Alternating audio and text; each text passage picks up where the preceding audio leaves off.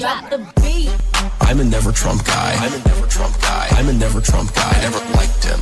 I'm a never Trump guy. I'm a never Trump guy. I'm a never Trump guy. I'm a never Trump guy. I'm a never Trump guy. I'm a never Trump guy. I'm a never Trump guy. I never liked him. I never liked him. I never liked racism. I'm a never Trump guy. Xenophobia. I'm a never Trump guy. Racism. I'm a never Trump guy. Xenophobia. I'm a never Trump guy. I never liked him. I never liked him. I'm a never Trump guy. I'm a never Trump guy. I'm a never Trump guy. I'm a never Trump guy. I never liked him. I'm a never Trump guy. I'm a never Trump guy. I'm a never Trump guy. I'm a never Trump guy. I'm a never Trump guy. I'm a never Trump guy. I'm a never Trump guy. I never liked it. Yo, good morning, Subbreed Keller. How are you? So my apologies for a variety of things. But I have several. Christian Blair says, yeah, this content is gonna fucking suck. What? Why? I thought you loved Geopol. Why do you not like Geopol? What are you talking about? Also, the Sarah Stock thing is going to be super duper simple. It's going to be conservative Nazi, pretend, shit posts about, the white race and saving the white race and being a good conservative man and this, that, the other. Meanwhile, they're a coke addicted alcoholic who cheats on their wife with a Nazi. What do you, why is that bad? I think that's great content. We clearly have, different opinions on what's good and bad content. You got political figures, you got sex, you got hypocrisy, you got so much shit in here. What's the beef? What's the beef? Christian Blair says Keith Woods is the least worst person in the title that he's a fucking fascist. Well, I mean, that's true. Okay. Yeah. If you want if you want to say there's no character with redeeming qualities in here, yeah, sure. Okay, I'm with you. That doesn't mean it's bad content, though. Politics JK says, still loving getting my day going with Never Trump guy. Yeah, me too. I think I'm going to keep it for a while. Well, QC John says, good morning, girl hottest. May your girl stay hot. May your beer stay cold. And may you keep all your fingers while blowing things up. Amen. Amen. Not only amen, but I was allowed to sleep in this morning. My son, he's been having some I don't even know what you would call it, dry eyeballs, I guess is the way. His eyes hurt late in the afternoon, especially when he goes outside. So he's going to the doctor to see if he has allergies or if he's burning out his eyeballs on screens or if he has bad vision. They're going to try to diagnose it or whatever today. So the wife is taking him into a doctor's appointment. So I got to sleep in. And since I got to sleep in, I got an extra hour on top of my normal shit, which is amazing. Conservative liberalism says, I don't even know who Sarah Stock is, but how did someone with a girl's name have an affair with a flaming homo? Well, number one, I disavow. Number two, lol. Yeah, Evan says she debated Kyla at the last Unf America event. Yeah, dude. And she's like, if you take a look at her, she was on the whatever podcast and she was like a Christian nationalist virgin. And she was like, oh yeah, like I'm a Christian and I'm a conservative and my body count is 0 and I take my faith really seriously and this, that, the other. And so she plays like a Christian girl, but then she got into politics so she could be like the token blonde girl. She was trying to take Lauren Southern's spot since Lauren Southern betrayed the movement with her messy personal life. And so, and then she's like, not only am I going to try to replace Lauren, I'm going to follow her in her footsteps for a messy personal life. So she had a long-term boyfriend that allegedly she did not hook up with physically and wanted to wait until marriage. But then right before her boyfriend proposed, she got wasted with Elijah Schaefer and hooked up with him twice. Yeah. So kind of wild. Kind of a wild start. We'll use we'll use Destiny as a vehicle to cover Milo, because Milo's an interesting character too. And I'll give you the background on all the players and all the characters and all that kind of stuff. It's going to be interesting. It will be interesting. I like it, it's got ideologies, it's got sex, it's got public perception, it's got private behavior, it's got drugs. It's it's not bad content, I don't think. They're bad people, but it's not bad content. Diet Coke. My addiction. Oh, man. Conserve says, fifth like reporting in. Yeah, like the stream, share it with your friends, engage with chat, super chats if you got it, memberships if you got it. My parasocially love you. Thank you for all your support this week. Thank you to the Oilers who have oiled, and thank you to the Chippers who have chipped. Conserve says, I don't even know who Sarah Stock is, but how did someone with a girl's name? Oh, that's the one I read. Christian Blair says she is also a fascist, but an R-slurred one. Yeah, unfortunately, she doesn't have like a coherent vision of white nationalism. She's just like racist and shitty. Officer Nasty says, wait, who argued against Kylo, the Sarah Stock check? Yes. At the Unfudge America event, they had a debate. Horse God says, all that Kamala Harris social accounts are active and hyping up big news. Watch it be her going on Hot Ones. True. Virgin. Christian Blair says, yes, at the UFA event, she has been on some Jubilees as well. True. She's been on Jubilees and she's been on whatever. Not bad. Randy Chang says, wild and entirely normal for 20-year-olds. Yeah, sure. But not normal for Nazis, or it probably normal for Nazis, but Nazis pretend that they don't do it and then they do it, which is funny. Does he need me? Sorry, my 2-year-old, he doesn't really have a strong command of daddy versus mommy, so he normally just yells like daddy or mommy in order to get attention, but he yelled daddy 3 times, so I didn't know if he was actually looking for me or if he was looking for the wife. Excuse me. I was saying that Henry sometimes says daddy when he means mommy, so I didn't know if he needed me or if he needed you. Oh, I think he hears your voice, so he's saying daddy. Oh, that's cool. Yeah. All right. Well, tell him I'm okay. Officer Nasty says, I don't know how Milo has stayed in the sphere after all that crazy stuff in the last 5 years. Like, how did the pedo stuff not take him out? Well, I mean, it kind of has. It's definitely taken him out 90%. And I think realistically, weirdly enough, with I don't even think the pedo stuff took him out. I think he could have just said, oh, it's out of context. It's out of context. It's out of context. You know, I was trying to be descriptive about the homosexual community. I wasn't trying to make prescriptions about what I thought was bad behavior. And then if people say, oh, well, here's this bad clip of you, then you can just be like, oh, I was shit posting. I was making a joke. I don't think that's what took him out. I think what took him out was CPAC canceled his appearance at CPAC. Twitter banned him in a perma before Elon got on. Then he became a social pariah who wasn't capable of building solo content without his network of people that he had built up. And his network kind of disavowed him. So, you know, if he was a streamer or a YouTuber and he was able to put out essays, or if he was able to put out, you know, live stream content that was consistently good, I think Milo would have been just fine. But I think his money and his jobs and his ability to stay in the cultural zeitgeist was heavily reliant on his social network and his ability to maintain employment and revenue from mainstream-ish sources. Like, somebody could correct me if I'm wrong, but I feel like he was employed by maybe Daily Wire for a little bit or The Blaze for a little bit. I forget who he was employed by, but I think he lost that job along with the pedo comments. And since he lost his social relevance, he wasn't as useful to those people anymore. So those people just threw him away. So kind of sad. Grassroots says, we stand Kyla in this house because she gave me a wrench. True. Kyla's a good egg. Evan says her husband thought she was a virgin. Whoops. I mean, that's what Milo says. Milo does exaggerate shit, but you know, he's a, you know, the hypocrite, you know, it's like, you know, the worst part about this is the hypocrisy. Yeah. I thought it was the rape. Norm McDonald deep cut for those of you who are unaware. Yeah, Christian Blair says because of his drug use. True.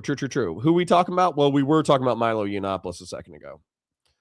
Groovy Harp saying he ain't gay anymore is like Milo saying he isn't abusing cocaine anymore. It ain't happening. Not that being or doing coke is wrong. Okay, well, I think we've been over this. Okay, I think the hyper promiscuity correlated with the homosexual community involving not wearing protection and doing hard drugs and having 30-person pile orgies.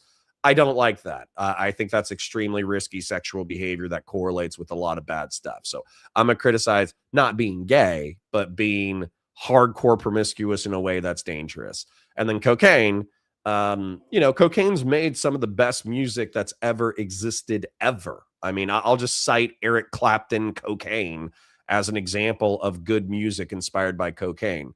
That doesn't mean that it hasn't like popped 5 to 15,000 hearts and or exacerbated strokes and or killed kids who had undiagnosed heart conditions for years now, for decades now. So, cocaine's a mixed bag for me. I'll put it that way. Randy Chang says, +2 to Christian Valeris. Hard to book a guest who can't show reliably. When they do, they're too effed up to perform. True. I do think the drugs were definitely something that messed up his career along with everything else. Officer Nasty says, I forgot he said he prayed the gay away. I know, that was funny. Yeah, the Blaze makes more sense. Blaze makes more sense than Daily Wire. I agree with you. Christian Valeris says, yeah, his response was to virtue signal and castigate the SJWs. He OG mocked, lol. Yeah, his response was not great. Odds we get a second humanizing Tectone video? Low. For those of you who don't know, Tectone is like a big streamer, but I don't know what he does besides be like middle-aged and bald with a beard and angry. I don't know what else Tectone does, but Tectone was beefing with like Hassan Piker and Destiny, and then they made up and they kissed and made up, and then they got angry again, and then they did this and they did that. And then Kyla she was like, hey, Tectone's huge. Destiny, why don't you kiss and make up with why don't you kiss and make up with Tectone? Because you guys could do collaborations. And then they collaborated like once and then never talked again. And then Tectone was like weirdly available in the drama space, where like people in drama were calling him out, and then he like showed up on the shows, even though his clout would say that he wouldn't need to. And then recently in a civil case, it was revealed that he had like moved in a social media editor or something like that, but then he had like sexually abused her repeatedly. And despite not getting convicted in a criminal case, he was like found liable in a civil case. I don't know exactly how it broke out, but basically like the dude's been like super critical of everyone in the space while being perhaps a little bit of a creep himself, I guess is the best way to say it. Christian Blair says all the drug use on the online right and no one got fent. Worst timeline. I know. It's all coke. It's all coke, and it's all clean coke. Nobody's had a fent overdose yet. AK Batu Sai says listening to Milo and the Republican guy who got removed from Congress was wild. I bet. Milo being gay was never what bugged me about him. Me either. I thought that was part of his charm. You guys might not even remember, but the 2016-2017 Milo Yiannopoulos was a flamboyant homosexual who was anti-mass Muslim immigration because he believed that the liberal structure of the Western world is what made it great, which included tolerance of homosexuals. So while he had criticisms of the homosexual community that he himself was emblematic of, he still supported the philosophical roots of the Western world over the globo homo Jewish cosmopolitan agenda and the Islamification of the West. And I thought that his like hyperbole and gay flamboyance, it was part of the charm. So for him to be like, well, I threw my $100,000 engagement ring into the ocean and I'm not gay anymore, that was kind of like that was like a drag, That was a drag. That's like watching your favorite artist disavow his previous art. You know what I'm saying? Connor has never ripped an 8-ball after a dozen road beers, and it shows. No, you're right, Groovy Harps. You're right. Grassroots Edgebon says, to be fair, the sex pile might be healthy right now. It's -26 here. So like, yeah, you catch an STD, but you also survive the winter, you know, take your pick. Oh my God. Roaming Ronan says, as Rick James famously said, cocaine is a hell of a drug. True. True. You know, like cocaine it's Eric Clapton, right? It's got to be Eric Clapton. That's like such a jam that it does make me want to do cocaine. I don't want to do cocaine because I have like an addictive personality. Everybody I know who's done coke says it lasts like 30 minutes. You feel really good. You feel like you're on top of the world, but your heart rate is also going really fast and you're talking a mile a minute and your ego is through the roof and you think you're like God's special chosen creature. But then it wears off and then you have to do like another bump in order to keep it going. But before you know it, you're out of bumps and you still want it. But, you're either out of money or you're out of coke. And so a lot of people have said like, I don't fuck with it because it's like a really easy way to blow through a lot of cash and also say a lot of stupid shit. So basically the people that I know who have like done cocaine casually, quote unquote, that's their relationship with it. Whereas I think that there's people who either do have money or don't have money. They get addicted to the feeling and then they destroy their lives pursuing that feeling. So that's where it gets a little sketchy for me.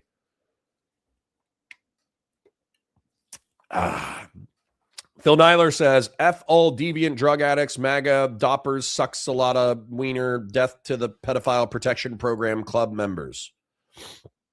Well, Phil Hyler, you got the right energy, Oh, my God. Yes. Conserve says, many people follow streamers because they're relatable. Tectone is a dude who projects his voice and acts tougher than he is while playing gacha games full of 2D anime. Oh, gacha, G-A-T-C-H-A, which I still don't know what that means. 2D anime body pillows, stay really far away. Okay. Roaming says he was a gacha game anime gambler, but it wasn't popular and turned into a right-wing grifter. God, dude, I missed the right-wing grift. I missed it. I could have been in 2019. I could have been grifting so hard. I could have been like, Trump's the best thing that's ever happened to this country. Get these immigrants out of here. The liberal project has failed, and it's evidenced by the drug addicts in Philadelphia. The gays and the transes. The reason why they try to recruit children is because they can't have kids of their. Dude, I could have grifted so good. I know all the talking points. Man. I could have grifted so I could have been like the blacks and the women in my video games. It's making me want a white ethno state. God, I really missed it. I really missed my opportunity.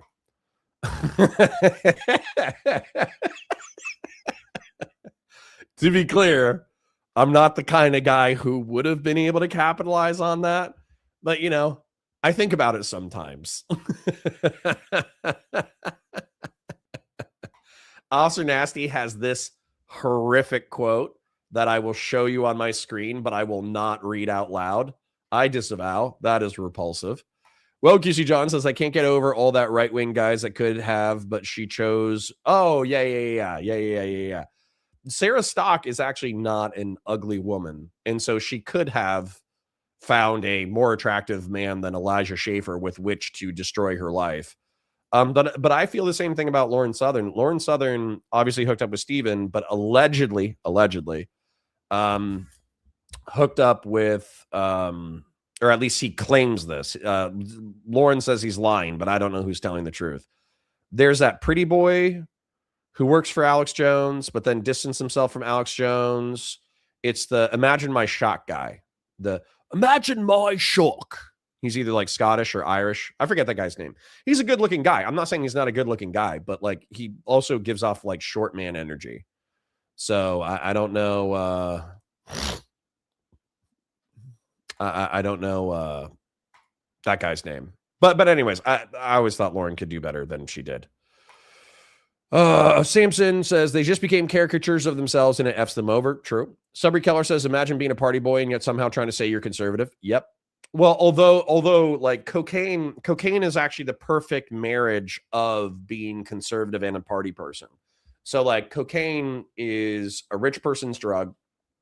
You can really like, in order to afford a cocaine habit, you probably need a little bit of money, or else you're totally destroying your life.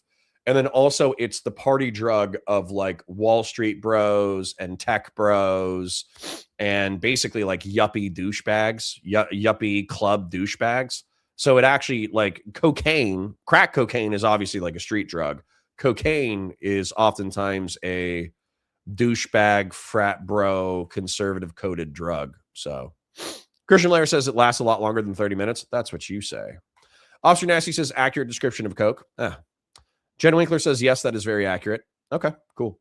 Ben Sunil says, Wolf of Wall Street makes me want to do Coke. Also, I want to do Quaalude. Yeah. That's more my speed. Like if I could like melt into the floor, that sounds more my speed than like thinking I already have an ego. I don't need a bigger ego. Beef Supreme says, Coke is a great time. Anyone who says they don't like Coke is a goddamn liar. Well, that's why I'm going to stay away from it. Oh my God. Yep. Hasn't Dusty done that hard stuff? Yes, he has. He says that he does it like he plans it, right? Like he gets it, he tests it, he makes sure that he's not going to OD. He knows where he's going to be that night. He knows who he's going to be hanging out with that night. And then he does it in a controlled environment that he controls where he knows he's not going to OD. That's what he says. But it sounds like you're taking away 2/3 of the adventure.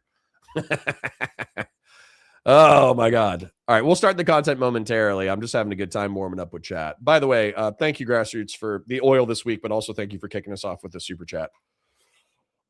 Excuse me.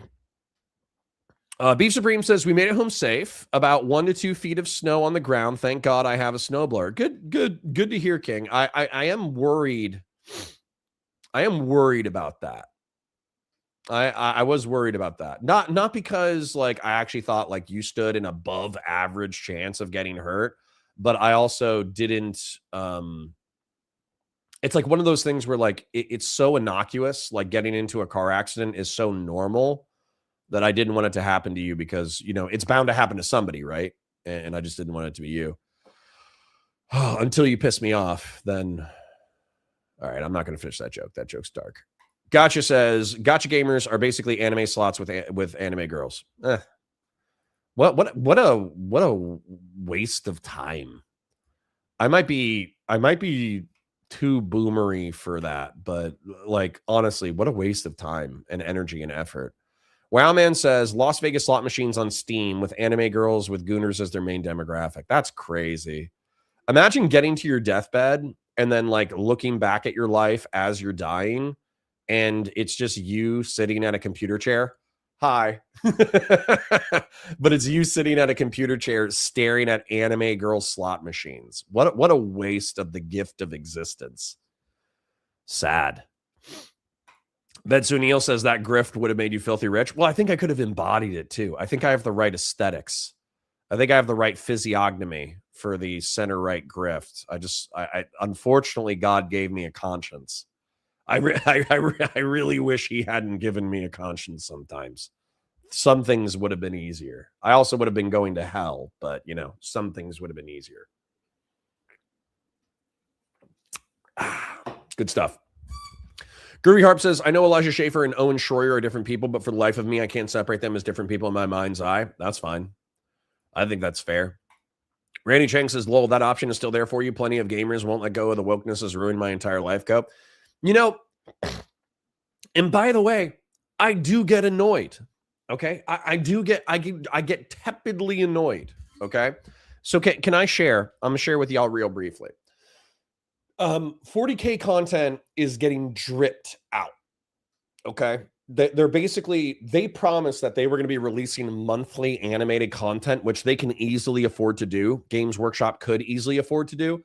But instead what they did is they take 6 months to release 3 episodes. And then they also ban all the fan animations. So there's not a lot of 40K content out there. So I have to like break down the fan animations I can find. I'm like a scavenger. I'm like digging through the dirt looking for 40K content. And then when I can't find any 40K content, I have to repeat old shit, which like it still does well metrically, but it doesn't do as well, obviously, as when it first came out. So it kind of feels like I'm treading water, waiting for new good 40K content to come out. So the 40K content that's about to come out, which I will watch and I will find the cool parts of it and break down. But the first one is Sisters of Battle series. I have no problems with Sisters of Battle as a concept. I actually love Sisters of Battle conceptually. But you know what 90% of the audience wants? Male Imperial Guard doing hardcore shit. Male Space Marines doing hardcore shit. Male anything doing hardcore shit because they're males and they want to see themselves on screen, right? So a cool Sister of Battle character doing something cool, that's awesome. Making an entire series about Sisters of Battle, it's like, I'm going to watch it and I'm going to find the cool parts of it, but there's going to be a part of me like, if you took this energy and effort and put it into a Space Marine series, or if you took this energy and effort and put it into a male-driven Imperial Guard series, it would be revered as some of the greatest content that was ever made in 40K. But because you want to be progressive, you're going to keep doing like female shit and like POC shit. And what was it? And then not only are they doing like a almost exclusively female-led series, which, okay, it's Sisters of Battle, so it's cool, so I'll get over it. I'll find the cool elements. Don't worry about it, whatever. But then not just that, like one of the protagonists is taking like a skull, a sororitas, a Sisters of Battle skull, so they can create a shrine, so they can bless a shrine world that they're going to take back from the orcs. And that's like the thought of the plot. But then the sergeant is like an African woman, and you can tell that through her accent, through her helmet. And once again, the galaxy's a big place. Galaxy's a big place. There definitely are African women in the Sisters of Battle. I'm not hating on the concept of a black woman rising to the rank of sergeant within the Sisters of Battle, but it just seems like every time, man, every time. Like, can somebody be a leader on screen? POC. Can somebody be a protagonist on screen? Female. And it's just like, fuck, man. Like, I'm not gonna like, you know, become a Nazi over it, but it is like tepidly annoying. Oh, God. Old School says, I don't hate blacks and women. I hate the Irish making us Scots look bad. That's funny. I mean, you're watching the descendants of Irishmen right now. That's kind of funny. Oh, my God. Horse God said, it's never too late to grift and be successful in the right wing. They have short attention spans and low standards. I know, but then I would lose you guys and I would lose my soul. I would lose my soul. I value my soul, unfortunately. Hi, Raging Tomato, by the way. Good morning to you. Coke doesn't make you conservative, but it can help you make you MAGA. That's true. First T News says the guy who always has a pouty face in his thumbnails. Yeah, that's him. Yeah, that's him.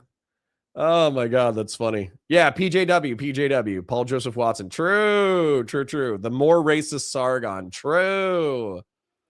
Adam Conover. I don't think it's Adam Conover. Roaming Ronan says, Connor, you still have time left to hop on the grift. I'll understand if it means you finally have enough play money for your Warhammer figurines. I know, but I'm scared as well. Raging Tomato says, don't do drugs. Okay, I won't. I mean, I'll do reefer on occasion. How about that? Nice little compromise. Kazir says, thank you for yesterday. Can I tell you some horrific shit? They killed a couple of infants in their home. They had 3-month-old baby that died from hunger. Fuck, man. I'm sorry, Kazra. Over here, we're talking about like Nazis cheating on their wives, and over there, you're actually dealing with like serious shit. I'm sorry, buddy. I am sorry. Real Serious says, watch out, Connor, or I'll make another Wojak out of you. I love my Wojak. I think my Wojak's great. I was grabbing my jaw and I was like stretching it a little bit, and I was like, ugh. And they turned it into a Wojak, and I actually think the Wojak is great. Targan says, this seems like Destiny does more diligence with drugs than he does with his e-girls. Bro, that's descriptively true.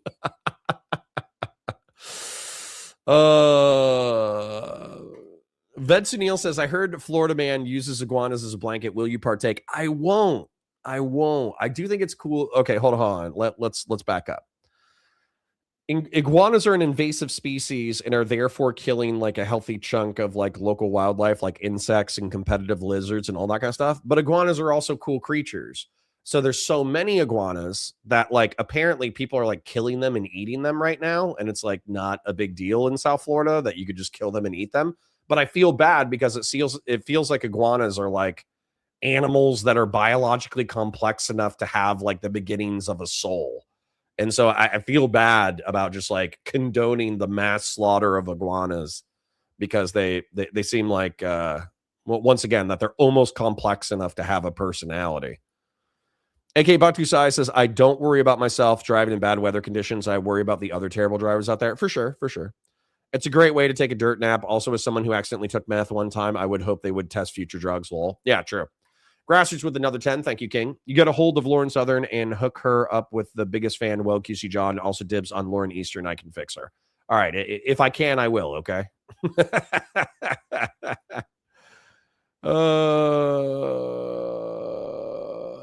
Harstar says, holy shit, Connor, the comments on Destiny's video you were on laugh my ass off. You should go through them. Should I, or are they going to piss me off? Are they all going to be like level 1 retardation, or it's going to be like Connor's sweeping for the Gestapo? I'll pull them up real quick, but when I get angry, I'm going to stop, which is going to be immediately. So I'll read like 5 and then I'll get mad and then I'll stop. So hold on. Counterpoints. I think I got tagged too. Destiny, ice debate, thin ice. I saw the thumbnail. It said thin ice.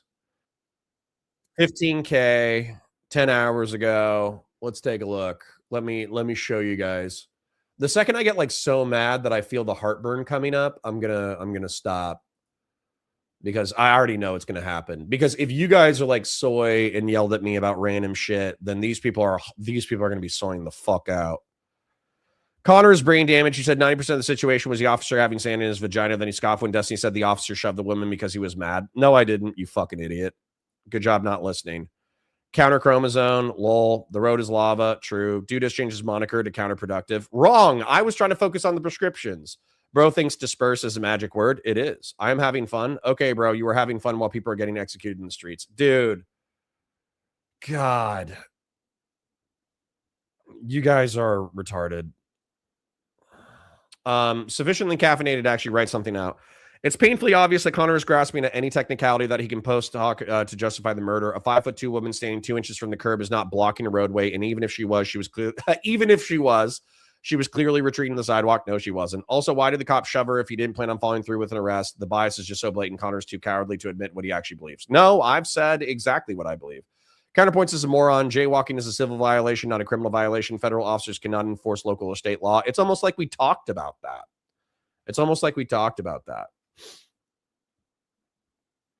Okay. Yeah. This shit.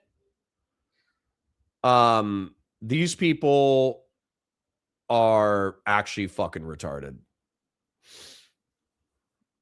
So I get mad at you guys. I get mad at you guys because you guys like soy the fuck out or whatever. What's funny is I know outside it's like a lagoon, okay? The cog is a beautiful, safe lagoon that is filled with pissed off liberals that know liberals are too soy. And yet I know out there is an ocean of soy liberals who like do not have the capacity to listen or understand anything or consider things from a different perspective. And so as a result, I don't even know what to do with that, man. It's like, it's so, if any of those people were to actually jump on stream and debate, I would walk them through each individual step, and I know they would fall apart like wet tissue paper. And I think that's part of the reason why I get pissed at Destiny when he gets like really hyperbolic and kind of like unnuanced and stupid and fed posty, is because I know that he's reinforcing those fucking soy retards. Sorry for using an ableist slur. My apologies, Ken, but that is legitimately how I feel. Let me make a gross mouth sound. My apologies. I did do it away from the microphone, though, so I hope you didn't have to hear that. Or if you heard it, it was very quiet. Grassroots says, and like Destiny, I, too, am a responsible drug user, and I test all my drugs by doing them myself. Oh, yeah, that was math. Whoops. Raging Tomato says, what's awkward question? What is 40K content? It's Lord of the Rings in space. So take the fantasy series Lord of the Rings that has elves and orcs and goblins and giants and ogres and all that kind of stuff, and then put it 40,000 years into the future and have all of them engaged in a existential battle for the galaxy. And then not just that, add like Starship Troopers, dudes on steroids with chainsaw swords, and a ton of other cool shit. And it's basically, in my opinion, it's the best science fantasy series ever created. In my opinion, 40K is better than Star Wars by like by like massive degrees. Like Star Wars is fun and has some cool concepts, but 40K is like, if I had to exist in a world where only one could exist, either Warhammer 40K or Star Wars, I'm picking Warhammer 40K 100 times out of 100. Well, QC John says, Connor, you need to listen and really take in that super chat from Arcane Grassroots Hegemon from the COG. Oh, for the Lauren stuff? True. Connor, the only way to make plain croquet more rich and white is doing coke. True. Hollstar says, can I get a content request? There was a meeting by the Dems in the House on C-SPAN where they interviewed some people who have been fucked up by ICE, and I think the testimonials are super compelling. You can make that request, but that does sound like something where we lose 30% of the audience and I get like a $5 super chat. So you can make that request. I can't promise that I'm going to honor it. Conservative Wisdom says, what I hate about the forced diversity is that it's often at odds with world building, makes your intersectional protagonist name, don't care DEI consultants, post hoc forcing diversity into games pass. Yeah. There you go. True. You don't fuck with nuns? No, I do. No, I fuck with nuns with guns. Silver says, nah, that's gay. Why do you want to watch? Guys do stuff instead of women. True. Correct. No, the females. Christian Lair says, Lauren Southern is still hooking up with Destiny on the down low. Yeah, that's kind of wild, man. The Steven saying like, oh yeah, I was hanging out with Lauren Southern in Austin, Texas when I was confronted by Lauren Western. That's kind of wild. It's kind of wild. I'm not going to lie. Like Lauren Southern could easily find a boyfriend in Canada, and she does have a child. And so them like, you know, hanging out on the low or hooking up on the low, it's kind of wild to me. But you know what? Lauren's a big girl. Steven's a big boy. They can figure out their own bullshit. Officer Nasty says, I've never seen a 40K show with a female lead. Lol, which one is this? Pariah Nexus. Pariah Nexus has a female lead. You can also argue that Sakan is an equal lead, but let's be real. Like 40% of the runtime, 40 to 60% of the runtime is spent with the Sister of Battle in Pariah Nexus. Horse God says, can you still get paid? Just need to figure out what the next QAnon adrenochrome grift is going to be. Right now, the right-wing grift space is so stun-locked, but it'll be back. Nah. I'll just stick with my thing. Tezzy Boy says, hello, Connor. Hello, Tezzy Boy, my second favorite lurker. AK Batusai says, the rule is you can replace old characters with POCs, but it has to be hot black women for people to not care. Kind of. Helen of Troy is going to be a hot black woman, supposedly. Airborne Kite says, yeah, it can break the suspension of disbelief when you see the author's political intent in the work so clearly. Yeah. General Ballsack says, I never voted for Biden. I don't know why you would, brother. Short says, morning, Connor. Saw a bald eagle on my farm today, feeling very patriotic. Based. I'm happy somebody is. Connor, if you grift, we'll just fight you on that. That would be funny. That, you know what would be funny is if we kept like the internal cog, but then I started grifting for metrics, but then like we like retreated back to the original cog to be like,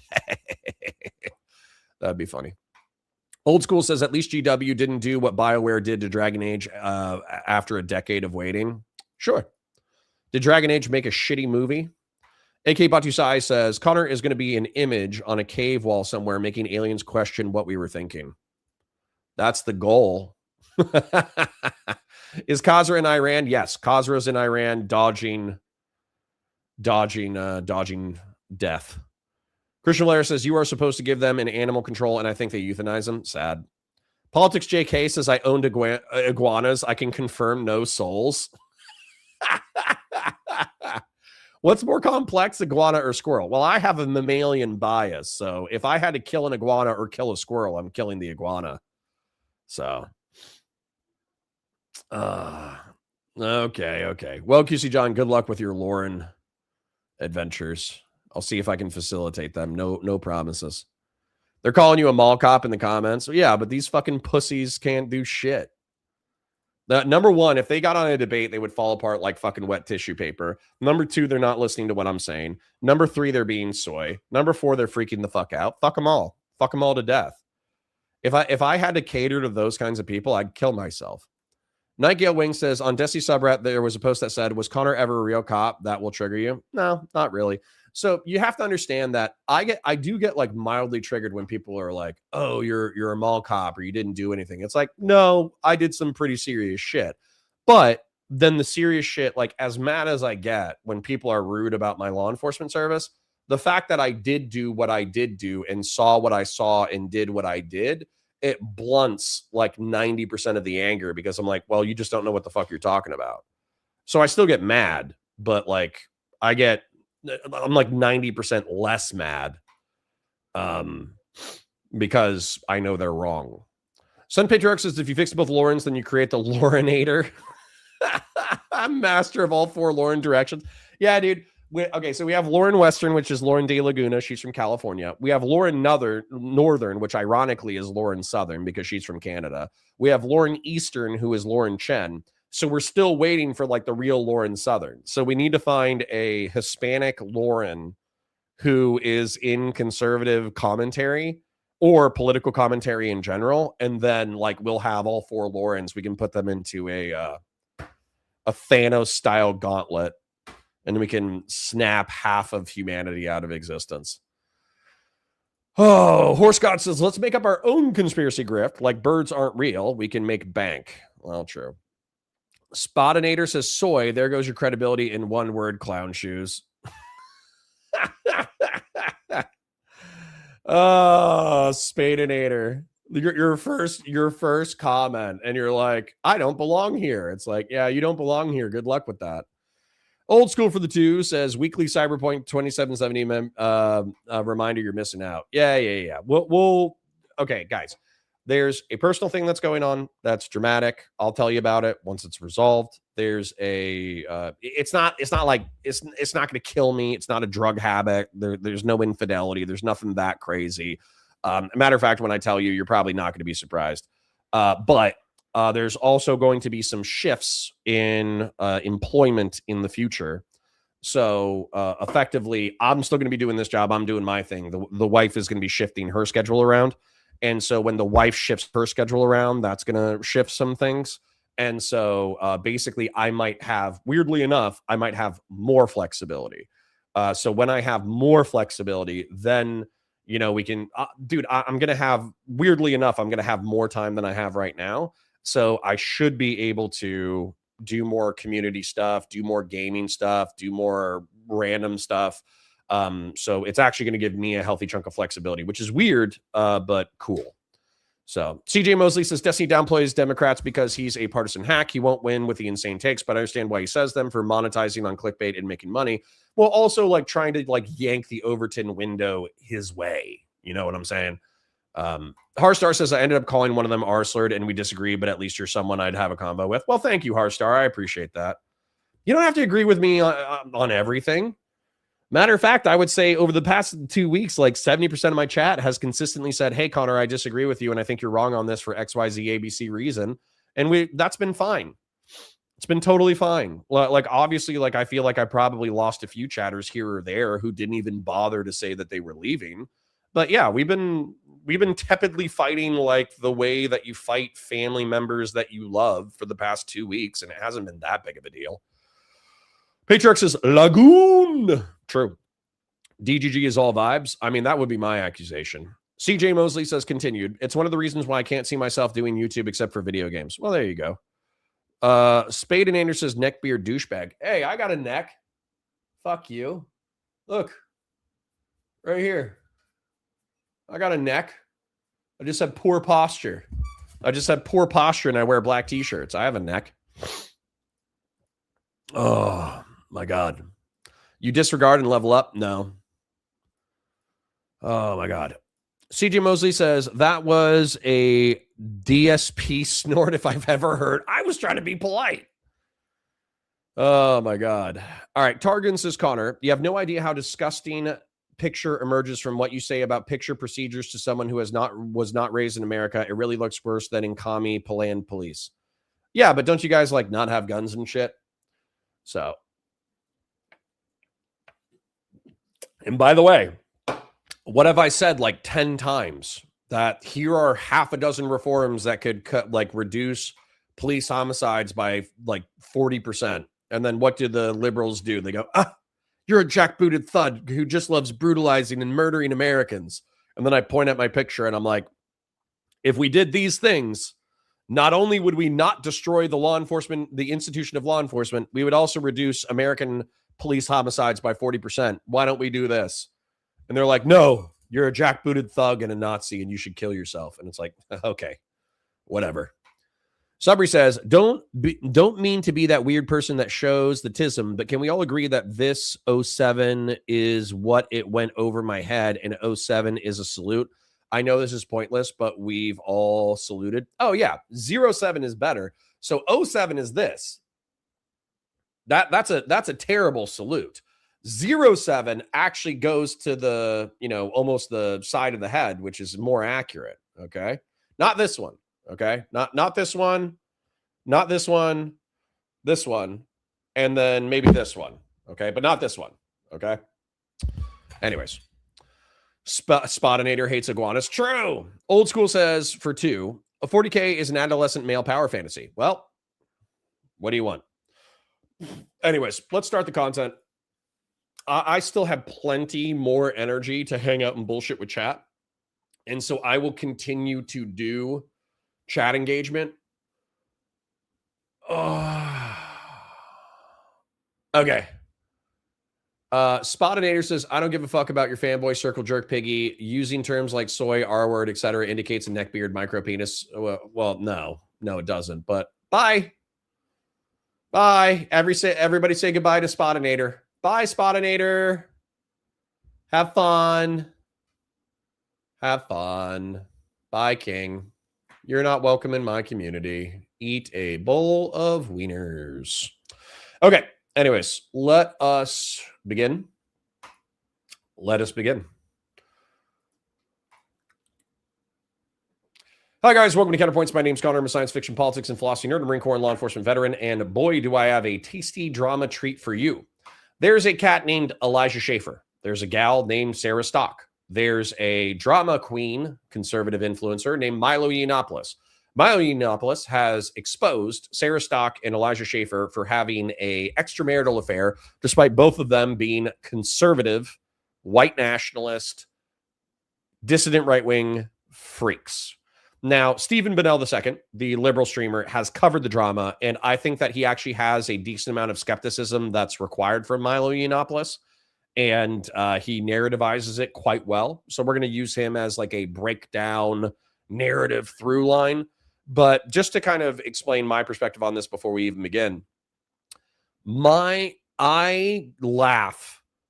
I get schadenfreude every time there's a conservative who's so extreme in a stupid way for attention, and then they get hoisted by their own petard, where their own extremity destroys them either through hypocrisy or through cultivating a dog shit audience. I love it.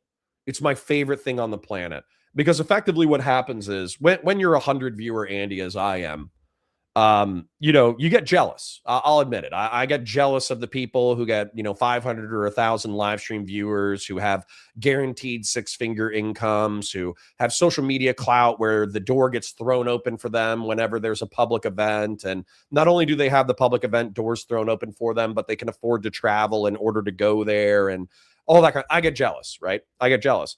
But I know and I've met enough of those people that I also know that some of those people are in gilded cages of their own creation. They've effectively attracted such a shitty audience that is responsible for their financial well-being, that then they are stuck saying talking points that they don't believe in, or saying talking points that are hyperbolic compared to their real positions. And then they're just stuck. They're just stuck in that prison of hell of having to continually lie to their audience in order to make a living. And that does sound like hell. Additionally, a lot of them are hypocrites. A lot of them talk about, being married and getting married young and having kids and being faithful and living a conservative life and being Christian and being this and being that. But when you actually hit the ground, they're pretty much just like every other degenerate early 20-year-old, late 20-year-old you've ever met in your entire life. They're cheating, they're doing drugs, they're lying about things, they're doing this, they're doing that. It doesn't seem like they fear the creator of the universe. It doesn't seem like they fear God the way a true believer would, because a Christian, ostensibly, I'm not saying this is true, I'm saying that this is what some Christians claim to believe. They believe that when you die, you will face the creator of the universe as a judge. And he's going to take a look at the way that you lived your life. Number one, whether or not you believed in his son, Jesus Christ. But he's also going to look at the sincerity of your belief. And there are some like scriptural texts from Christianity that say that, the only way that you get to the Father is through Jesus Christ. But there's also a scripture that says that faith without works is dead. And so if you claim that you believe in Jesus, you claim you believe in Christianity, you claim that you believe in a conservative lifestyle, but you're a total heathen, degenerate, narcissistic, self-obsessed freak, then God's going to be able to smell that bullshit on you. And it is actually like worth your soul. So you could be cast into the pit of fire and or thrown into mindless oblivion because of God's judgment. Now, I'm not saying that's like the metaphysical reality of the world. I have no idea, but that's what these people claim. And so if they claimed it, why are they acting the way they do? And the reason why is because they're lying, hypocritical, self-interested, narcissistic douchebags. So watching them destroy themselves is actually quite funny. So let's do it. Let's watch a little bit. I'll be pausing intermittently to break it down. Like the stream, share it with your friends, engage with chat, super chats if you got them, memberships if you got them. Thank you to everybody who's already chipped in, oiled on the stream already. Parasocial love. Let's go. Just crush him when he like counter signals or whatever. It's like, I just feel like, does he know something? Hot take.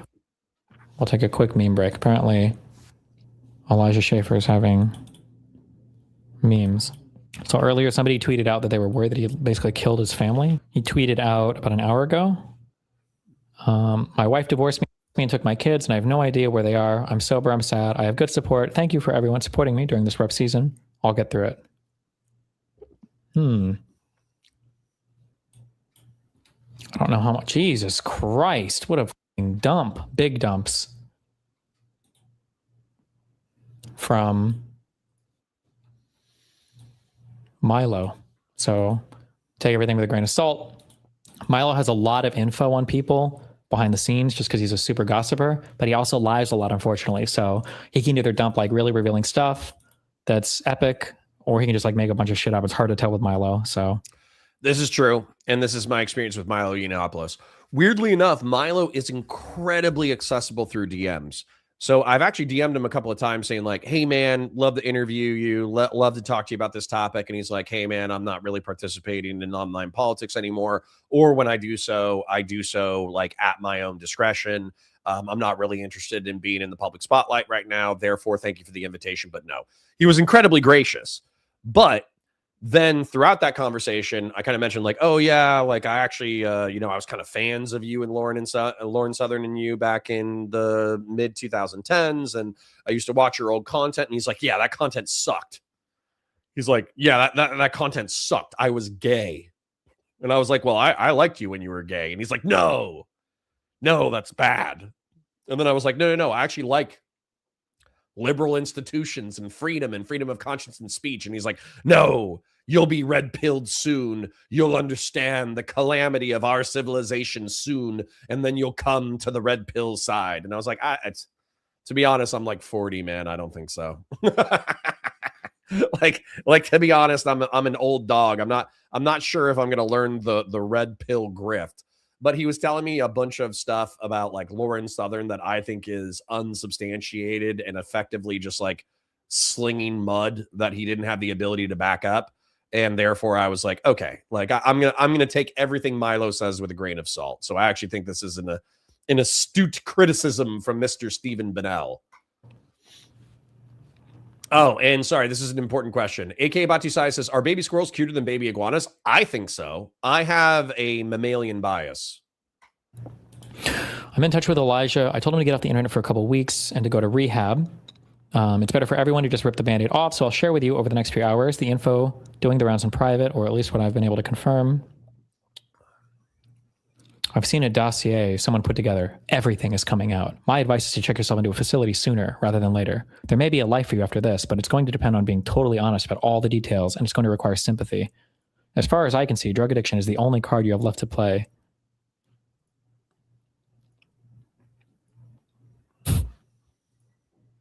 Ooh. See, this is more my speed. Wowman542 says weekly Titanfall tournaments. Oh my God, that would be amazing. Realistically, I would probably do like a free-to-play multiplayer like Halo, or I would do something that's like really cost-effective, like the Halo Master Chief Collection. But the truth is that we already played that so much like a year ago that I wouldn't mind a change of pace. So a community night with Titanfall 2 would be amazing. Alternatively, I would love to do Space Marine 2. Can I hit you guys with something that's unrelated to the sex drama real quick? So Space Marine 2, everybody knows I'm a huge Warhammer 40K nerd.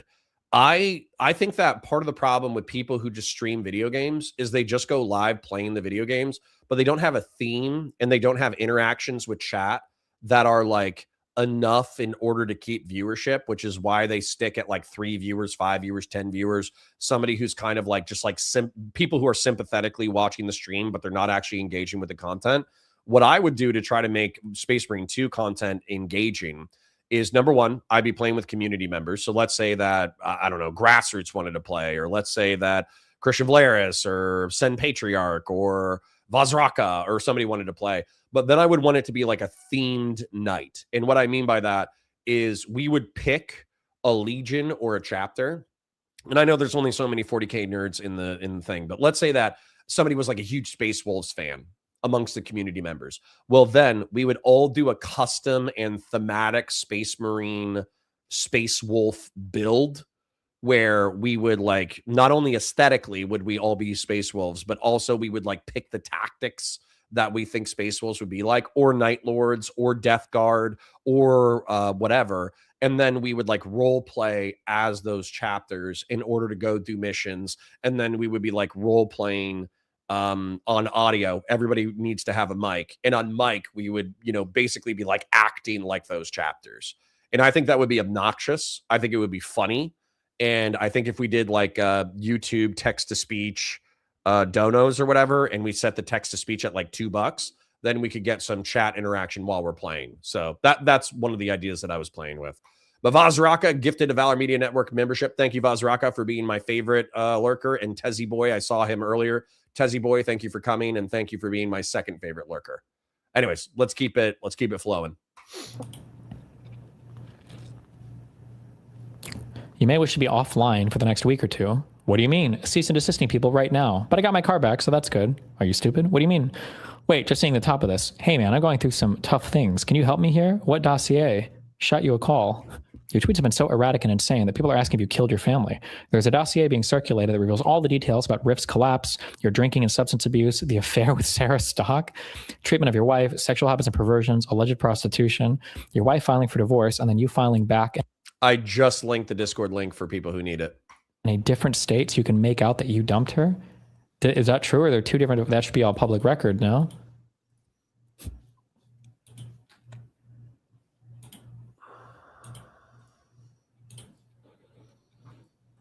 Let's start with Sarah.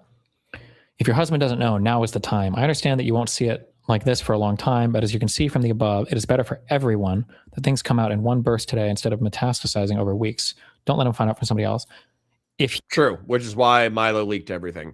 Old School says, I want to do a YouTube channel talking about mathematics and science. Do you think I'll get more than 2 viewers? No, but you could find a niche and get a few hundred or a few thousand as long as you actually hit your niche. He had proof that they were sleeping together. He would post it. The problem is this is one of like the go-tos for Milo when he's making shit up about people. I wouldn't put it past Elijah to try to f her if he could, 100%. But like if he doesn't post proof, I don't know how true it could be. But in February 2025, Sarah Stock and Elijah Schaefer began sleeping together. The affair ended on the day she got engaged, about 6 months later. In that time, they experienced multiple pregnancy scares. It is alleged by one former acquaintance that Sarah got at least one abortion. Stock and Schaefer had sex on the day they met at the CPAC conference, and recordings of Stock confessing the affair. She claims large amounts of alcohol were involved, like recordings where if they existed, he would have them. I don't believe this. He did below. Oh, okay. If he posted, because I'm saying if he has these receipts, he's posting them. But maybe he does though. Okay. Stock and Schaeffer had sex on the day they met at the CPAC conference, blah, blah, blah. They told each other they loved one another. Elijah told her he was thinking of leaving his wife for her. Stock's husband has met Schaeffer many times, but did not know about their sexual relationship. When he proposed in this recording, Stock can be heard admitting to the affair, adding that she does not plan to tell her husband about it. Not take any accountability at all because... Okay, this is where it's going to get a little spicy because this is, I don't even know who the dude is, okay? I've already listened to this, so I'm stealing it a little bit. But there's this dude who is obviously, I think he's employed by Elijah Schaefer and knows Elijah Schaefer on a personal level. And then Sarah Stock calls him in order to go over the drama. And she just like talks about it openly with one of her like coworker friends who also hates Elijah. And listen, this is just like free advice. This is free advice to any aspiring creator in the audience, okay? If you actually think that you're going to get big enough in order for anybody to care about your personal conduct, try to have the most consistent conduct from frame to frame to frame to frame. I know that oftentimes like people are different, like they're different with their friends and family, they're different in public, they're different in social media, they're different in private, they're different with their friends, et cetera, et cetera. And they kind of have a personality that modifies slightly in each context. And I think modifying slightly for each context, like I wouldn't say all the crazy shit that I say at dinner with my family. Well, actually I would, but I know that I shouldn't. Let's phrase it properly. Or if I'm communicating the same concepts, I might do so in an infinitely more tactful way. So like context obviously drives the way that you conduct yourself. But I think everything you do in private should be defensible to the public. And I understand for like gay people, trans people, people who do hard drugs, et cetera, that like might be more difficult. Like if you have a more casual relationship with drugs than I do, once again, like I'm not a hard drug guy, then saying like, oh yeah, I do heroin's based. Like, you know, like that's probably not going to carry well over into your public life, even if you think you have a handle on your addiction.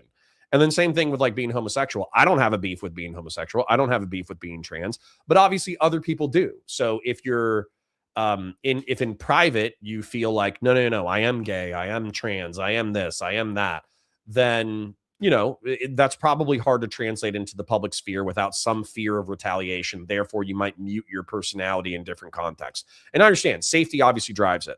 But what I'm saying is like, maybe when you answer to God, you know what I'm saying? And I know a lot of you don't believe in God, but if you could justify yourself to a God where God's like, hey, why did you do this?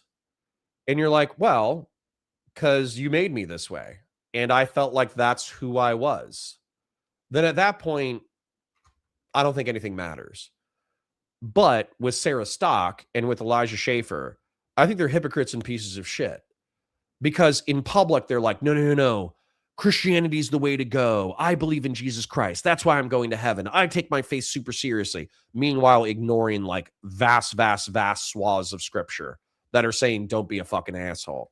And then simultaneous to that, they're like, oh yeah, you know, in the Bible, they mention nations. And so therefore we should all be in our separate nations. And, you know, black people are abhuman, inhuman, inferior subspecies of humanity. And the Jews are this like parasitic, manipulative, like uber race of like golems. I know I'm using it improperly, who are manipulating America into doing the bidding of Israel. Like they're so ugly. They're so ugly in public, but they're also so self-righteous while being so ugly. And they're so vindictive and they call out other people and they're cruel and they're mean and they're shitty. Meanwhile, in their personal affairs, they're not any better than the people that they're calling out. They're doing drugs. They're getting wasted. They're having premarital sex. They're cheating on their partners, all that kind of stuff. And so, you know, yet the bad things are bad, but also what's more rich about this drama is the hypocrisy. That's why I want you and me to engage in a certain level of schadenfreude today, where we just enjoy their stupidity. Back to it. It's like I don't take any accountability at all because like it obviously was my fault too. What happened between us, but even that was like not like, I don't know. I felt like it was like he got me like very intoxicated. Like, I don't even, like, remember most of it. And I was even, like, thinking back, because it was, like, at CPAC, the 2 nights. That Sarah Stock woman is a crazy gossiper too. She talks a lot of shit about you too. How? Why? All of our... She DM'd me to set up that abortion debate. It was like 5 messages. I think we saw each other in person at the abortion debate. Said hi and left. That's it. There ain't nothing there. I'm surprised Destiny didn't shoot his shot. So... She can talk all the shit she wants. Shoot his shot. You're there, and the second night I was like breaking out in like a rash, and so he's like, "Oh, like get some Benadryl, it'll help with the rash." And like now I'm thinking back, and I was like, that's probably why I like blacked out, because he like intentionally gave me Benadryl and like fed me a bunch of shots and stuff. And like obviously that's like stupid on my part, to like go along with that, you know. Who's she talking to here? Do we know who that voice was? But at the same time, it's like he obviously like knew what he was doing. So he had it in his mind. Benadryl, what? Like, does that just make it increases like the toxicity or something? Like, gets you really screwed up? Which is so lame, dude. Benadryl just makes you drowsy. I don't think it increases the toxicity of alcohol. It just makes you eepy. Just makes you eepy. So yeah, if you take like 7 shots of Southern Comfort and lime immediately after taking the Benadryl, you're probably going to take a nap after 45 minutes. Harstar importantly says, Milo called me attractive once. You are attractive, Harstar. I remember your Twitter PFP. I remember your PFP. You are a good-looking person. You just soyed out on me a couple of times, which is why we fought in the past.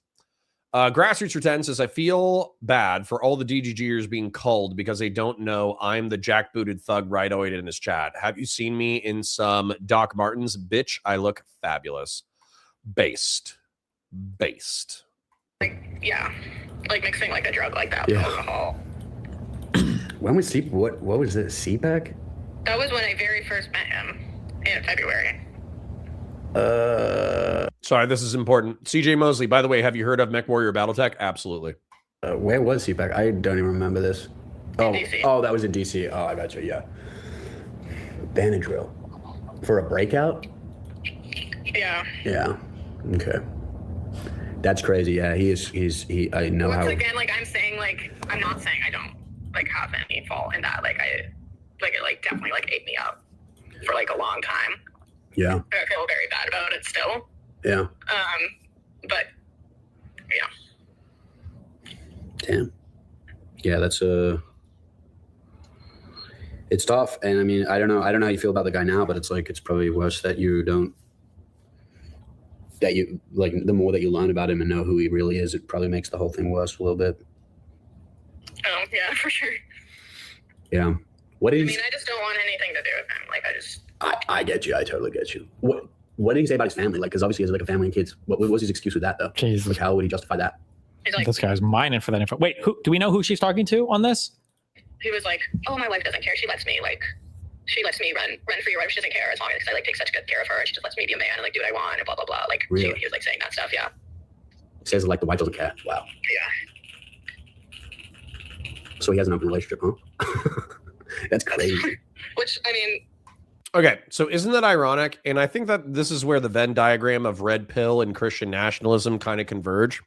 So in the red pill, they kind of say that, how do I phrase this? They say, oh yeah, like I make so much money, I'm so cool, I'm such a cool dude, blah, blah, blah, blah, blah, that I got all these side chicks, but all these side chicks are loyal to me, but I'm not loyal to them. I can date whoever I want, whenever I want, because women are so attracted to the masculinity of being able to do whatever I want and having so much money and being able to take care of them materially. Yeah, that's called prostitution.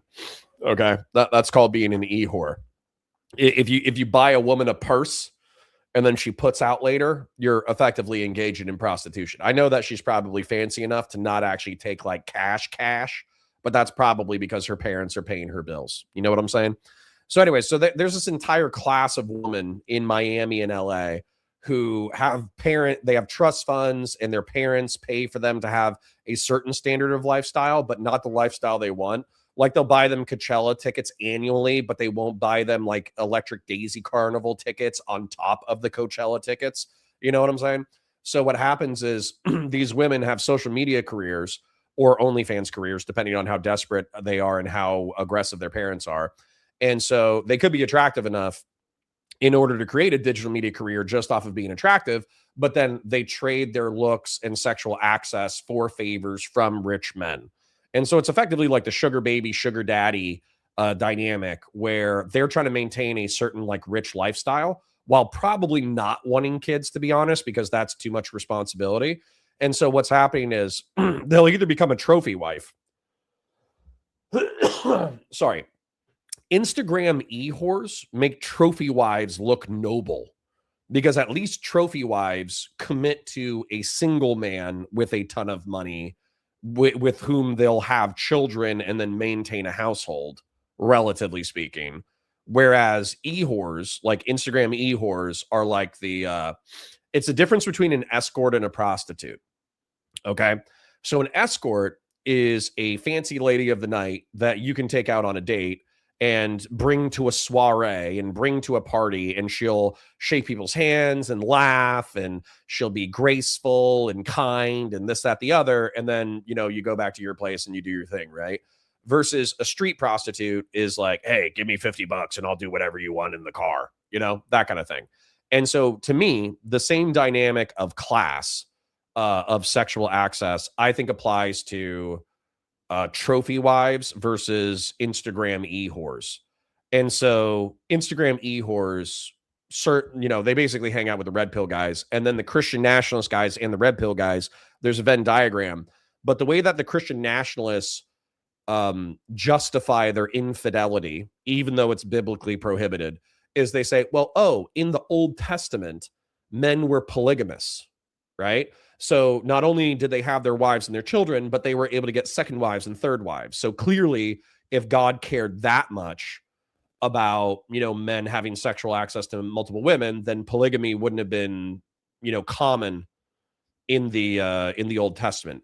They're clearly ignoring the fact that polygamy involved taking on that additional woman and providing for her material well-being in perpetuity, and also having kids with the other woman. Whereas red pillars don't have any religious concerns. They're just doing what they're doing. So it's unsurprising to me that Elijah Schaefer, a supposed devoted Christian husband and father, who hangs out with red pillars and justifies all sorts of abhorrent behavior, it's unsurprising to me that he justified an extramarital affair with a random girl at a conservative political conference, because these people are just like rife with hypocrisy and drug abuse and promiscuity that they'll call out in a social media context, but they'll participate in privately. So fuck Elijah Schaefer. Do you ever question that, or like? I was like, that's definitely not, like, I realized it's not true. Right. But also, like, at the time, like, it seemed like, I don't know, just like the way he acted and everyone acted around him, the things he would say around girls, it almost like seemed like that was true. Does that make sense? Yeah.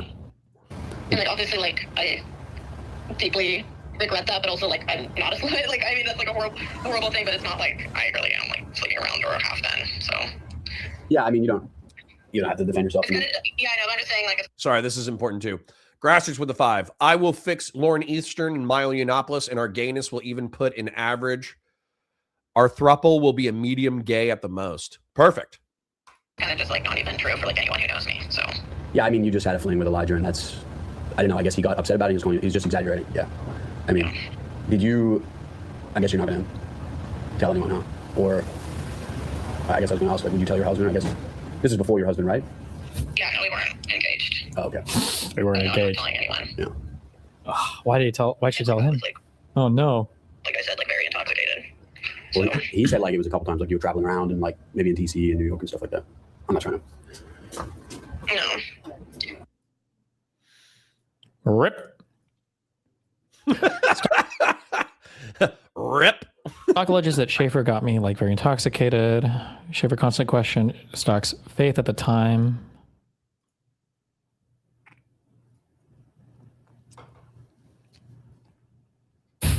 Elijah Schaefer's affair with Sarah Stock will come as a surprise to some observers, many of whom are convinced that Schaefer is, or at least was, gay.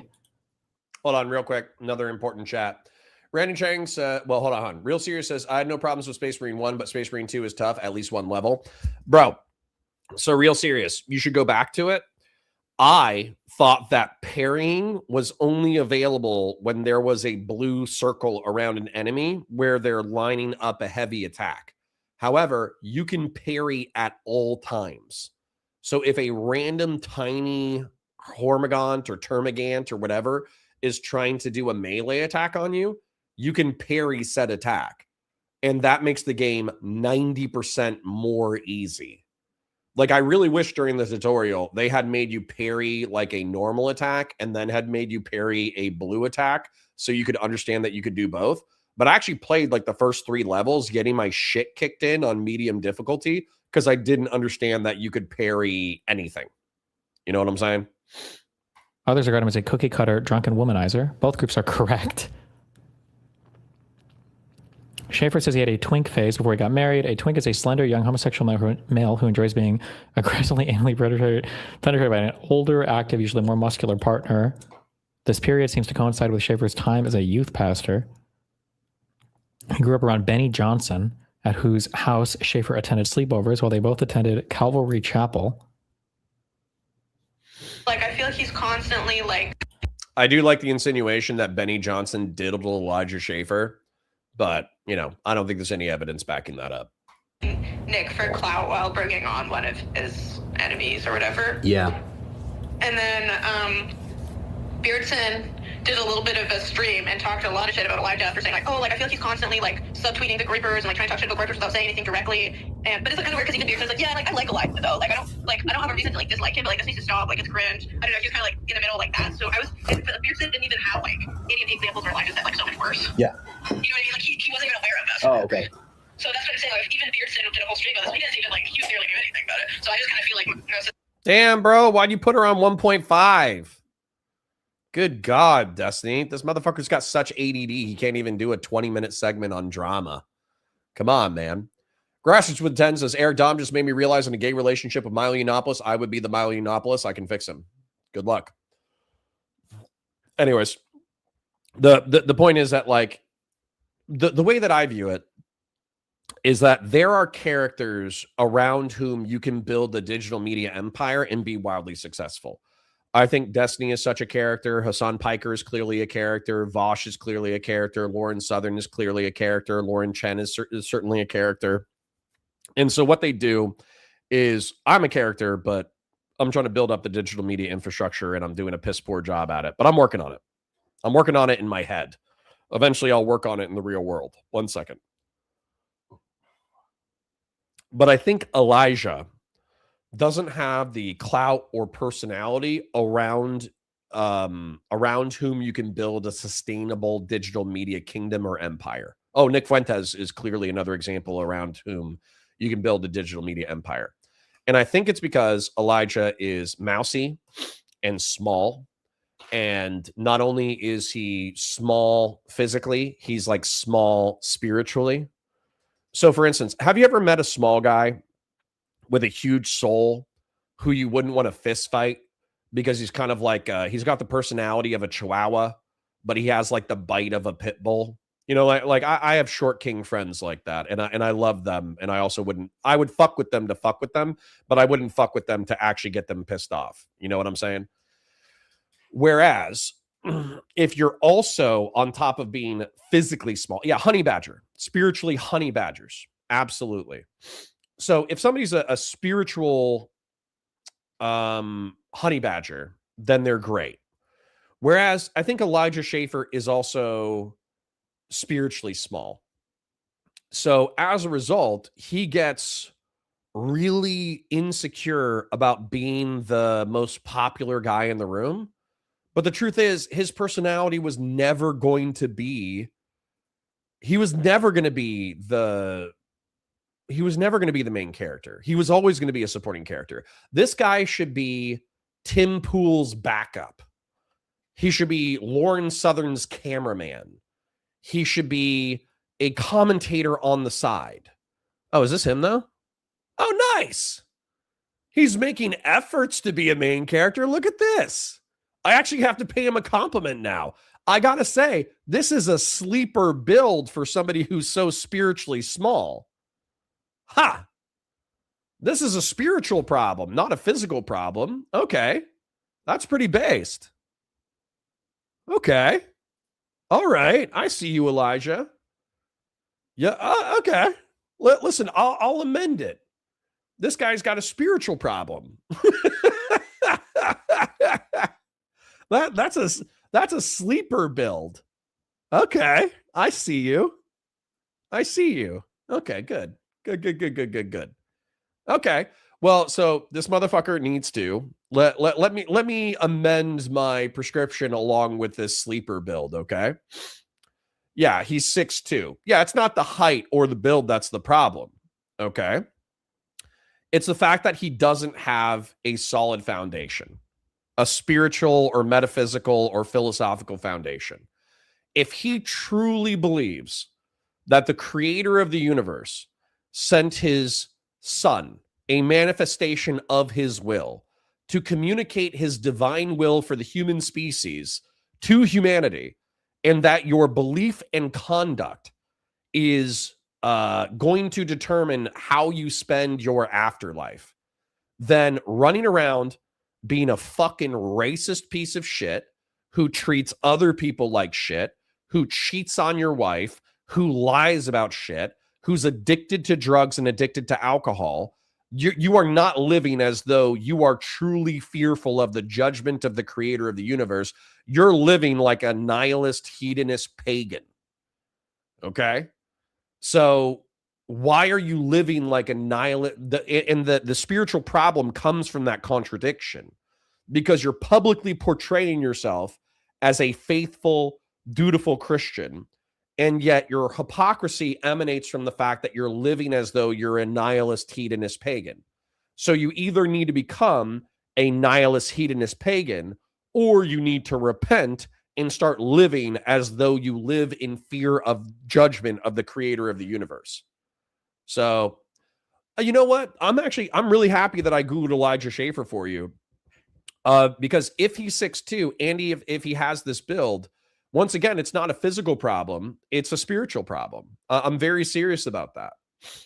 So Anonymous Chatter with the 20. Thank you, King. This is a spiritual problem, not a physical problem. Me, when can I get into the pile? when I can't get it. Hold on, let me read this again. When I can't get it up in the pile. This is a spiritual problem, not a physical problem. Oh my God. Dude, if I ever have some ED, if I ever have some erectile dysfunction, I'm going to use that. Baby, I swear, it's not a physical problem. It's a spiritual.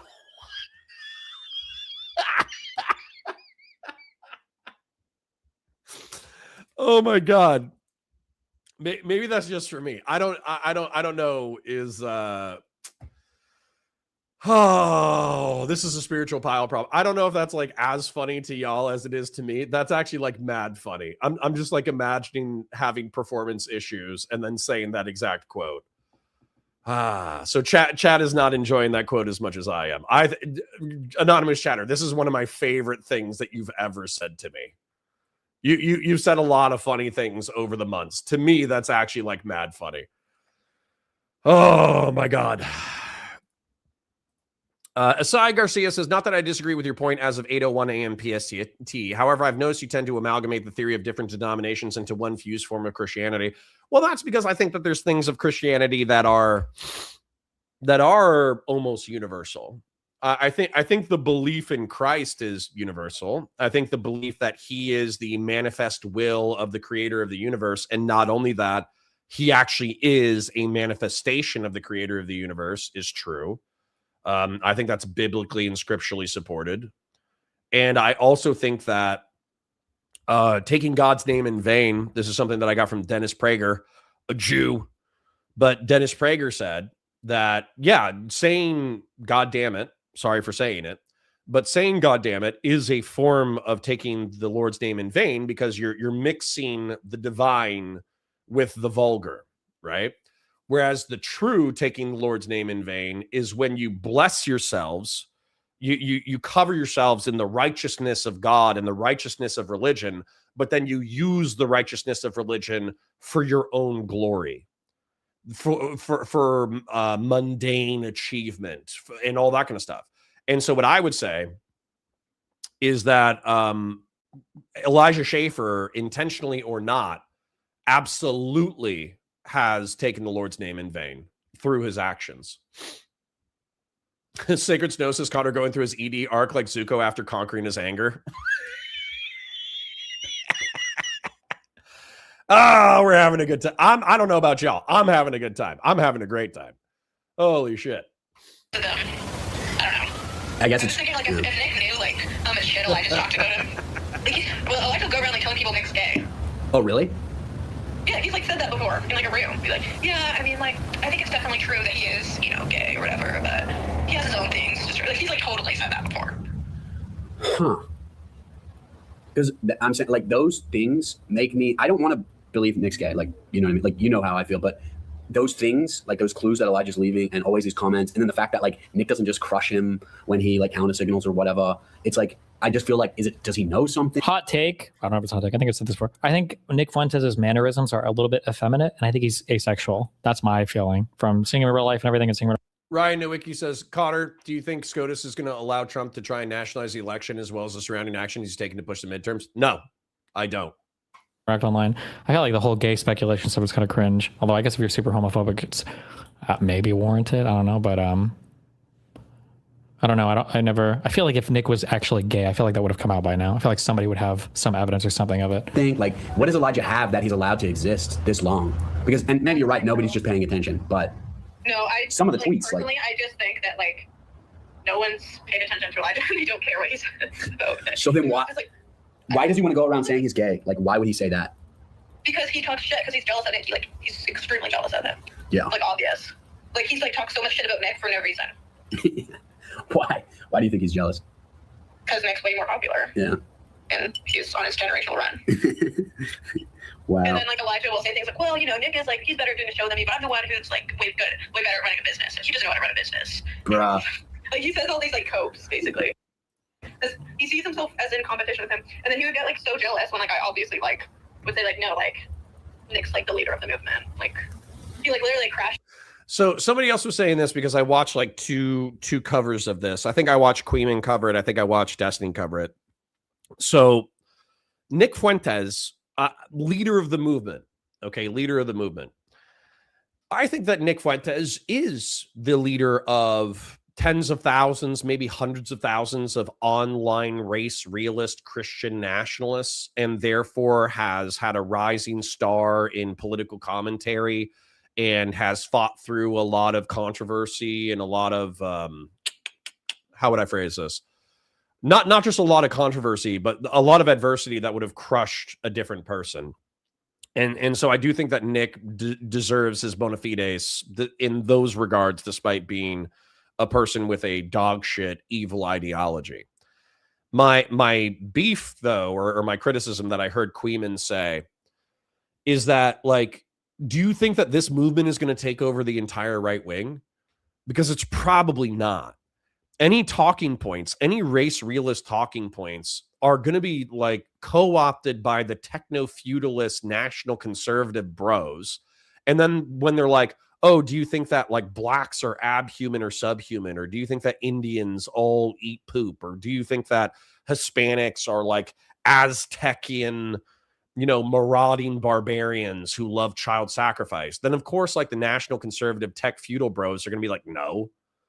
They're going to be like, no, we love Indians. We need Indians to code. And it's like, no, I have a best friend who's black. He's Nigerian and he invested in my tech startup. And so I think that the Christian nationalists don't realize that they're being co-opted by the right-wing techno-feudalist right. And the right-wing techno-feudalist right is where the money and the power actually is. They're playing the religious. They're playing the anti-immigrant. They're playing the MAGA movement in order to achieve political power. But then they're throwing them bones in order to throw them bones. But the real power rests with the, I don't know, billionaire techno-feudalists who are looking for deregulation from federal government and looking to create some of the most wildly powerful military technologies on the planet. you know, that realistically, that should be my grift. Like I understand that's the problem. Samson says it immediately. That's the problem. The fascism playbook. Yeah, that's like the real problem. I really would like to be a techno-feudalist, apologist, military-industrial complex tech bro, but I also know how evil that gets, how quickly, right? Like you realize, I think it's cool that they put a laser on a C-130. Do you understand how cool that is to me? That they took this spooky gunship from the 1970s, which is a gunship that flies in a circle blowing shit up, and it provides air cover for American military service members, and they put a fucking laser on that that can like cut through a steel plate in a quarter of a second, and effectively it can like destroy vehicles just by looking at them, and it can melt people's heads off instantaneously. Who are these folks? It's primarily Elon Musk, Peter Thiel, Palmer Luckey, the CEO of Palantir, the gray-haired guy. And then it's probably like tens of thousands of other people in Silicon Valley. What did I go to college for? Business and history. So business, history, and art. I did a multidisciplinary degree because I started getting a business degree, and then I was like, this shit sucks. So yeah, so like the laser on a gunship is amazing. It's like the coolest shit ever. But then you kind of realize that like we're actually flying these things overseas and then melting people's heads off in the name of oil industrial capacity, which once again, I'm like, okay, that's necessary, but it's evil. And so if you take a zeal and a happiness to melting people's faces off with an actual gunship mounted laser, it gets kind of evil really quick. Old School says Connor would be really impressed with the sharks Elon has. They have laser beams on their... I am. I think shark mounted laser beams are cool, but then I also kind of realize it's like, oh, well, this is like self-serving Machiavellian evil, and I should temper my bloodlust. I should temper the rule of cool of techno-feudalist bullshit with actual principles and values. And I think that's where the techno-feudal bros go wrong. And they probably don't want to hear that either. So even if I was to try to become a techno-feudal bro, I would be like, yeah, but like you need to maintain virtue and ethics so you don't become purely evil. And they'd be like, no, I'm going to build the Death Star. I'm going to make a Gundam that hates black women. I'm going to make a time machine so I can go back to 1840 and stop Harriet Tubman. I did steal those last few jokes from that TikTok that I showed you guys a few times. But yeah, like a little evil as a treat, right? Not all the time. A little evil as a treat. No, because I said to him that, like, oh, like, next to leader of the movement, you're not. Will you ever cover the Epstein files or not? Well, I wanted to show you guys like a Sarah Stock short, just so you can picture who this person is, because she's like pretty white trash. That's who Sarah Stock is. So Sarah Stock, husky blue eyes, blonde hair. You can see her roots though, so she clearly, dyes her hair. Addressing the rumors 2 months ago, not on that one. I wanted a short. I wanted a YouTube short just so you could see her talking. 15K subscribers after being a full-time creator for the better part of a year or two is not great, but that's okay. It's fine. Maybe she has other sources of revenue. But let's take a look at this one.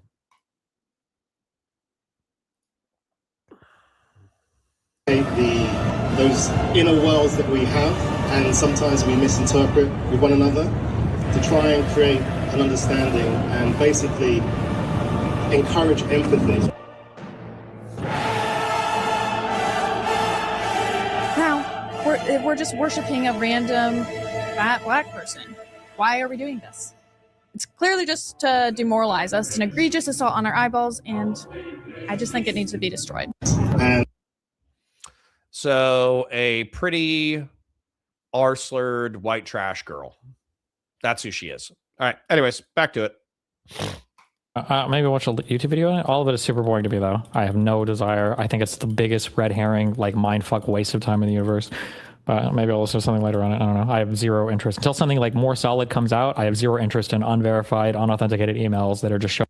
Which is like the lamest take ever. We didn't even get there because we didn't finish the Alex Preddy shooting. If Steven goes live early, if he's live at like 1 p.m. and you want me to go finish the conversation about the Alex Preddy shooting and you want me to challenge him on the Epstein files, I will. I think he's just going to revert back to this position over and over again. And I'm sure his chat is already pressing him on the Epstein files. But basically like this whole thing of like, oh yeah, we have a billionaire who's connected to Russia and to Israel, who's dating the daughter or married to the daughter. I don't think they were married. I think they were dating. Whose madam was the daughter of Robert Maxwell, who was a triple agent for the United Kingdom, Russia, and Israel, and who was basically Bernie Madoff before Bernie Madoff was a thing, and was a triple agent for all three countries and was buried in the state of Israel. And then not only does he have that connection, but he was pimping out underage girls to Ehud Barak, the prime minister of Israel, Alan Dershowitz, like a DC bigwig lawyer who defended him and got him a sweet plea deal that would have never been applied to any other human being on the planet. He's friends with Bill Clinton to the point that Bill Clinton was partying with him, hanging out with teenagers, hanging out with chicks with fake tits and pools in 5-star hotels and this, that, the other, and like skinny dipping with him in his 40s or 50s.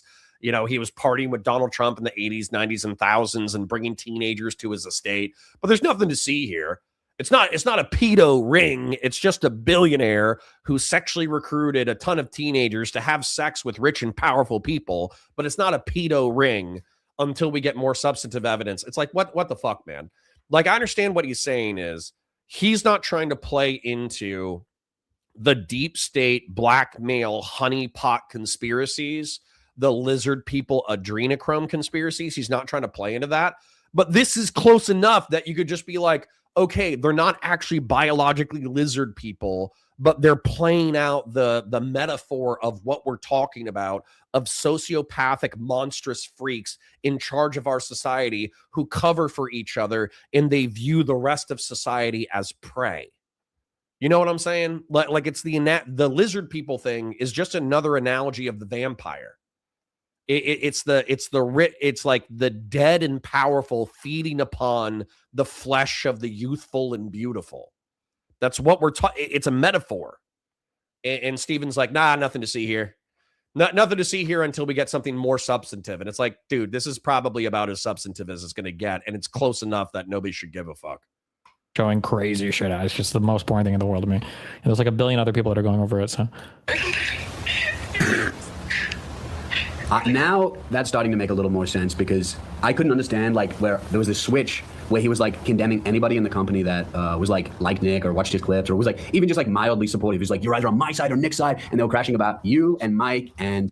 Officer Nasty says, Connor, I don't know where this take is coming from. Didn't you see like 2 weeks ago to Pisco that the reason you can't collab with lefties is because they'll take over the party like the Groypers did? The Groypers haven't taken over the party, man.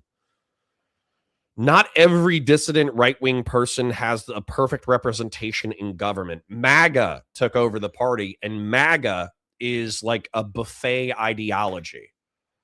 Unfortunately, I feel like you haven't consulted my drawings, Officer Nasty. So let me go ahead and find a drawing that I already drew in order to show you what I'm talking about. Anybody else that, whatever. And then they were trying to say like, you're a Groyper too, you're like to me. And I was like, no, I mean, he's just right about stuff. I don't even watch his stuff, but like whenever I see his stuff, like he is right and he's better than you. Like that's just like a fact. But it was like, you're either on my side or his side. And now it makes more sense. Like if you had said that to him, I can understand why he would have got even more jealous. That makes, okay, that... Now that makes more sense about the crash out, because I remember confronting him one time and be like, dude, aren't you friends with this guy? Like, why do you keep this up? You know, like every show was like a dig, like, yeah, but they're all like incels and, none of them are white and they're not chads like me. It was like every time. And I was like, why do you care so much? There was like a while, I haven't even watched this show in a long time, but like the last time I was watching it, or I would like check in, every single time just see negative. And like, it was totally like, he was like genuinely, like I don't think there's anything like genuinely mad at me, but when I said that, I think he was just like, it was after SAS and Kevin DeSobe came on the show and then we all went out to dinner. And then I was kind of like trying to convince Kevin to be like a Groyper. Yeah. Basically, because he was asking me these questions about Nick. And I'm thinking like, if we can convince like Kevin to be based in Red Pill, then maybe he like convince his brother. Like I'm thinking like that way, right? Yeah. And then And so I'm just like, no, that's not true about me. This is like what really happened or whatever. And I'm like trying to explain things to him. And then like just like butting into our conversation, be like, oh no, but How can you say the emails are non-verified? The FBI released parts of Epstein's private emails. No, when I say unverified, I mean like we don't know the authenticity of any of the claims made in the emails. Like people can talk shit or say a bunch of random crazy shit in the emails. I assume the FBI would have ran a lot of these down. Like I just have no interest in reading through like a million crazy emails to see a bunch of.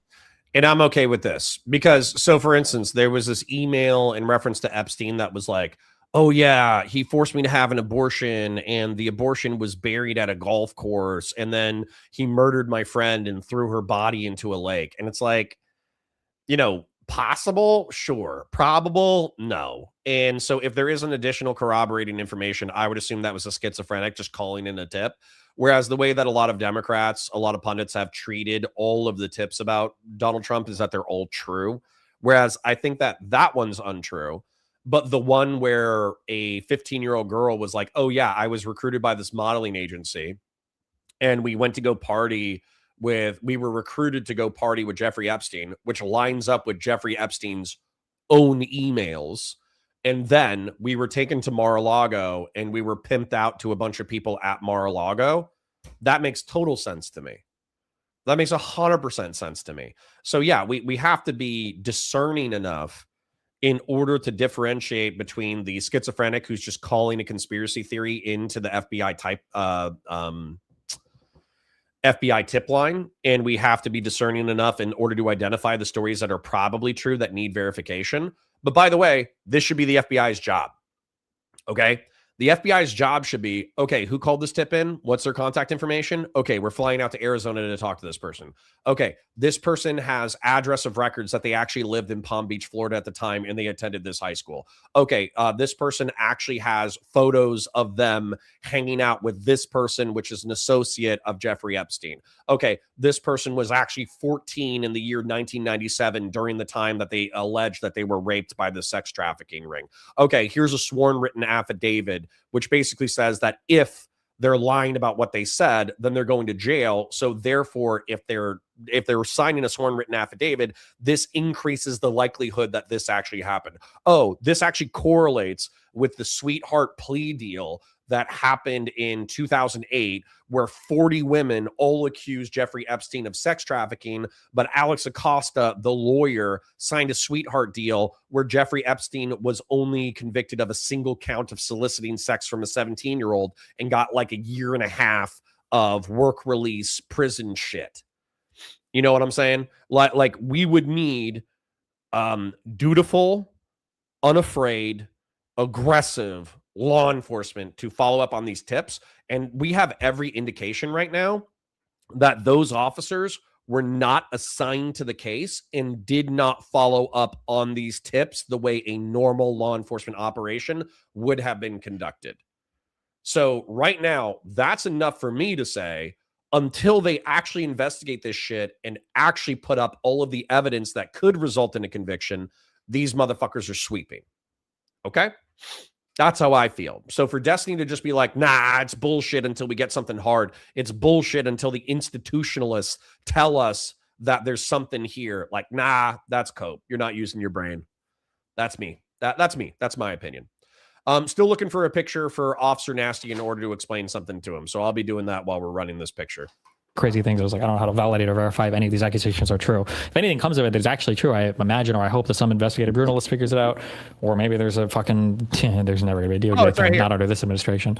But otherwise, it's just the most boring thing in the universe for me.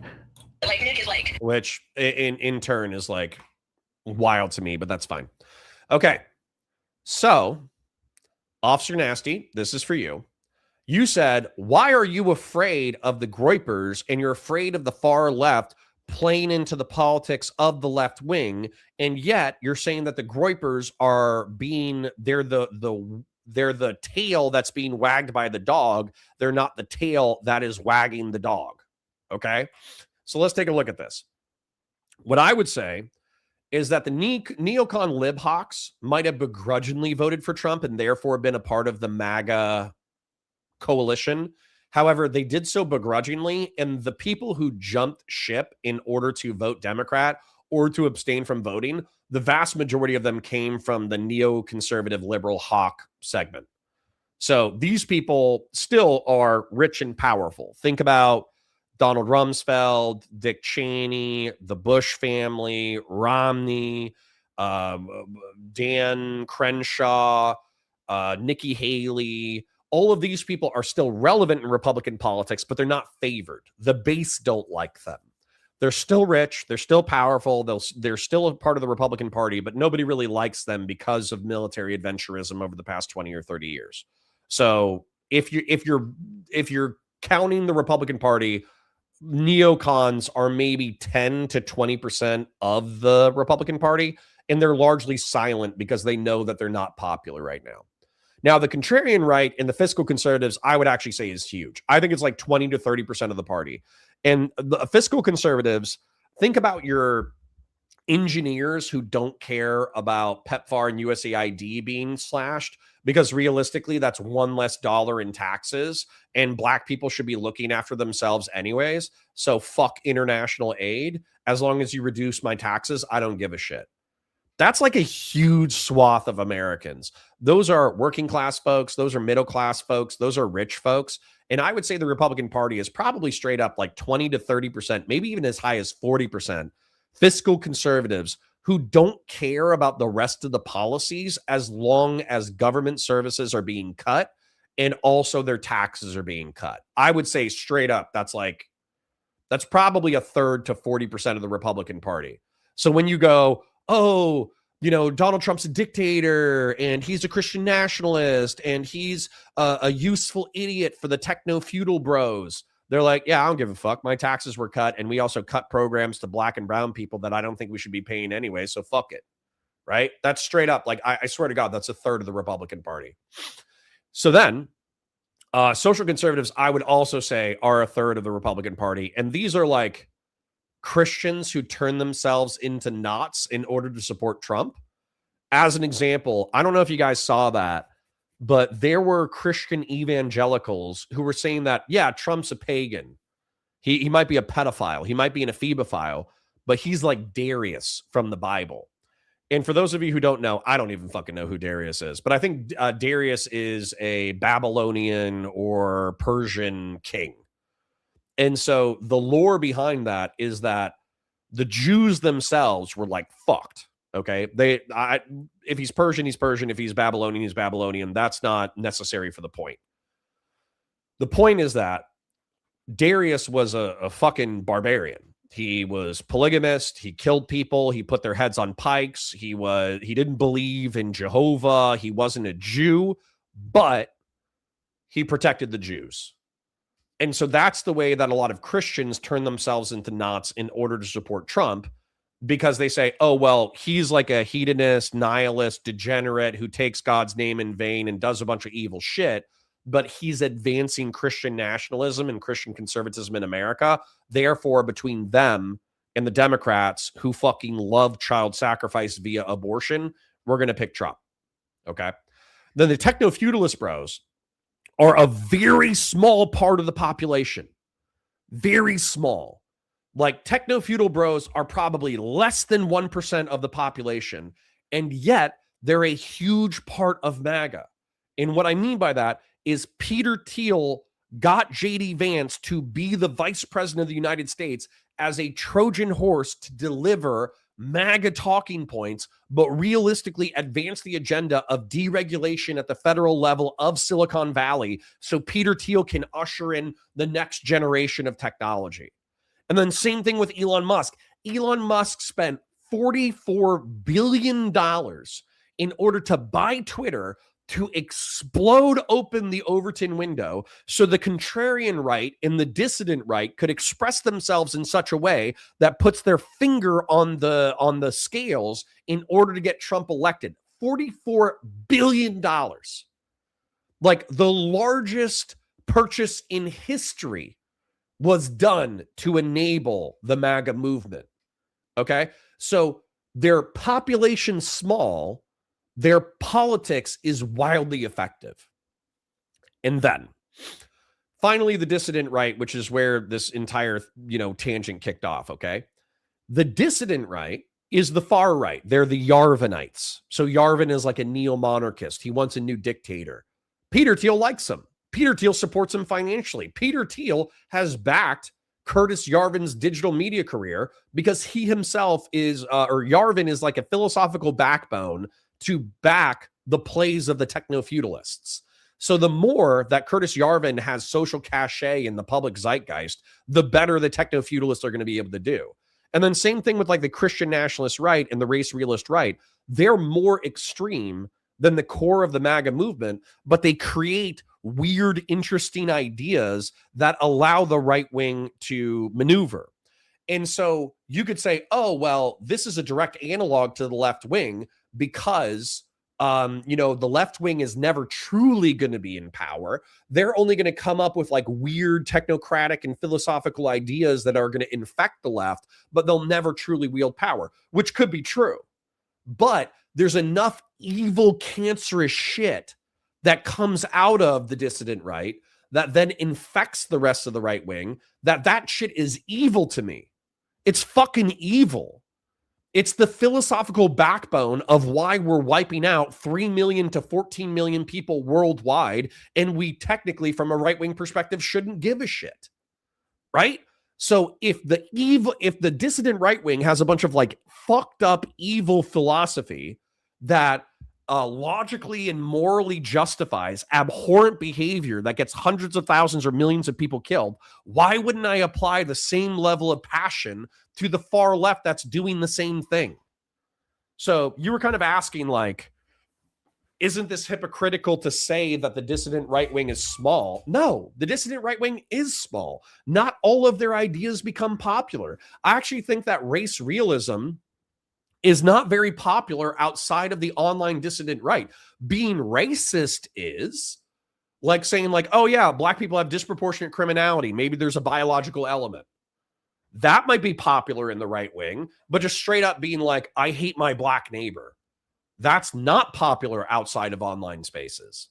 So, so identifying their impact on culture as being like one-to-one is just not accurate. And I hope I articulated that methodically enough for you to understand my perspective. Anyways, back to the content. He's probably gay, I think. Oh, and quick show, by the way. We already smashed one goal. Like the stream, share it with your friends, engage with chat, super chats if you got them, memberships if you got them. We got an hour and 20 minutes left. We're at a 3 out of 10 on the goal. If you guys could chip and oil past it, I'm not going to freak out about money. You guys have been incredibly generous. Thank you to the Oilers. Thank you to the Chippers. I parasocially love you. Thank you for being here. Like, yeah, and like, just like, saying all stuff, and then so I'm just like defending Nick, and then Elijah gets all mad. He's like, oh, why are you defending him so hard? You have like your boyfriend, like you have a crush on him. He's like genuinely like upset at me, and that made me kind of mad. I'm like, it's certainly more relevant and impactful than this, no shade. I do agree with you that it's more relevant and more impactful, but I would say in the worst thing ever. I think that the Epstein files right now, like we've gone through the damage to the other side, I think it is probably one of the worst things that can happen on the Democratic side, because I think it is a mindfuck neck yoink towards something that is ultimately never going to result in any kind of criminal charges ever. And it plays into the ultimate retard narrative. Both sides are pedophiles. Bill Clinton, all these people, both sides are pedophiles. All of their Yes, tons of power people had sex with teenagers. If you want to say both sides are ephebophiles, that's fine, but that's just descriptively accurate. Alan Dershowitz, Bill Clinton, the Prince Andrew, Ehud Barak, Jeffrey Epstein, Ghislaine Maxwell, Donald Trump, Woody Allen. I'm trying to think of who else. At least another 30 other powerful men. Yeah, they liked having sex with teenage prostitutes. What do you want? It's just true. Okay. Airborne Kite for $5 Canadian says, I'm with Destiny on this one. If something seems like it would be best represented using index cards and red yarn, it's probably not true. Bullshit. And I'll show you how in a second. But they're all pedophiles. The pedophile ring. This weird obsession that people have with the billionaire politician's secret pedophile ring is one of the most mind-wrought, cancerous fucking accusations, because no matter what you show them, they're always going to believe it, and it's always at both sides. How much more evidence do you need that it's true, right? If I list 30 to 40 powerful men who have had sex with underage prostitutes, who are pictured with underage prostitutes, who are mentioned in emails having sex with underage prostitutes, and by the way, we should differentiate, okay? So, for instance, what was that guy? Lutnick, okay? Lutnick, there's no accusations of him having sex with underage prostitutes. The accusation is that he pretended that he wasn't boys with Jeffrey Epstein. Meanwhile, and he said he cut him off in 2005, but realistically, he continued being boys with Jeffrey Epstein through 2012. So he knew that Jeffrey Epstein was molesting kids, and he didn't give a fuck. So like you could say like, okay, well, that's not as bad as insinuating that he's a child rapist. Sure. But that's where I would trust that I would trust a intellect like Steven. Part of the reason why a lot of people want Steven to cover the topic is because he could accurately sift through the bullshit in order to actually describe what's real. Okay, so hold on. I want to address this because I think it's funny. I know I'm actually distracting from the content, but I also think people who participate in the space would really enjoy me describing this mind map thing covered by random like drawings or whatever. Like if it can be done by string and index cards, then it's wrong. I'm just going to show you how bullshit that is in a second. So there was, I passed one, but I didn't like it as much as the other one I wanted to show you, but I'm just going to use a good one to show you exactly how you're wrong. So give me a second. Oh, you guys still with me? What? What happened? Whoa! Hey! Why are my monitors cracking out? Why are my monitors crapping out? What the fuck just happened? All my monitors are oriented in a bad direction now. Oh no. Can you guys hear me or no? Oh. Oh no.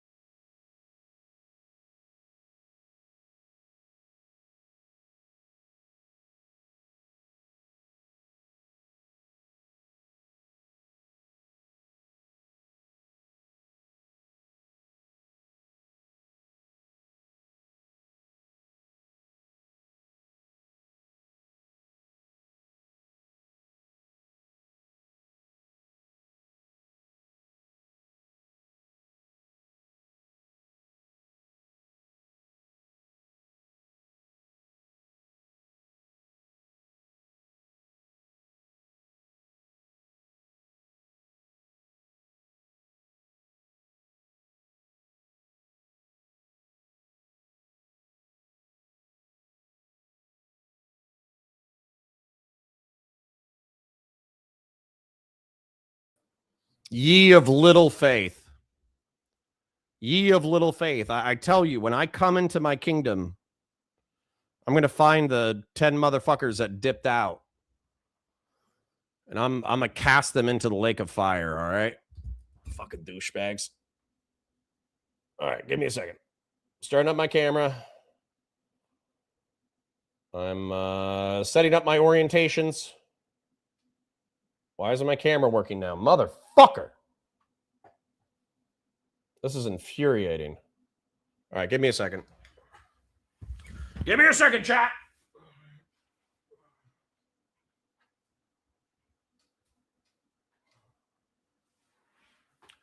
Do you understand that I don't touch shit? I don't touch a fucking thing. I don't touch a fucking thing and just randomly shit explodes. Do you understand how fucking annoying that is as a boomer? As a boomer, I should be able to just like start my shit, turn on my camera. Oh, motherfucker. All right, hold on. My camera's fucked for some reason.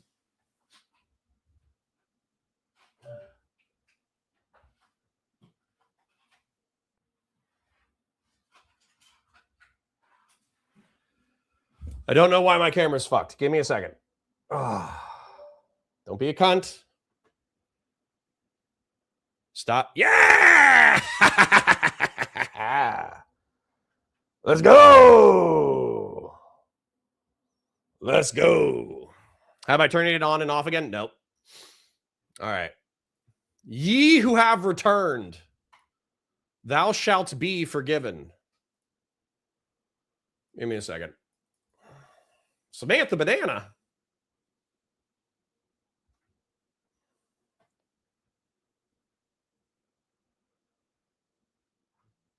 All right. Samantha Banana says, my Alex Preddy take makes me a retarded F-slur, but I expected better from you.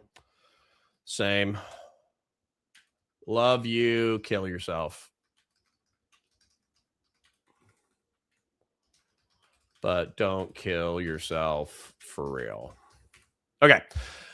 So hold on. Samantha Banana said, just FYI, Connor, your take on the Alex Preddy shooting in Minneapolis makes you a total R-slur, F-slur. I expect you to be better. I still love you, dickhead. I said, same. Love you too. Kill yourself, but don't kill yourself for real. I think that communicates what I wanted to communicate. Anyways, Harstar, you didn't do anything. I was saying the people who left. Shall be cast into the lake of fire. Anonymous Chatter for 20 says, when electronics become foreign to you is when you're officially allowed to start sentences like back in my day. Listen, man, I don't have a Snapchat. Okay. I don't have a Snapchat because you know what Snapchat is to me? Snapchat is how teenagers send each other nudes with the expectation that they're going to be deleted, not knowing that people can either do like screen recordings and or take pictures from a different telephone. And therefore they're just like leaking their own nudes and shit. So as a result, I think like Snapchat is like dumb as fuck. So sorry, I'm not sending you like nude pictures of myself that I expect to be deleted. I expect to not send nudes to people who I can't trust with my nudes. How about that? So, or if I send nudes, then I expect them to get leaked at some point. So anyways, let's do, what were we watching? We were watching Destiny, Sarah, Stock, Elijah, Schaefer. Sorry for the total interruption in the momentum of the stream, but I was proving somebody wrong. That's what I was doing. Let me go to the super chats. And I'm going to address Airborne Kite before we move on, but I'm also going to read all the other super chats because you guys gave me a bunch more. We might have even hit the goal. Anonymous, well, hold on. There it is. Airborne Kite says, I'm with Destiny on this one. I'm going to prove you wrong momentarily. Real serious with the 100 Argentinian pesos. Thank you. I had a chick I knew message me out of the blue to tell me the mayor and governor were SAing her in a cage and smearing her with dog poop and that she needed Interpol. So yeah, schizos be schizoing. Yes. Vaz Rocker for 5. Thank you. Samson for 5. Thank you. Anonymous Chatter with the 20. When electronics become foreign to you is when you're officially allowed to start saying sentences back in my day. Well, I'm allowed to start then. Anonymous Shatter with the 20 says, also, I banned you in your own stream. Based. Real Serious says, I think part of the issue with Steven covering it is he's not a big guilt by association guy because it can be levied his way with his friendships with Nick, Sneako, Zerka, and Myron. Sure, but we're also talking about like a pedophile ring not whether or not Steven was sending goon material to multiple people who should not have received goon material. You know, the stakes are a little bit higher. The stakes are a little bit higher in reference to the Jeffrey Epstein story. But let me pull up the airborne kite, who I parasocially love, and let me show him how wrong he is. Okay, so let's share the entire screen with audio right here. Let me pull up my pictures, and at the risk of incurring the wrath of the digital media gods, let's find something that looks like it could be done with index cards and red string. These ones are all pretty sane. Where's the... I could do the Hunter Biden one, but I don't want to. I think I want to do the Destiny one. Okay. So this is a red string message. These could all be index cards. And yet what I say about them is true. Okay. Destiny sent homemade pornography to Rose. Rose was a girl who was being pimped out. She was 17 and a half years old. She was being pimped out by a guy in the UK named Solo. Solo decided that he didn't like Destiny for whatever reason, decided to leak his homemade pornographic material, which then fucked over Pixie, who then sued Destiny. Okay. Now, this was being negotiated in private between Pixie and Destiny, but then Pixie was confiding details in Aaron, Straighteraid, who is Pixie's friend. Straighteraid, aka Aaron, was leaking said details to President Sunday, and President Sunday hates Destiny. So President Sunday, because the original publication of the revenge porn by Solo, to be clear, not by Steven. Steven is the one who sent it to Solo, but Solo's the one who published it. That was insufficient to destroy Destiny's internet career. So President Sunday has hated Destiny for a long time. So he publishes it via a video essay that makes the incident go viral and explodes everything. Okay. Now, Pisco, Hutch, J-Stock, and Pondering Politics, all arguably to greater and lesser degrees, could have been described as Destiny orbiters. Now, they all had successful independent digital media careers that were sustainable on their own. But of course, interacting with Destiny helped boost their initial growth, and collaborating in the future would help future growth. Well, what happened as a result of this publication was the fact that all of these people either cut off or went frigid in reference to Steven. And so you can see these relationships right here, kind of fizzling out. There would have been a red shoestring attaching these two index cards. And yet I would need to, demonstrate it in a different way. And then the people who were affected by messages being leaked is specifically Lauren Southern. I don't think Lauren Southern ever sent any nudes, at least no nudes that were published. And then Melina and Stasia had homemade pornography that was leaked, but they decided that suing Destiny or attacking Destiny publicly wasn't worth it. And so they just moved on with their lives. So this is like the perfect illustration of how like an index card relationship shoestring thing could be done and be 100% accurate. I don't think that you can show me how it's inaccurate. Additionally, sorry, I'm going to just go on a further rant, even though I know that it's not good content, but it is relevant to the Epstein thing. Let me see if I can find it real quick, because I have an Epstein relationship map. And it's totally schizophrenic, and it's totally accurate. National Ground Game, TPUSA. It's all right. We'll continue with the content for now. But if I can find it, I'm gonna show it to you, because it is totally accurate. So, anyways, let's continue while I look for the picture. Why does he want to go around saying he's gay? Like, why would he say that? Because he talks shit, because he's jealous of Nick. He's extremely jealous of him. Yeah. Like, obvious. Like, he's, talks so much shit about Nick for no reason. Why? Why do you think he's jealous? Because Nick's way more popular. Yeah. And he's on his generational run. Wow. And then, Elijah will say things like, well, Nick is, he's better doing a show than me, but I'm the one who's, way better at running a business. And he doesn't know how to run a business. Bruh. He says all these, copes, basically. Because he sees himself as in competition with him. And then he would get, so jealous when, I obviously, would say, no, Nick's, the leader of the movement. he like literally crashed out because I said to him that like, oh, like next leader of the movement, you're not. Will you ever cover the Epstein files now? Maybe watch a YouTube video on it. All of it is super boring to me, though. I have no desire. I think it's the biggest red herring, like mindfuck waste of time in the universe. Maybe I'll listen to something later on it. I don't know. I have zero interest. Until something like more solid comes out, I have zero interest in unverified, unauthenticated emails that are just showing crazy shit out. It's just the most boring thing in the world to me. And there's like a billion other people that are going over it, so.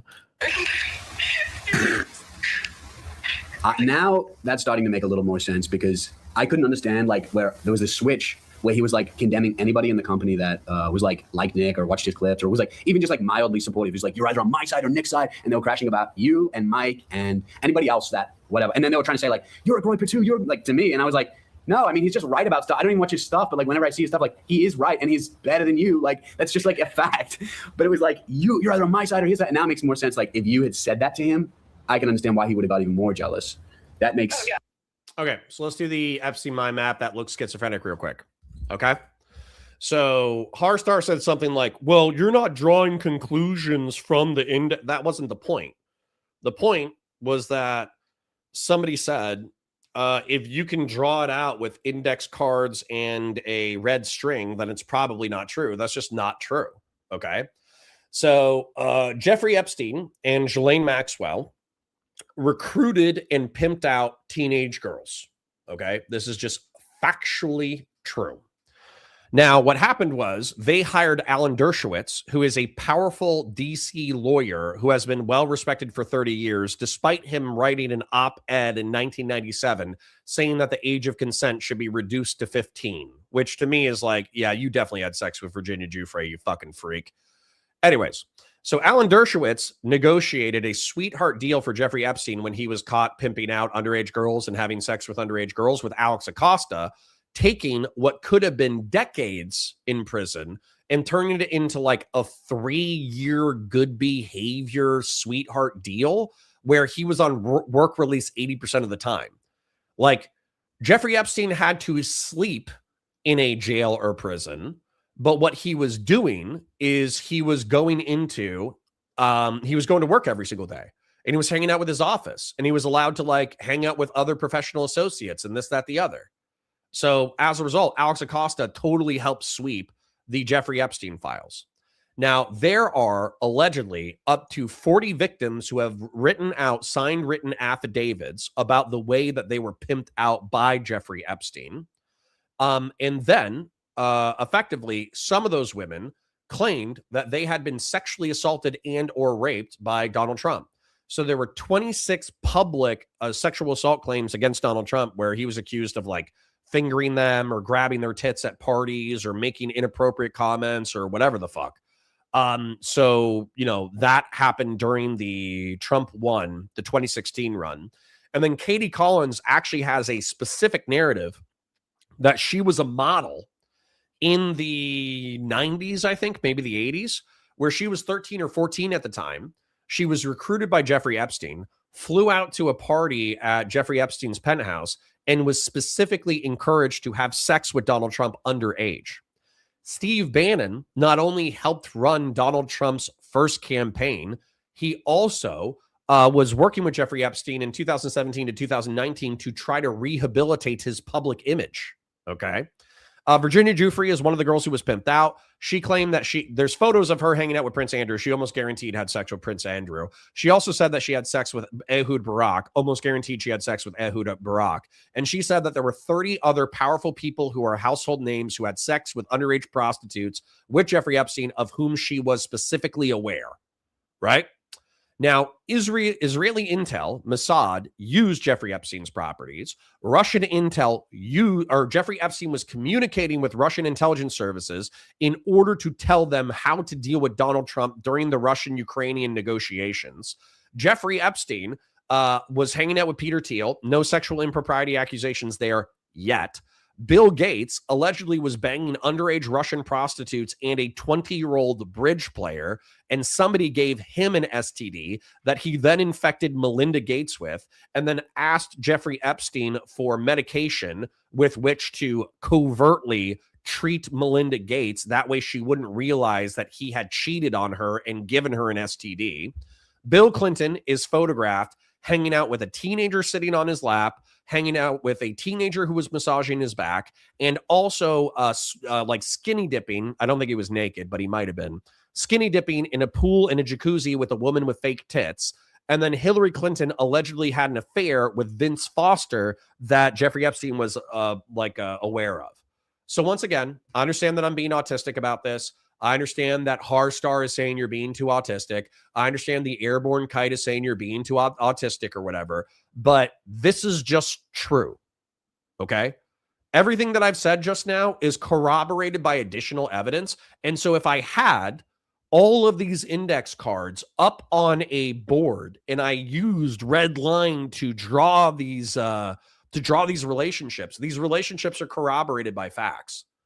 So I don't want you to poo-poo on understanding the interconnected webs of relationships that imply additional conspiracy and criminality just because it looks crazy. Just because it looks crazy doesn't mean it isn't true. Christian Lara says goal plus make announcements in Discord plus organize mind maps into a subfolders for the schizophrenics, or calling me a schizophrenic. Okay, fair enough, Christian Blaris. Thank you for the donation. Thank you for hitting the goal. I'll reset the goal. I parasocially love you. Thank you for being here. Yeah. Okay, that now that makes more sense about the crash app. Because I remember confronting him one time and be like, dude, aren't you friends with this guy? Like, why do you keep this up? You know, like every show was like a dig, like, yeah, but they're all like incels and, you know, none of them are white and they're not chads like me. It was like every time. And I was like, why do you care so much? There was like a while, I haven't even watched this show in a long time, but like the last time I was watching it, or I would like check in, every single time just seeing about there was like a while. No, it was totally like, he was like genuinely, like I don't think it was like genuinely mad at me, but when I said that, I think he was just like, it was after SAS and Kevin Sobe came on the show and then we all went out to dinner. And then I was kind of like trying to convince Kevin to be like a bright person. Yeah. Basically, because he was asking me these questions about Nick. And I'm thinking like, did we get convinced like Kevin to be based in Red Pill that maybe he like convinced his brother? Like I'm thinking like that way, right? Yeah. And then so I'm just like, no, that's not true about Nick. This is like what really happened or whatever. And like trying to explain things to him. And then like just like letting into our conversation be like, oh no, but How can you say the emails are non-verified? The FBI released parts of Epstein's private emails. No, when I say unverified, I mean like we don't know the authenticity of any of the claims made in the emails. Like people can talk shit or say a bunch of random crazy shit in the emails. I assume the FBI would have ran a lot of. Which once again, that's the part of this that I agree with Steven on. Just because somebody says that like, oh yeah, he murdered my unborn baby and buried a dozen prostitutes on a golf course, that doesn't mean it's true. But you should do the follow-up on the investigations considering how serious the allegations are. These down. Like I just have no interest in reading through like a million crazy emails and see a bunch of crazy things. I was like, I don't know how to validate or verify if any of these accusations are true. If anything comes of it that's actually true, I imagine or I hope that some investigative journalist figures it out, or maybe there's a fucking there's never gonna be a DOJ thing, not under this administration. But otherwise it's just the most boring thing in the universe to me. Yeah. So somebody says in chat that the Bill Clinton thing was Jeffrey Epstein emailing himself, therefore the Bill Clinton thing isn't corroborated. Yeah, but do you know what's additional evidence that points to that being true? Melinda Gates citing Bill Gates's and Jeffrey Epstein's relationship as a part of why they got divorced. You know what I'm saying?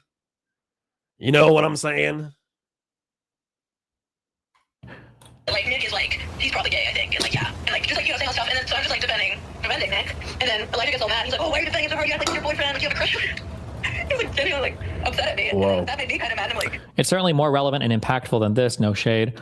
Airborne Kite says, thanks for taking the time to respond. I don't think I'll be able to get my argument across in the live chat properly. I may have put a bit of work in on the Discord though. Okay, that's great, Airborne Kite. You've been an excellent chatter. So I was never trying to imply that you're like unintelligent or whatever. Also, I'm at an advantage. I can talk extemporaneously for minutes at a time, whereas you guys can only write a few sentences that I respond to. And I've used that in an unfair way in order to bully my chat in the past. So my apologies. But what I want to do is I want to point out that Stephen does this thing, and I don't like it, but I understand why he does it, where he says, if I don't have hard evidence of something, then I am not comfortable making inferences that I don't feel like are backed up by facts. And he does this in debates, and it does make him a rhetorically stronger debater. Okay. Genuinely, it's like an excellent tactic for debates, that you really only argue things that you have solid evidentiary ground to argue, and it makes you a much better debater, a much better rhetorician. However, I think that it's also coped to a degree, because you're not necessarily arguing what you sincerely believe. You argue what you think can be substantiated.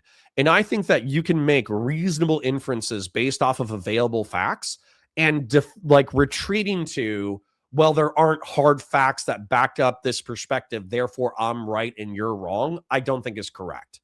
I think there's what actually happened.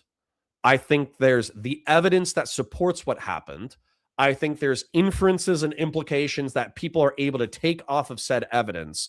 And then there's like the zeitgeist. There's the public consciousness that is affected by incorrect perceptions of events. But just because the public zeitgeist is affected by incomplete information doesn't mean that there isn't something there, and that there isn't something that you can infer based off of available evidence. And that's what I get frustrated with Steven. That's what I get frustrated with DGG. Because I think when we're arguing about things, Hunter Biden, Bonnie Blue, Jeffrey Epstein, name another thing that I got into a fight over him and I got stomped on or whatever. Like, oftentimes I'm arguing what I'm able to infer based off of the evidence, and he's arguing what is hard evidence, and therefore he's fighting from a position of advantage, whereas that position of advantage actually doesn't have it correlates with the truth, but it's not the same as the truth. Anyways. I do agree with you that it's more relevant and more impactful, but I would say in the worst thing ever. I think that the Epstein files right now, like we've gone through the damage to the other side, I think it is probably one of the worst things that can happen on the Democratic side, because I think it is a mindfuck, neck yoink towards something that is ultimately never going to result in any kind of criminal charges ever. And it plays into the ultimate retard narrative. Both sides are pedophiles. Bill Clinton, all these people, both sides are pedophiles. All of them, they're all pedophiles. The pedophile ring. This weird obsession that people have. It's not a weird obsession. Anonymous chatter from personal experience. I'm guessing this chick is talking on an Xbox Live mic circa 2005. True. And it's not a weird obsession. Believing that the people who run your world are sociopaths who view the average human being as cattle and therefore are willing to exploit them in horrific ways is actually a perfectly rational instinct. Not only is it a perfectly rational instinct, it's something that's corroborated by evidence. If you look at Donald Rumsfeld and Dick Cheney and George Bush and the way they conducted themselves in the war on terror, that is like supported. That they said, yeah, 10,000, 20,000 American dead in order to overthrow two dictators in the Middle East and North Africa. That's a perfectly fine price to play, because not only are we going to get like better access to oil, not only are we going to have more allies in the Middle East and North Africa when this is all said and done, but additionally, our Gulf Club friends are going to be able to make billions of dollars off of the nation building efforts in Iraq and Afghanistan, and they're going to take care of us after the fact. So Donald Rumsfeld and Dick Cheney specifically, and then George Bush being a patsy of Donald Rumsfeld and Dick Cheney, engineering the war on terror to be profitable to their Gulf buddies is 100% supported by evidence. And then also, not just that, but Samson says, there have been pedo rings in the past that were discovered by very little evidence. True. As a matter of fact, my mom said, terrible transition, but it's going to be funny.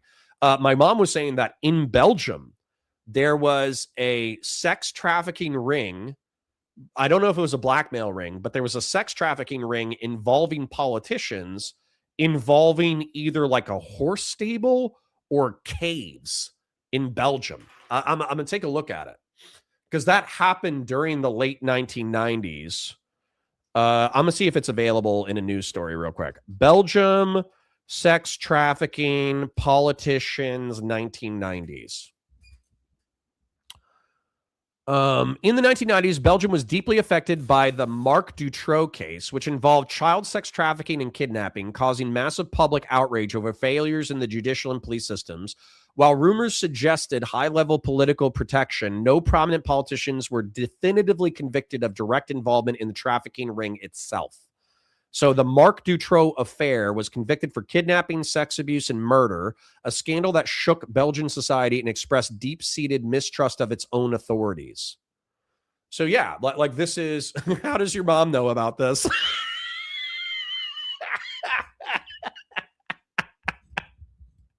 I hate you. Oh, that was brutal. Oh, that was brutal. Oh my God. Okay, that's okay. All right. But back to the content. Oh my God, you guys are brutal.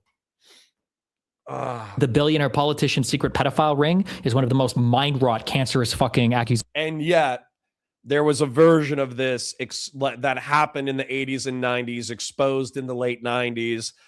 We have our own version being exposed now.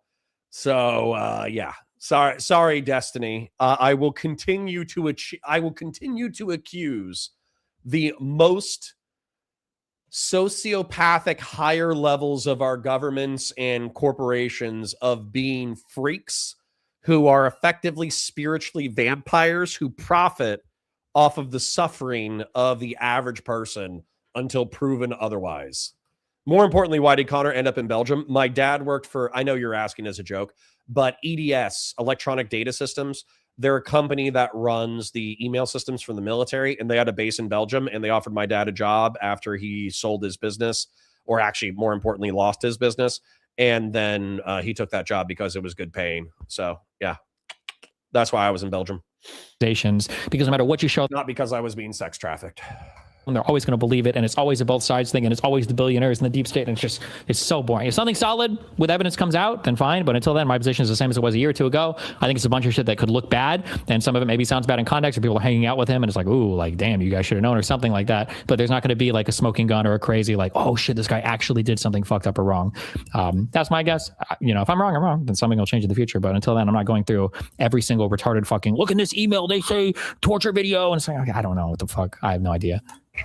I'm like, basically, I told him to humble himself. I'm like, sorry, Nick's the leader of the movement. Like, nobody even knows what Risky is. I even said to Nick, I'm like, I'm not saying you're not like a hard to play or anything, but like, don't pretend like you have more influence than him. Yeah. And then, because that's what he was trying to claim, is that like he has no real influence or something. Like, he clearly has like way more stuff. He's like all these loyal followers, and like all of them are infiltrating. Like, I know them. He has a ton of influence. It's just like, it's undeniable. Even if you hate it, it's undeniable. Wow. Yeah, exactly. And then he was like denying this and whatever. And then after, he was like generally kind of mad at me. And the next day, he like sat me down and gave me a talk about like bad mouthing the company in front of people who aren't in it or something. Yeah. Okay. I think it's kind of good, sure, but there's probably nothing in it. But the Dem using a conspiracy against MAGA is a win to me. My guess would be the vast majority of the people that believe the Epstein files is some massive thing or whatever. But like, my guess would be 75 to 85% of the people who believe that think it equally impacts or close to equally impacts both sides. So I don't.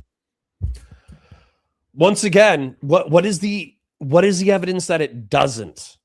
Okay, I'll tell you the evidence that it does is that Jeffrey Epstein was closely connected with Bill Clinton, who's a Democrat politician, that there's photos of Bill Clinton on an airplane with what appears to be a teenager sitting on the shoulder of the chair with his arm wrapped around her that would suggest an intimate relationship. There's a photo of him at an airport getting a back massage from one of Jeffrey Epstein's masseurs. I don't know if she was underage or of age at the time. I have no idea. That there's a picture of Bill Clinton swimming in a jacuzzi with a woman with fake breasts. There's a picture of Bill Clinton in a pool swimming with a woman with fake breasts who appears to be of age, to be clear, but he's at least, it seems like Bill Clinton be fucking, right? And it seems like Bill Clinton be friends with a pedophile. You know what I'm saying? So there's the Democrat connection. And then it seems like with the Republican connection, I understand that Donald Trump was a Democrat for a long time, but you also understand that he's taken over the Republican Party for the past decade and now commands a cult-like following amongst Republicans, right?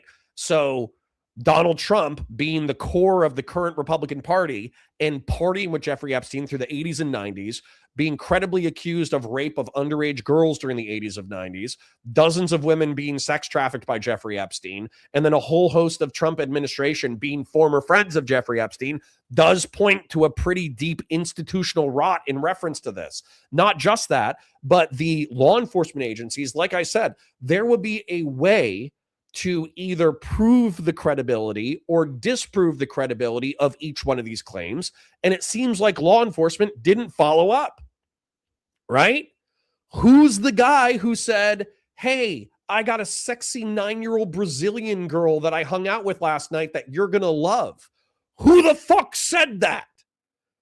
Who's the twinkle toed commie fucking piece of shit who just signed their own death warrant? That person should be fucking hung by their toes until their toes burst off their body and they bleed to death from their infected toe stumps. That's what should happen to that person. By the state, not even by me. I'm not even Fed posting. I think that should be the punishment from the fucking state. So if that motherfucker is emailing Jeffrey Epstein and Jeffrey Epstein is like based, why the fuck would I not assume that this was more involved than just Jeffrey Epstein? If he has an entire network of people who are recruiting and sex trafficking young women to him, and if he's routinely hanging out with some of the most powerful people on the fucking planet, why would I not assume that? Why would I not assume that when Mossad uses his properties? Why would I not assume that when Robert Maxwell, his girlfriend's father, was a triple agent for 3 different intelligence services? What the fuck? All right, I know I'm moral frogging, but I also think I'm correct. I don't even know if that's like a huge win or whatever.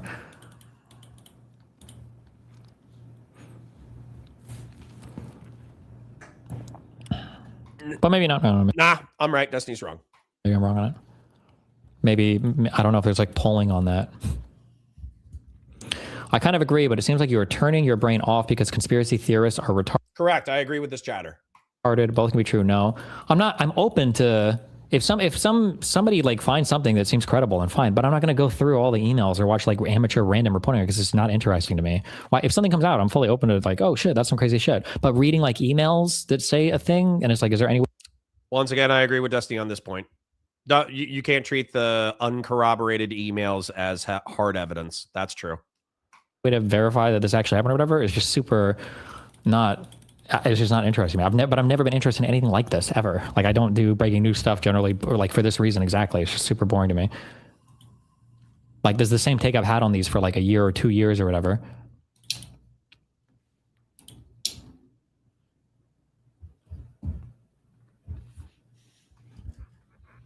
Did he cover the Turkish Thomas allegations?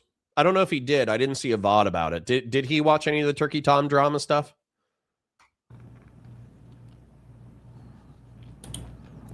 Sarah Stock's husband believed he was marrying a virgin. Oh no. Schaefer owns his own electric. Connor, the point is, if that would have happened, wouldn't there be something credible? Wouldn't something have happened? No, that's the point. Alex Acosta had 30 or 40 child sex trafficking victims of Jeffrey Epstein in 2008, and he gave Jeffrey Epstein a 3-year sweetheart deal with 80% fucking. It was a scandal in South Florida. The Palm Beach County Sheriff's Office had the ability to indict and prosecute Jeffrey Epstein and put him away for fucking decades. The Fed stepped in. They took over the investigation. Then they gave him a sweetheart deal. And the Palm Beach County Sheriff was like, this is fucking monstrous. This is fucked up.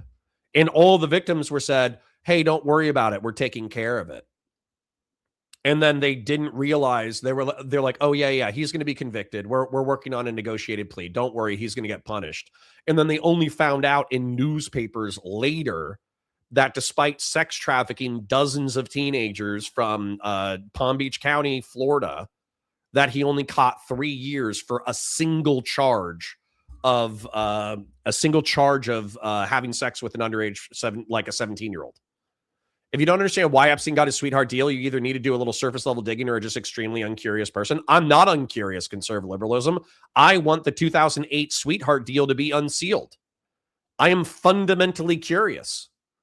I am incredibly curious. As a matter of fact, I'm insulted that you would assume that I am uncurious about the 2008 deal. I want to read this. I want to read the sworn written affidavits from the 40 victims from the 2008 deal. Oh, okay. I was speaking of the royal you, but yeah. Okay. Sorry. Little pronoun mix up there. My apologies. Dildo, which he's taken with him on vacations to El Salvador and other places. On these trips, he hires and brags about hiring female prostitutes to spend much of their time together, being anally, mechanically penetrated. Jesus Christ.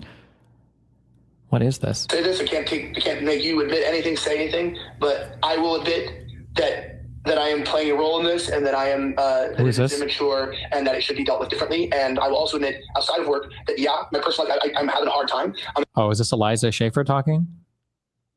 I'm trying to like figure it out, but obviously I am stressed, and I'm not dealing with it the way I should be, and I'm not, and it's not always I'm up till 12. Like oftentimes it's the same thing. If I don't drink, then I can't sleep. I can't sleep more than an hour. I'm tossing. I fall asleep at 6, and it's like it may look like I was drinking the same thing or not. Do I drink sometimes? Yeah, and too much? Absolutely. I consider myself more like having a binge problem. Even if it is only a couple times in a week, it's like I'll black out or whatever, and so that is problematic.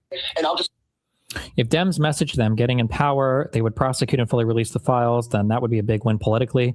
Well, or it would be a big loss in the same way that it's been a big loss for the Republicans, right? Republicans thought that there was some huge shit with the Epstein files. They get into power. There's not. They have nothing to prosecute. And now they look fucking retarded and horrible for it. But you could play the same thing on the Democrats. It's like, oh shit, there must be a ton of stuff. Maybe they get back into power. The DOJ looks in and is like, there's not even like really anything here for us to prosecute. Like it's a bunch of emails. There's no subpoenaing we can do to figure out the truthfulness of any, like, oh fuck. And now we look fucked again. Like why? But I'm never convincing most people against this. So I just don't usually talk about them. The people who are bought into the global pedo conspiracy ring are never ever being persuaded otherwise. But hey, I think they're right though. Hey, if I'm wrong and some smoking gun evidence comes out, then fine, then let it come out. Then we'll go over it then. But this type of speculation is the most boring shit to me. Okay. Good luck, Elijah. Okay. So just to summarize that really quick, Elijah is kind of effed in the A. Maybe he'll do something better. I don't know. Maybe he'll get his shit together. Maybe he'll actually start living a life. We did figure out that he is kind of Chad. So he has like a soy face. Elijah Schaefer has a soy face, but allegedly he's 6'2". And we did take a look at a picture and he does work out. Good for him on working out. I hope it's not purely PEDs. I hope it's just working out. Now, that being said, he's doing coke.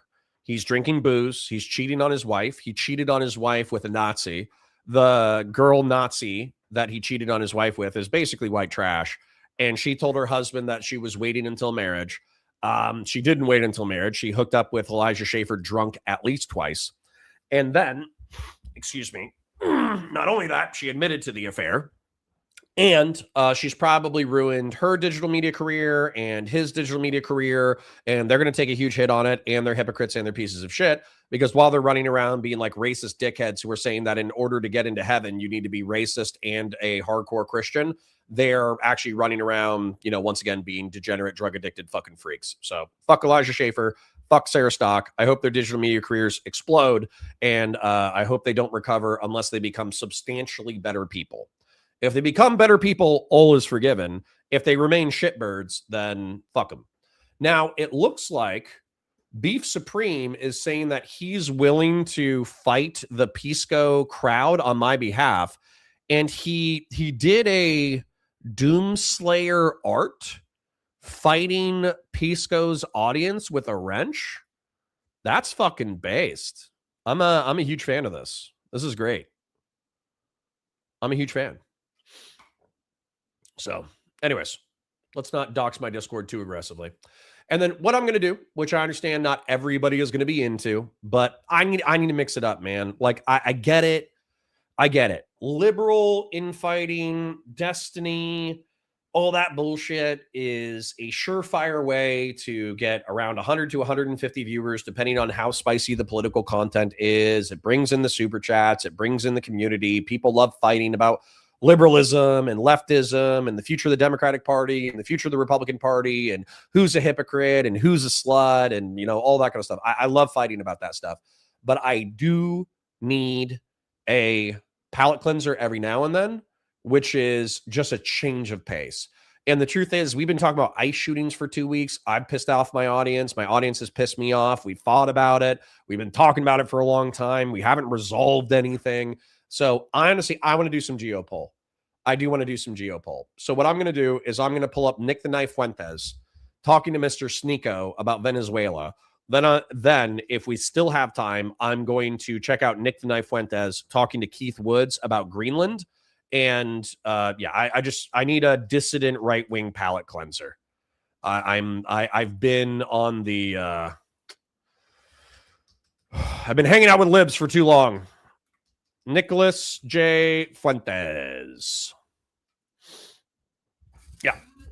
This is going to hurt our brains too, but it'll have Geopol. That's where I hope like Christian Vlaris is like willing to stick around for the content and maybe even enjoy the content, because yeah, it's going to be a bunch of dissident right-wing idiots, but it's also going to be, you know, talking about real serious. We have Geopol at home. It's a slippery slope with that. Now you're going to have bases set up soon. It's not like a 5-hour cool operation. Next, it's okay, now we're going to have a military base, and then the trillions. So I think they're talking about Venezuela. So let me do an intro and let's get cracking, okay? Hi, guys. Welcome to Counterpoints. My name's Connor. I'm a science fiction, politics, and philosophy nerd, a Marine Corps and law enforcement veteran. I would argue a real Republican. And today we're going to be checking out a little bit of the dissident right with geopolitics. Geopolitics, geo meaning earth, politics meaning politics, lol. We got Nick Fuentes, who is a dissident right-wing thought leader, Christian nationalist freak. We got Sneako, who is a mixed race racist Muslim. Pretty funny, actually. Then we got Clavicular, who is a looks maxing incel, volcel, sex icon who effectively just decided that, like, I'm going to get surgery to make myself taller. I'm going to style my hair. I'm going to take acne medicine. I'm going to lift weights and do steroids. That way I can looks max and have sex with a bunch of random chicks, because he's kind of like a red pill men going their own way while also playing into chasing hoes and money for status. That's what I know of him. So I actually don't know this guy. I don't think he's going to be particularly politically insightful, but Sneako is, interestingly enough, insightful enough to be dangerous. I don't think he has like a strong command of history or politics or any of that kind of stuff, but he's like, he can be intelligent at times and insightful at times. And then Nick Fuentes, unironically, is charismatic, funny, and intelligent. His politics are just actually evil, like race realist, Christian nationalist, denaturalize Hispanics and blacks and deport them. Although weirdly enough, sometimes he wants to keep black people. Depends on the day. Okay. He at least wants segregation. So anyways, kind of a bunch of douchebags, but they're going to be talking about the Venezuelan incursion, us kidnapping. And I say us, I mean the United States kidnapping Nicolas Maduro, and whether or not involving ourselves in our hemisphere militarily and politically is based or cringe. When it's Keith Woods show up, Keith Woods doesn't show up in this one. Keith Woods is a separate video. But weirdly enough, I actually like Keith Woods' content. So anyways, without further ado, let's get into it. Like the stream, share it with your friends, engage with chat, super chats if you got them, memberships if you got them. We already beat 2 goals. If we could beat 3 goals today, that would be fantastic. Truth be told, though, you guys have been incredibly generous this week, so I can't ask for very much. Chip if you got chips, oil if you got oils. Thank you for being here. Let's go. Follow. Iraq 2.0. Yeah, literally. Oh, fuck off. It's not that, is it? Bro, it so isn't. How do you know that, though? Well, here's the difference. And here's the only reason I support it. Because I've said the same thing for 7 years. What happened in Venezuela the other week isn't really a regime change. Yet. A regime change is when you actually remove all the civilian and military structure of the government. Because what characterizes a regime it's not just the head of state, but it's all the people that are loyal to him and believe in his ideology. You know, they're like regime supporters. All we did was pluck out the top guy. Let me know if 1.25 is too fast. I want to do 1.25 though. But his vice president just moved right up and filled his place. Like, she is a Maduro loyalist. She got sidelined by Chavez, the previous president. When Maduro came to power, he brought her up. So the interior minister, defense minister remain. They control the security infrastructure. So you effectively still have the same regime. You just now have like a puppet leader that's being controlled by the United States.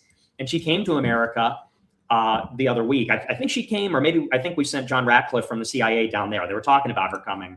And she said, we're going to change the laws and open it up for foreign investment for the oil. And now what the United States is doing is we're going to send contractors, mercenaries. Private military corporation will go down there, secure the oil fields. Trump's trying to get investment down there. And so we kind of have the best of all worlds, where it's like we realigned Venezuela away from China and Russia and towards the United States, but we did it without actually having to have a true regime change, which, you're right, that is what happened in Iraq, and it's super messy because, you know, when you change a regime, you got to hunt down all the loyalists and either kill them, jail them, or re-educate them and have like a Truth and Reconciliation Commission. Which doesn't really work. It can work, but it's just really, it's so many complications. What happened in Iraq is you had this remnant that kept fighting. And the whole country basically then descended into a civil war. There was no government, so it was totally. So I'm actually okay with this characterization so far, with Sneako saying like it doesn't work, and then Nick saying no, it can work. It's just really, really, really bloody and messy. That's true, man. That's one of my geopolitical positions is like, look at Europe. Europe was bloody and messy during World War II, but we stayed there for decades in order to check the communists out of, invading and taking over Western Europe. And we rebuilt it. And now it's, considered some of like the peak civilizations of the planet. And then same thing with Japan. Japan is also considered an incredibly modern, incredibly advanced society. And we stayed there for fucking decades. Korea, same thing. We stayed there for decades, and Korea is considered an incredibly advanced and culturally and civilizationally sophisticated polity. So yeah, like it can work. It just takes fucking decades.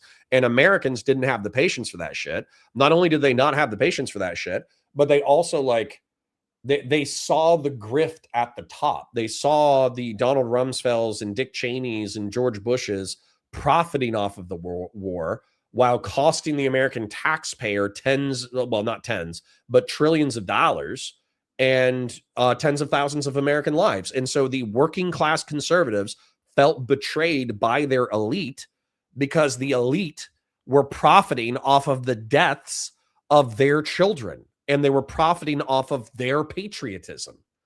And so I think that's when you see the isolationist bent to the modern American zeitgeist. It's because of the resentment of the war on terror.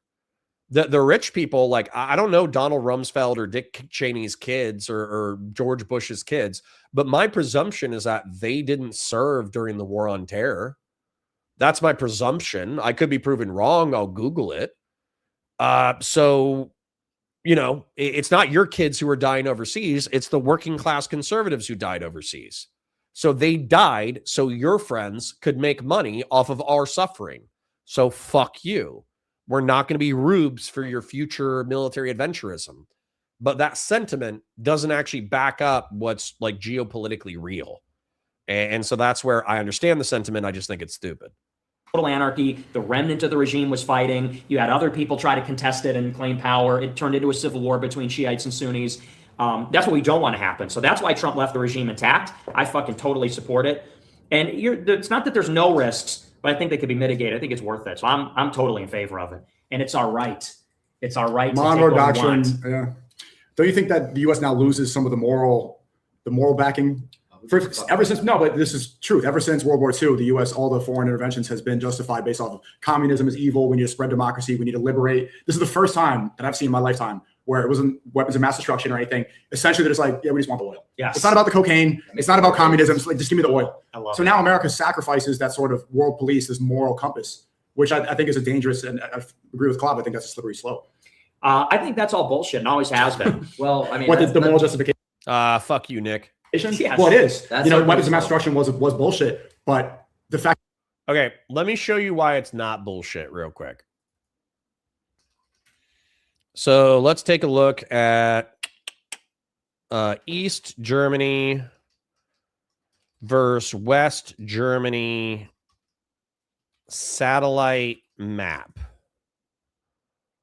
So I don't know if we're gonna, there's definitely shit that's like true, and it could be partially geographic, but East Germany has like all these correlated shitty outcomes for its population. Let me take a look at it real quick. Let me see if I can find it. East German versus West German statistics. 35 years after reunification, East Germany, the former GDR, still trails West Germany economically with roughly 18 to 25% lower per capita productivity, significantly fewer large listed corporations, and lower average wealth. While the East has seen major gains since 1990, unemployment often remains higher and populations lower, though life satisfaction has largely converged between the two regions. And so, like, of course, there's like geographic reasons why this could be true. But the truth is that even like 3 or 4 decades after socialism, that like East Germany is still comparatively impoverished compared to its historically capitalist and Western neighbors. And then even if you look at like Korea light at night picture, I know that we bombed the shit out of Korea. Trust me, I know. Out of a population of 12 million, it's estimated that we might have killed 2 to 3 million people through the aerial campaign between 1950 and 1954.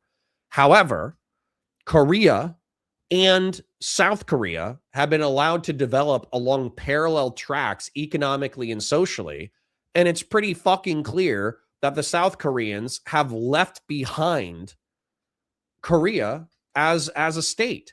And North Korea doesn't even have like good excuses for why they're poor, because if you look at China, which has become state capitalist, China's doing fine. Look at China. China's taken off from an industrial perspective. So why can't the North Koreans go to China and say, hey, yeah, we got fucked over in the Korean War, but we still want to modernize and industrialize, and we still want to become like a modern power player. So can you come in and help us with economic development? And if they said yes, then they probably would be doing fine. But because they're a socialist in name dictatorship, they don't. So it sucks. So yeah. Ice Koozie says, I want a dang wrench. I feel left out. Everyone else has one. I mean, relatively speaking, yeah. But Ice Koozie, I forget your politics and I forget whether or not we fight. So you got to be around enough for me to trust you with a wrench if you want a wrench. So anyways, the point is saying that there's no moral content to, you know, the American foreign military interventions is just like raw bullshit. You could say this is like a purely materialist analysis, but I'm going to ask you, would you rather be like boiling rocks and eating the soup in order to get enough minerals to not starve to death?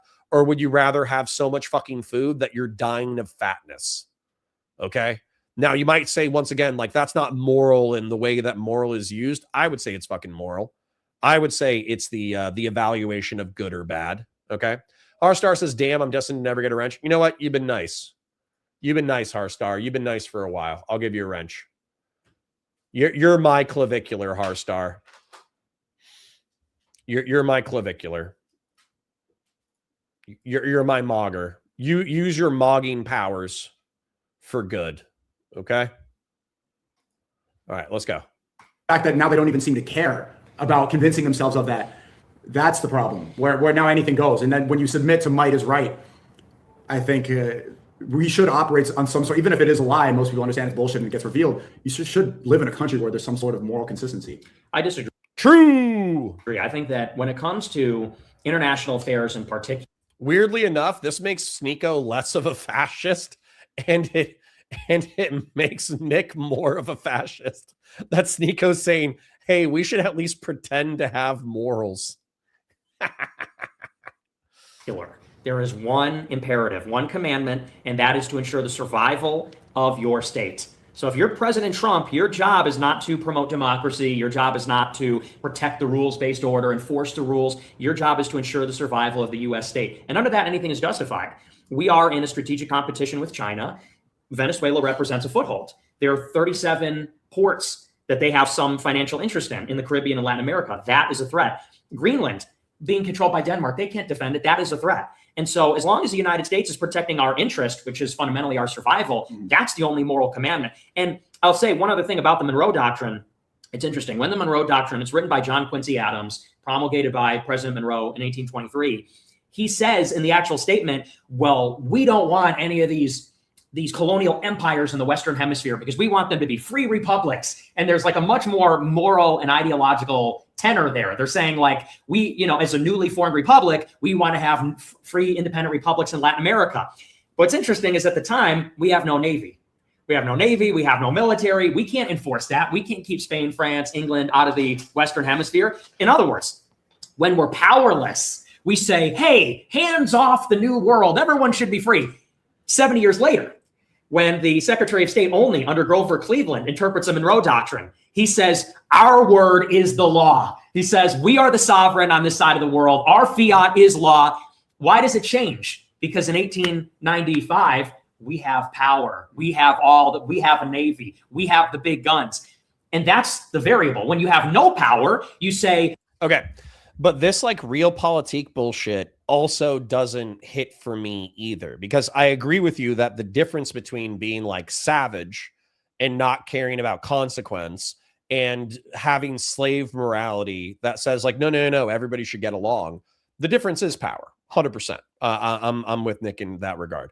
However, there is a morality, and I would say an evolutionary morality, to being a just sovereign. Okay. What I mean by that is if you're like a raw dictator, you do things that are not popular with the population. You screw over your power key holders. You screw over your population. You screw over the military. You screw over your corporations. You screw over everybody. Well, eventually what happens is when you're an unpopular dictator, eventually you get killed. You get killed, you get couped, the power structure becomes unstable, there's civil war when they're fighting over your corpse, and then the power structure that succeeds you. Whereas being a good sovereign, being someone who actually like benefits his people, somebody who looks in their people's interests, somebody who benefits the corporations, somebody who benefits the military industrial complex and the military, somebody who benefits their sphere of influence and their geographic hemisphere. That's actually going to be a better recipe for stable long-term power than being a dictator who just says, you don't like it, you don't have any power, eat a dick. Because power, as we've all been over, power ultimately resides where people believe it resides. I've given you guys that Game of Thrones analogy multiple times, but I'm going to give it to you one more time. In Game of Thrones, during the TV show, there's this parable that they tell where it's there's a guy with a sword. He's a sellsword. He's a mercenary. There's a priest, a merchant, and a king. And the priest says, kill the other two and I will give you an afterlife. And I'll make sure that it's the best afterlife. You'll be forgiven all your sins, et cetera, et cetera.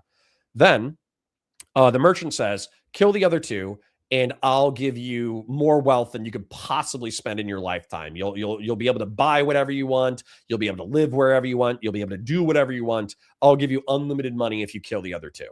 Then the king says, kill the other two and I'll give you titles and lands. You'll be able to tax stuff. Your kids will have vested linear patrilineal power for the rest of time. You're securing your legacy. You'll be politically powerful. Kill the other two and I'll give you that. And the question is, who has the power and whom does the sellsword kill? And the truth is that there's no answer, because if the sellsword believes the priest, he kills the other two because that's where he thinks power resides, in the power of an afterlife and religion. If he kills the other two for money, that's because he believes power resides with money. And if he goes with money, then he'll, be the richest man alive. If he kills the king, then he believes that power rests in politics and the social constructions around politics. And then finally, if he kills everyone and he takes the kingdom and he takes the riches and he takes the role of a religious chief, then he believes that power resides within the sword. Therefore, power is where you believe it to be. And so that's once again but by definition, the king has power. Dude, you tell me you just missed what I said without telling me you just missed what I said. Power is capacity to do, Targoon. Listen to what I said. Religion has power. Money has power. Kings have power. Weapons have power.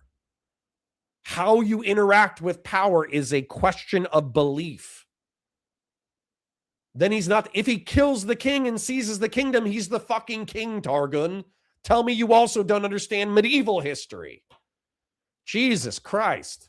Targoon, first with the Vietnam triggering, now with the power triggering.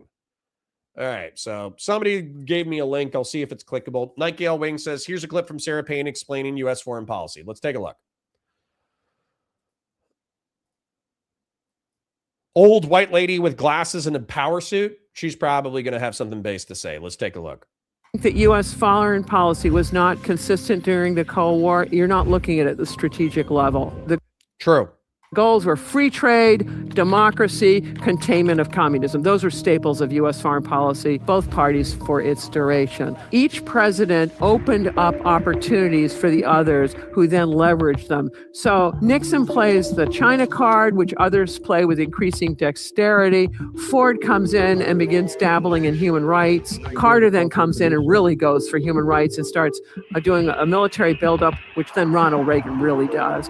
So that by the time you get to Reagan, he is dealing in a position of both ideological and military strength vis-a-vis the Soviet Union. For those who think that U.S. foreign policy... I'm just going to listen to the 3 points again before I keep moving. But yeah, Sarah Payne's fundamentally correct. Was not consistent during the Cold War, you're not looking at it at the strategic level. The goals were free trade, democracy, containment of communism. Base. Free trade, maximize as much wealth as can be generated by the United States. Democracy, trying to promote our political system to be instantiated in other political systems so we develop more allies. And honestly, that's probably a moral position. And then containment of communism. Yeah, fuck them. Fuck the communists. Anyways, let's give Sneako and Clavicular another 10 minutes to fight with Nick. Honestly, I might move into Keith Woods because I actually do trust Keith Woods to be an intelligent interlocutor. Hey, if you use power, you're an evil empire. When we have power, we say our word is the fucking law. What we say goes. That's just how the world works. Okay, two things. One, have we seen any benefits from Venezuela regime change so far? 50 million barrels of oil, several seized oil tankers, and the puppet president. I think Nick's exaggerating the degree to which the next president of Venezuela has said that they're going to be like opening up economic activity to the United States. But if it happens, I'll be happy. Yes. Like what, the 1.8 billion? 1.8 that it costs to do this? No, that's how much we got from the oil so far. That was the from figure. The tankers that we've seized? Yeah, that's what Trump was flexing on True Social. 1.8 billion. It's not just that. It's that we control that oil supply.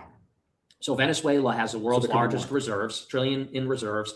We could, if we wanted to, deprive China of that oil, and we have because we blockaded their oil. So we're depriving China of the oil. We're depriving Cuba of the oil.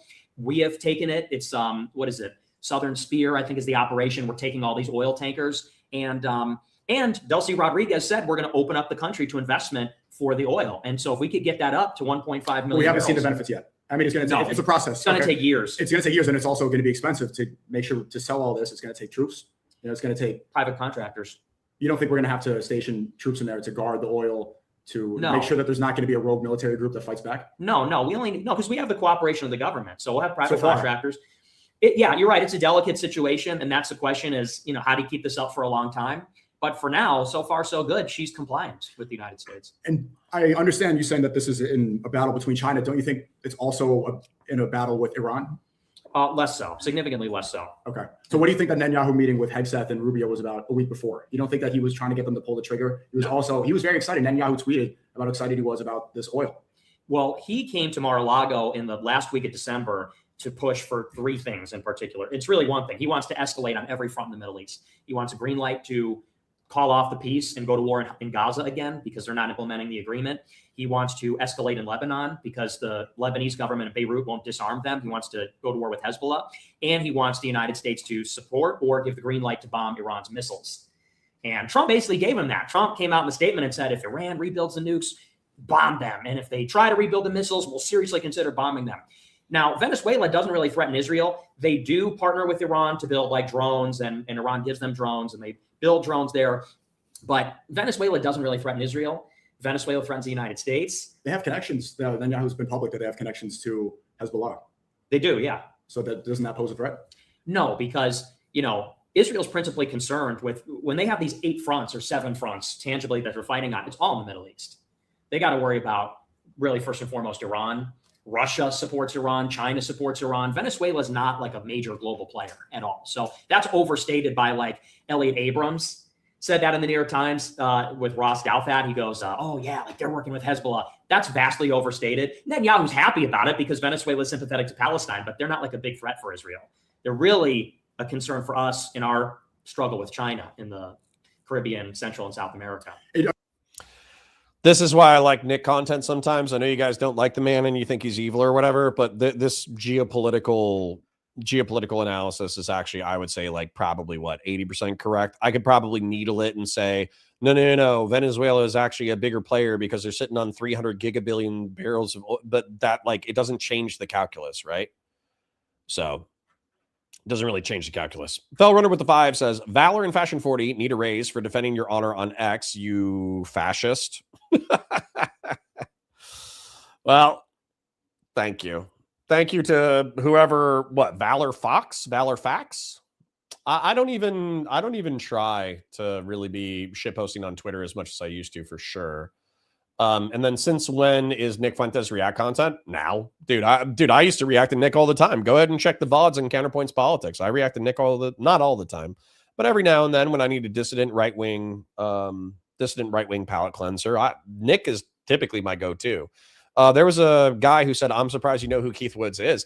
I fucking love Keith Woods. He's like a fascist and he's an asshole and his politics are shitty, but he like perfectly articulated philosophical fascism in a really compelling way. And then he also had a really interesting conversation between him and Cultured Thug. I thought it was great. So I can still think that somebody is like representing a bad ideology that's going to have a horrible impact on the world and still recognize their intelligence or charisma. Yeah, it also surprised me because you've been so critical of Trump's second term, and this is the first thing that now you're very excited about this. Yeah, Nick Fuentes, the neocon. If we understand that he's been completely controlled by Israel this time around, then why is this one separate? Why is this issue now America first and not Israel first? Because this is our hemisphere. You know, and I said it on my show, people go, oh, you sound different. I, for basically my entire career, have said we should fight the Newman Road doctrine. Yeah, since 2019. You said and it's simple. If it's in the Western hemisphere on this side of the map, I support it. If it's in the Eastern hemisphere on this side of the map, I don't. And the difference is the Western hemisphere, we're protected by 2 oceans. So what happens inside this hemisphere affects us. Greenland affects us. Canada affects us. The Caribbean affects us. What happens in Asia and Europe does not affect us, because unless all of our allies get absolutely fucking annihilated and then the global economy implodes and then we have to fight World War III because you're an isolationist douchebag. Like this is actually what pisses me off about Nick is he's smart enough to know, that we spend $1 trillion a year on our military, but that $1 trillion effectively guarantees $70 trillion of worldwide economic trade, right? So why is $1 trillion spent not worth global economic and military stability? It's piss in the fucking ocean. So why are we saying that Eurasia doesn't affect us when that hasn't been true in the past 250? This is why I wish Nick wasn't a fucking pussy and I could get onto his show, because I would 100% press him on this. I'd be like, bro, like we launched the Barbary Pirate Wars almost. Thomas Jefferson was a motherfucker who signed the Declaration of Independence, and he's a president who launched the Barbary Pirate Wars in Eurasia. Our very first president was involved in the Middle East and North Africa. How can you say that what happens in Eurasia doesn't affect America? It's so fucking stupid and myopic. Well, QC John says, Connor, not to be that one guy, but doesn't praising his philosophy and disavowing his beliefs counterproductive and counterintuitive? No, because I'm not praising his philosophy. I'm not praising fascism as an ideology. I think fascism is an evil and pernicious ideology. I'm praising his command of the ideology. Right? It's like you meet a Maoist, right? You meet a tanky on Twitter and they're a ogre boy, total dipshit Marxist-Leninist, one of the dumbest communists I've ever met in my entire life. Unironically, one of the dumbest, most violent, most stupid, most obtuse communists I've ever met in my entire life. Swoletariat, smug prick, hate Swoletariat. Swoletariat is the most smug bitch I've ever met on the internet, but Swoletariat genuinely understands communism and Marxism and socialist history and all of that kind of shit. And so Swoletariat, I actually think is like a hugely smug bitch. No, these are not chatters. These are streamers and Twitter personalities. But yeah, Swoletariat is like genuinely a smart socialist. So I can still say that I dislike swoletariat on a personal level. I can say that I think that socialism and communism are ideas that I think are utopian and stupid and violent and should be fought at every level. I can still like swoletariat as a commander of knowledge within the socialist and communist spheres infinitely more than Ogre Boy. Ogre Boy's a dipshit. Anyways, sorry. Let me read a few little things in chat. I want to get one guide. I want to interact with chat real quick. Well, QC says, oh, that's the one that I just read.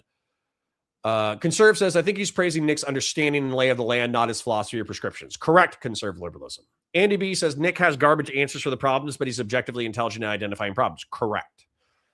Christian Layer says, unless it's in this space, right? No. I genuinely think that swoletariat is probably... There was one other guy that swoletariat was talking to, but swoletariat was smart enough to talk to that guy in order to do a really, really comprehensive deep dive on the history of socialist philosophy pre and post Marx. So Swole pisses me off, but he's not a stupid man. China takes over there, they still got to cross an ocean to cause problems over here. And that means we have early warning. We see it coming. It's logistically complicated, probably unfeasible. And, even the America First Committee by Charles Lindbergh and Henry Ford in World War II, they said the same thing. They said, stay out of World War II. They said the Nazis could win the war. It doesn't affect us. But they said hemispheric defense. They said the Monroe Doctrine and George Washington's farewell address. They said that's the foundation of success for America. So, and that's honestly, that's geopolitics 101. Like that field of knowledge or field of thought is founded by Spikeman and Mackinder. They came up with different ideas about how world politics works, and they both said the same thing. They said, we are unthreatened by anything outside of the Western Hemisphere. So Trump right now, you're very happy. Which I think is wildly stupid, but that's okay. Wildly stupid, but that's okay. Somebody said that Destiny went live. Do you guys want me to keep doing Nick Fuentes content, or do you want me to fight Steven? Tell me. We'll keep watching this for now. But do you want me to keep going with the Preddy conversation and the Epstein shit, or do you want me to keep doing this? Christian Valera says fight. He's an Oiler. Fellrunner says fight.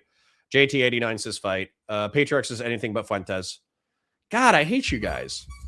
We were doing Geopol. How do you guys? Connor, you need to do more serious stuff. You need to engage with Geopol. This is Geopol. God. Was it Ogre Boy who hates Hutch? Yes. Ogre Boy hates everybody who isn't like a Hassan Dick Rider. Midwits hate Geopol. That's how I feel. That's how I feel. 357 Sig Nationalist says Keith Woods. I'll do Keith Woods for sure. I'm not going to do I'm not going to do this is done. I was just going to watch another 5 to 10 minutes while Destiny's going live. Patriarch says that's our slur Geopol. I hate you. Fuentes Geopol doesn't count.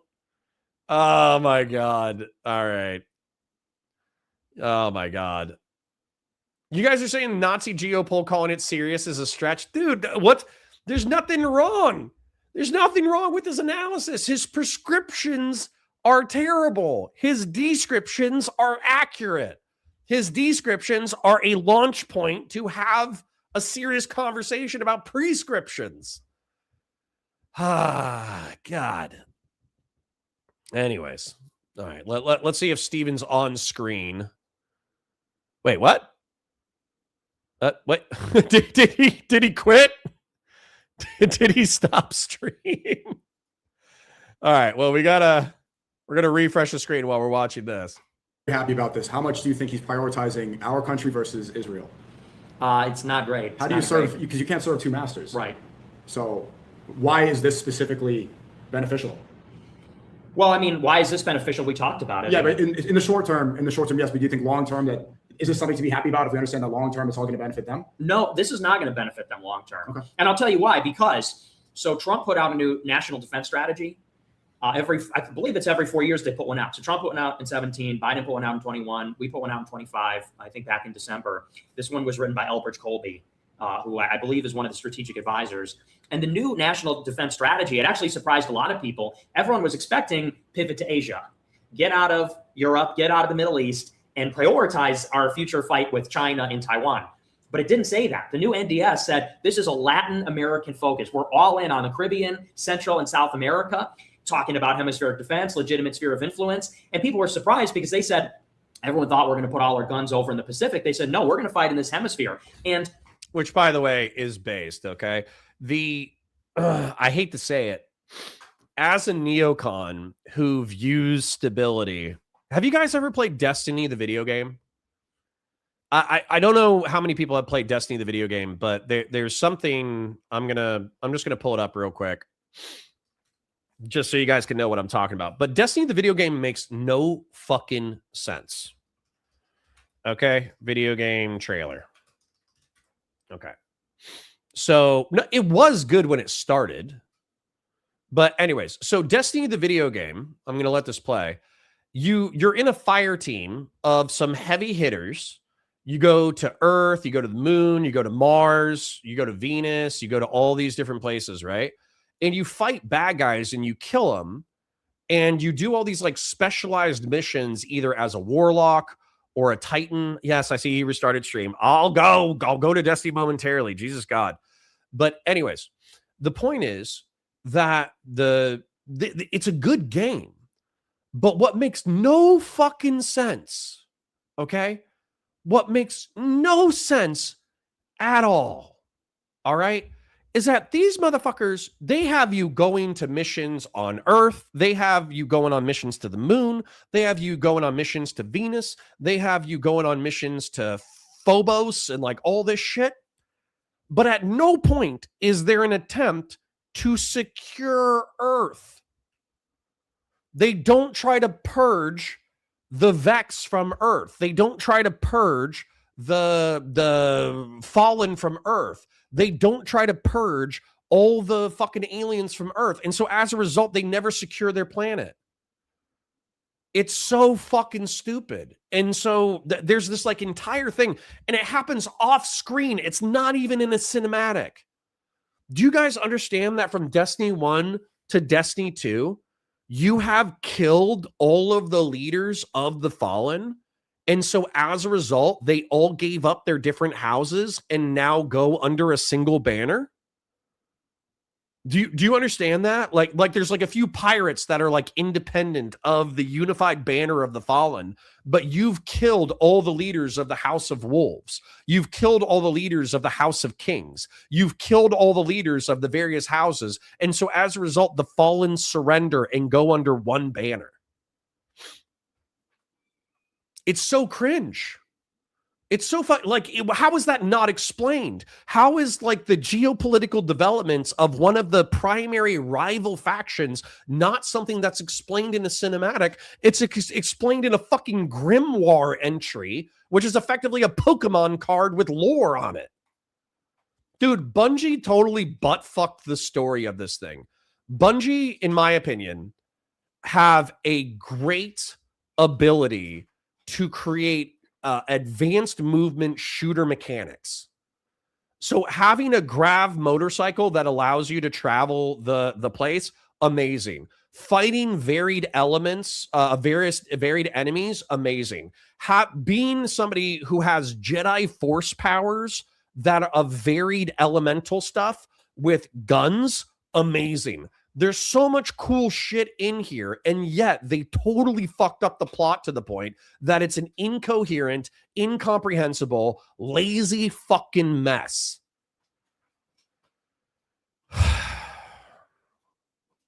I'm actually like genuinely disappointed in what Destiny could have been versus what Destiny is. It's actually so frustrating. Anyways.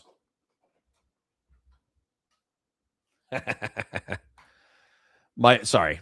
Anyways, let's see if Destiny the streamer is live.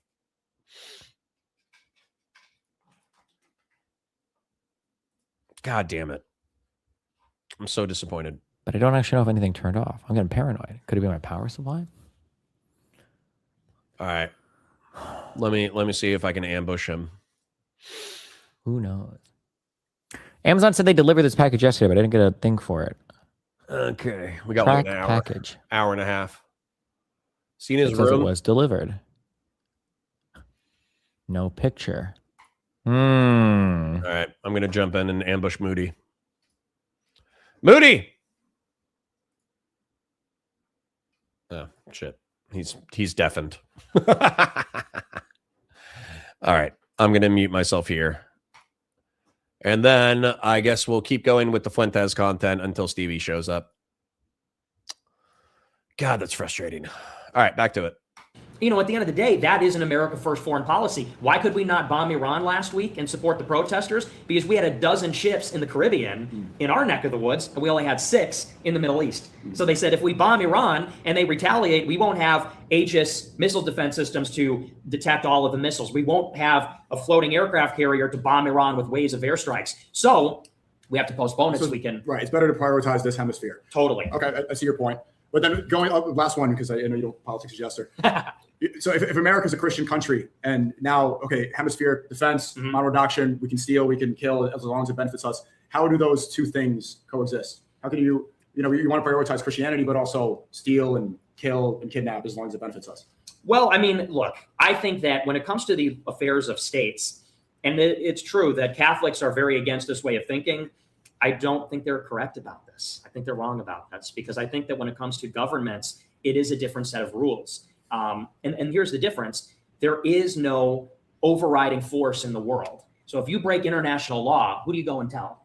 Like there's no one that can enforce international law. There's no independent body. It's not like in a country where if I kill you or steal your shit, you go and call the cops. Your family calls the cops. They throw you in jail. And so what that means is that every state is responsible for their own security. And when it comes to large, complex societies, security is very expansive. Like let's say, for example, Sorry, I did a Destiny rant in reference to the video game. If they retake their home, you get less sequels. No, you could have made it an incremental campaign of taking back the planets and planetoids. Like the Vex were primarily on Venus and their moons. The Mars was primarily the Cabal. Of course, there's other factions on Mars, but it's primarily Cabal. The not the Fallen, the Hive. The Hive were primarily on the moon and on Earth. The Fallen were primarily on the moon and on Earth. So you could have done like a Reconquista, a digital Reconquista, where effectively, like, yeah, you fight all the factions throughout the campaigns, but the first campaign is seizing back the moon and Earth from the Fallen and the Hive. And then Mars could be a campaign of taking back Mars from the Cabal. And then Venus could have been a campaign about taking back Venus from the Vex. And you could still have like the factions less powerful than they were once you get to that point. But then you bring in, what is it? It's Crotus is the son of the Taken King. I forget who the Taken King is. But then you could have the Taken King come in and flip the board and reset everything where the Hive and the Taken are a major power player again. Then you could defeat him. Then you could have the king of the Cabal come in, have him flip the board, redo it. Then you could have Gaul, who is another Cabal figure, come in, reset the board, beat him as the big baddie. And then you could have the Darkness come in and reset the board and finish out the Destiny 2 campaign. So, or the Destiny 2 stuff. So no, there's actually like, you could have had the exact same amount of content, but there would have been like a logical narrative coherence to the campaigns instead of all of the bad guys are always around and they're always on the verge of defeating you and there's no forward progress. I really resent Destiny, the game's narrative storytelling. The narrative fucking sucked. That we get into a war with China and they don't trade with us anymore. Well, they make all our pharmaceuticals. So what happens now? We have no medicine. Can't make medicine. That's a big problem. So like, if we can't have medicine, we're not safe. If this country has a problem with us, we don't have medicine. Point being is we have to secure supply chains, raw materials, resources, territory. We have to think about, what are the other guys going to do? It's sort of like a prisoner's dilemma. So I think that a lot more is justified with that way of thinking. And you could take it a step further and say, the Venezuelan regime is a criminal regime. This is a regime that runs on kidnapping, the drug trade. Can you say the same about America? No, I don't think the two are comparable.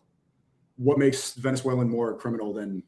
They're much more corrupt, much more. The United States government isn't corrupt? They are corrupt, but Venezuela is more corrupt. How so? Because that country doesn't even make anything. They sell a little bit of oil, and then and almost everybody in the government is in on actual kidnapping. And you could talk to anybody from Venezuela, even in like this city in Miami, and they will tell you, oh yeah, my brother got kidnapped 3 times. We had to pay a ransom. That doesn't really happen in America. Kidnapping versus, Epstein, blackmail. There's both. We're staying on Nick until Destiny goes live.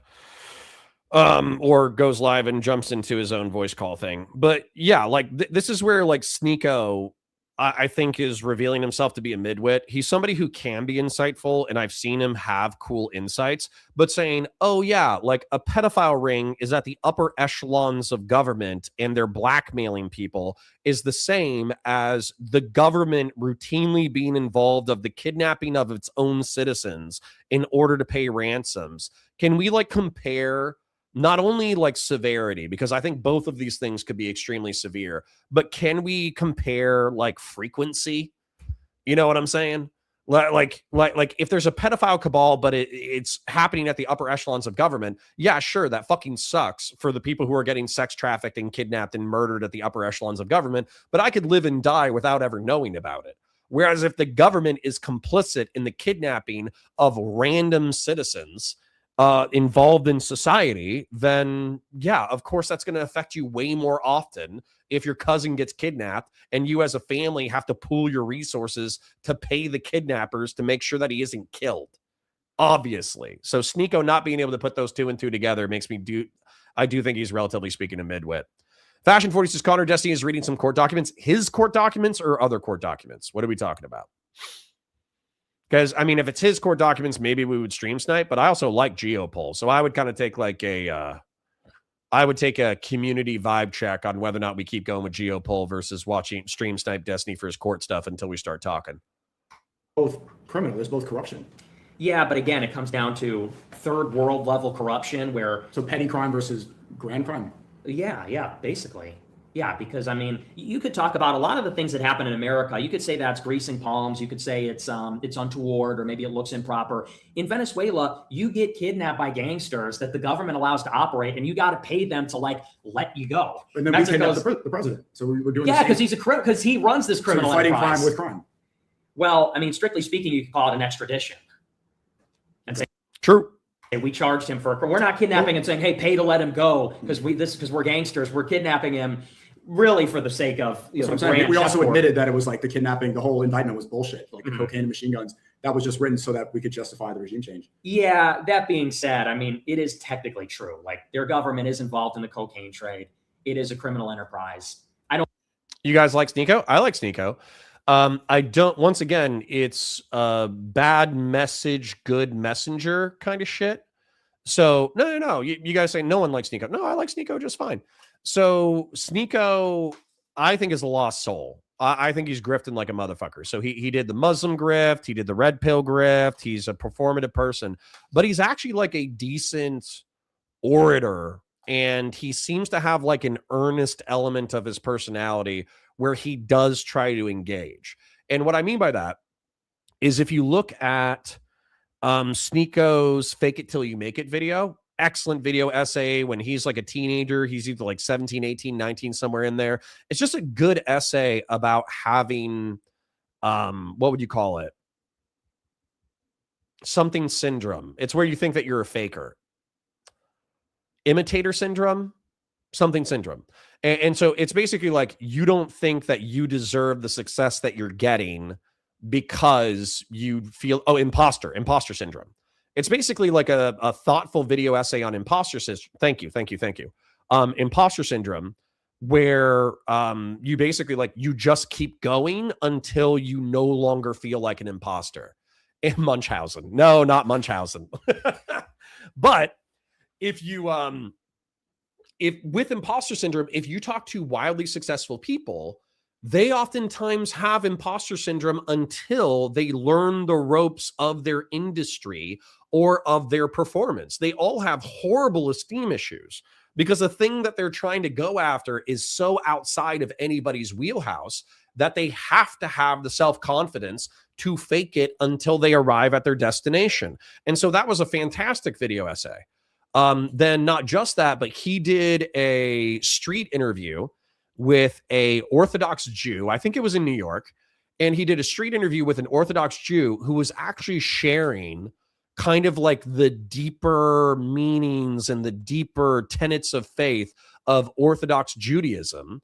And he knew who Sneako was and knew that he was an anti-Semite and knew that he was a pro-Muslim grifter. And yet he sat down and had this like 30-minute, 40-minute, like actually interesting theological debate based off of like Sneako's mid-wit understandings of Judaism and Islam. And Sneako was asking all the exact right questions, right? He was asking all of the right questions. And so that's where, for me, I call him a mid-wit because I feel like he tries to put pieces together that he should obviously be able to put together himself. And so at some point, it does feel like he just gets a series of talking points and regurgitates them until his audience like seal claps for his talking points. But I still think that there's like a level of like earnestness and insight that Sneako offers that makes him more redeemable than Sarah Stock or Elijah Schaefer. I actually do think that Sneako has a soul somewhere in there. It's covered in mud and trash and ego and red pill bullshit and grifting and online personality shit. But I do think that he has a soul, like somewhere in there, there's a soul. I don't think that we should go and arrest every government that is corrupt. We do have to arrest every government on earth. But for people to say, oh, you're stealing their shit. First of all, I would say we have a right to, DHS use of force guidance. I'll Google it real quick. But if you wanted to go further, I would say they're fucking criminals anyway. They're fucking gangsters. Fuck them. And it's left-wing pieces of shit. It's a Christian country. It's a socialist country. Which comes first? For that regime, socialism. And what about in America? America has a liberal regime. Theirs is socialist. Ours is liberal. But I mean, you could say the people are Catholic in Venezuela, but the regime is socialist. It's not like they have a theocracy. It's not like they have a religious state. They have a socialist government run by criminals. So I say fuck them. I mean, they're socialists, but he did ban porn. Didn't he ban gay marriage as well? He banned usury. But who cares? I mean, economically, you're saying that it's like not Christian because it's socialist, but value-wise, he was far more Christian than Trump. But it's run by thieves, and the people are hungry. Trump's a thief too, based off of this. Yeah, but the people aren't starving to death. The people don't have to eat rats. They don't have to pay to get their relatives freed from gangsters. And I just hate all the moralizing from.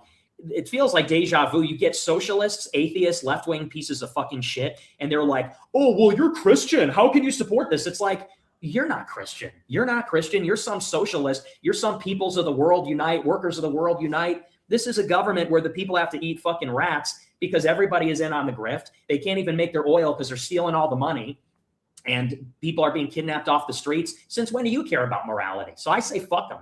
We have to have some moral conviction and say, I'm not going to be told what's right by some left-wing socialist piece of garbage. Because that's really what that is. And this idea of sovereignty, like they got this country together. Now they own the trillion barrels of oil. Says who? They can't defend it. And if they had more power, they'd be doing the same thing to us. It just sounds, we can move on from this, but it just sounds inconsistent to be like, okay, we need to invade because they're morally corrupt and they're criminals, but then you fight it by committing a crime. By doing the same thing that you're accusing them of. I'm saying it would be one thing if they were like some wholesome Chungus little country and they were all Christian nationalists and they were all like meekly praying and the evil empire was just trying, if it was like the Dalai Lama and like Tibet, that would be one thing. But it's like adding insult to injury. Not only are they in our way, not only are they giving us the finger, daring us to kidnap them. By dancing. Yeah, but they suck too. But they're like, the country's totally mismanaged. They can't feed their people. They are criminals and gangsters and they're in the drug trade. So it's like, now you want to make a moral argument? Okay, well, you want to go there. You're a tin pot little socialist dictator. But we've been saying the same things about the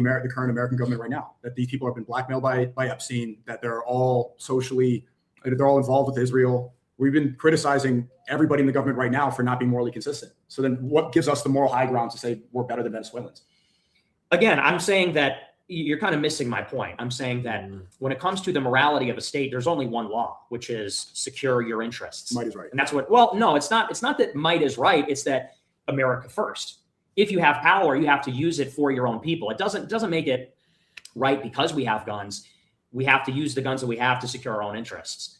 And I'm saying that when people use the moral argument, that's the hypocrisy. But aren't you using a moral argument by saying that they're criminals and that they're pieces of shit? No, I'm saying by saying that, I'm saying it's hypocritical. When you say, oh, you can't kidnap people and steal their oil, I'm like, well, that's rich. It's a country that's run on theft. It's a country that's run on thieves. So I'm throwing it in the other direction. These people like Jackson Hinkle say, oh, this is Western imperialism. Oh, you're Christian and you want to steal oil. It's like, you're a fucking communist. Your government runs on theft. The whole regime is full of criminals. I don't know if invading Venezuela was for U.S. or Israel, but I'm glad I can see where the U.S. stands instead of feeding this herd morality BS. I did not know it's just so long.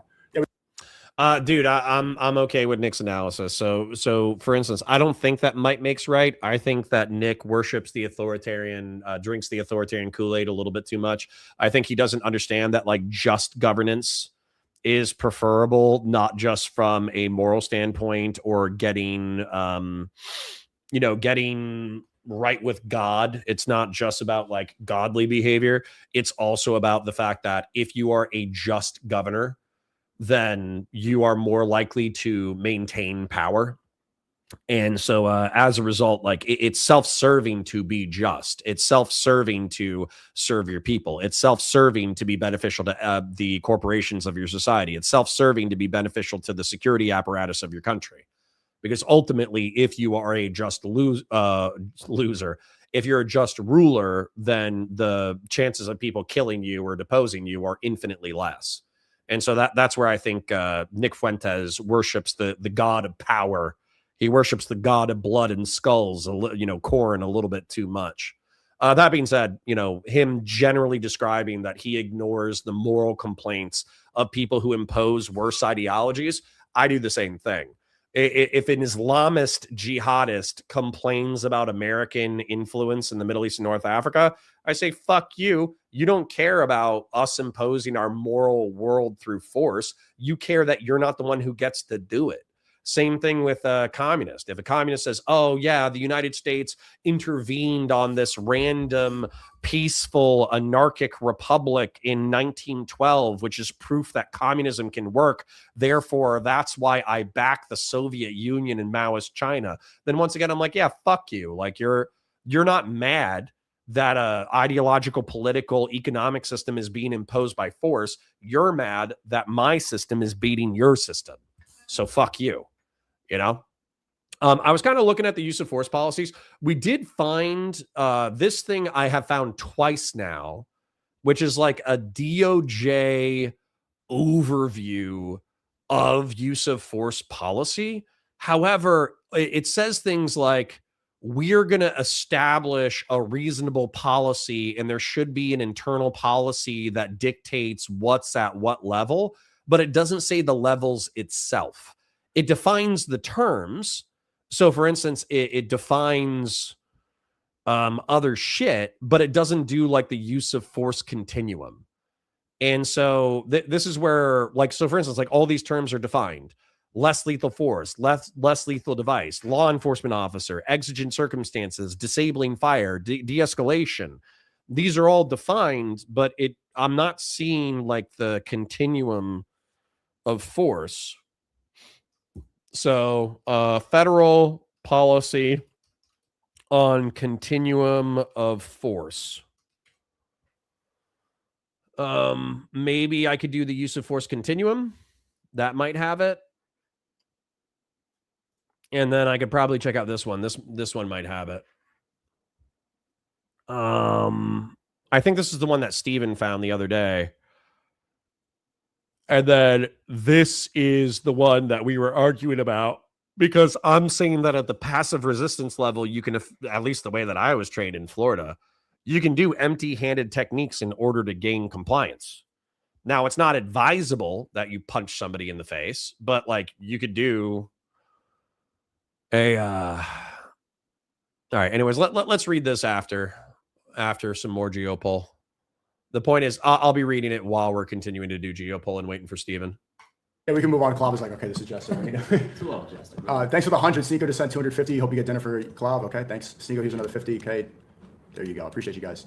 And Dildo Fun. I'm impressed with Nick going against the doctrine of Catholic Church. Okay. All right. So are we all planned out? I'm still waiting on Myron to. He just texted me. I would locked in. Christianity, and now he's a pro-black. All right, I think that actually wraps the Venezuela thing. So shit, I'll start the Nick Fuentes versus Keith Wood segment while we're still waiting. Bucket. Let's take a look at Steven real quick though, just see what he's actually doing, see if it's interesting. Sorry for the dead air, but you know, we're trying to do 3 kinds of content at once. I thought Steven was going to be in his room, or if he saw me in the room, then he was just going to jump in. But January 31st came, no letter was filed by 5 p.m. either. And then on February 1st of 2026, Petitioner's Counsel, not the government, Petitioner's Counsel filed a status report stating that the petitioner still had not been released, although immediate release was ordered on January 27th, and he was here in Minnesota. And then February 2nd, there was 29th from the, well, see, question. Sorry, I'm trying to figure out what this is about.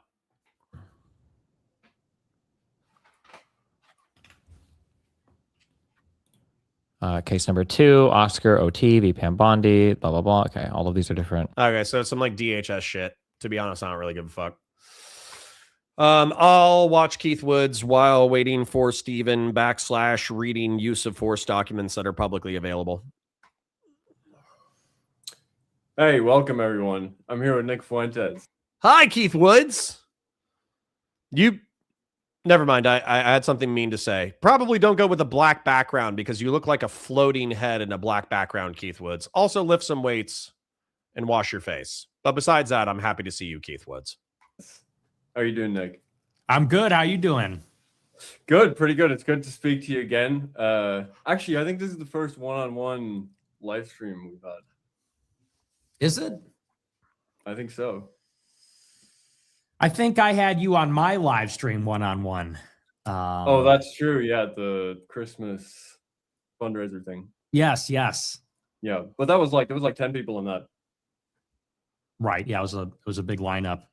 So yeah, this is our first Real one. heavy hitters. Yeah, this is the first time we can really.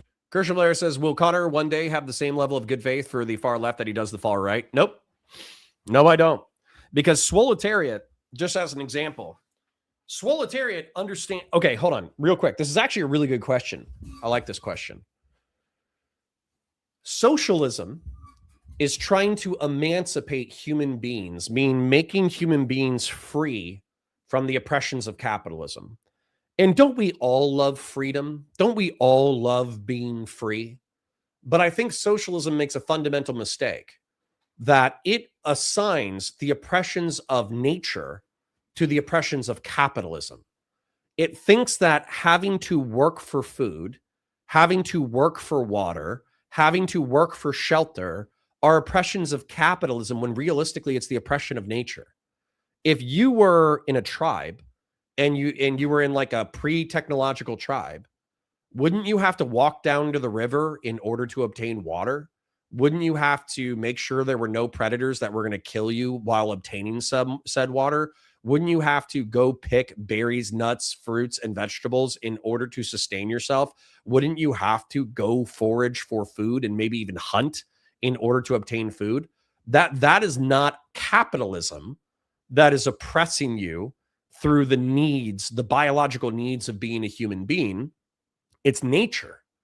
And then also it seems like there's a biological feedback mechanism where if you walk and you hunt and you socialize and you communicate and you work with your society in order to obtain food, water, and shelter, then that seems to prolong your life.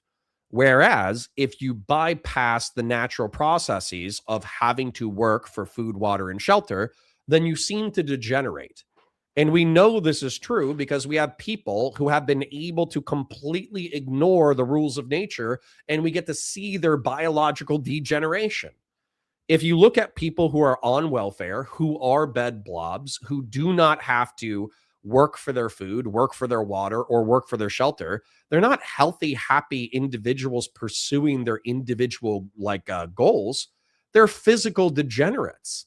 They're 700 pounds. They're dying because of how much food they've consumed. They're dying because they don't get up and work, and therefore gravity is crushing them under the weight of their own bloated near corpses. They're developing diabetes. They're developing cancer. They're killing themselves by emancipating themselves from the demands of nature. And so when a socialist says, but Connor, wouldn't it be great if we all were emancipated from the demands of nature? No, no. You should have to give in order to receive. You should have to work in order to obtain. Now, we should give every human being a base level of dignity because not everybody is capable of giving. Children are incapable of giving to some degree. Adults, old people are incapable of giving to some degree. And disabled people are incapable of giving to some degree. And because we want a more dignified and just society, we should provide for them. But that's a part of the social contract, not an ideal to strive for. And so I think socialism and communism being ideally a moneyless, stateless, classless society, and socialism being an attempt to emancipate the working class or humanity in general from the oppressions of capitalism, I think they're philosophically flawed at their root. So it actually doesn't matter if they're good or bad. What matters is they have a fucking dog shit ideology and their implementations are worse. And they're so fucking stupid and self-centered and Dunning-Kruger and myopic that they think that they're fucking geniuses, but they're not. They're arslers. So no, I will not be extending socialists the same level of charity that I extend to fascists, because unironically, I think that fascist philosophers are pretty smart. They're just evil. I think that fascist followers are arslers. I think socialists should know better, but don't. So fuck them. Hey, do a deep dive. Explore our two worldviews. You had you're in the middle of your generational run, right? So I appreciate the charity of you gracing me here. But that's a sweet mutual glaze. I'm going to fast forward 5 minutes so we can get past intros. I doubt that most of these other people have the wherewithal to do that. And if you look at their content, I think that is really what it's driven by. Everything is going to have the same answer. Every day it's the same message because... Thank you, Fashion 40, for the chip. That is the reinforcement loop. That's what's getting the engagement. And I know I sound like... I know I probably sound like the free press right now, but we have to acknowledge that is the reality that we have been facing since October 7th. Ironically, it's actually the anti-Israel content that is being rewarded the most. And I actually would consider that a good thing, because of course in the past it was the opposite. But certainly in light of this development, I think we have to be a little bit careful that we're not compromising the integrity of the message. It should be truth-driven. It should be topical rather than, as you said, audience-captured, audience-driven. There's a demand for... It's always in one direction. It's always more extreme. How can we take this answer and make it apply to absolutely everything? We have to be a little cautious about that. Yeah, it is really a totally different paradigm. When we kind of discovered this stuff, I don't think people could even relate to the kind of online environment it was. Oh, I didn't do an intro. My apologies.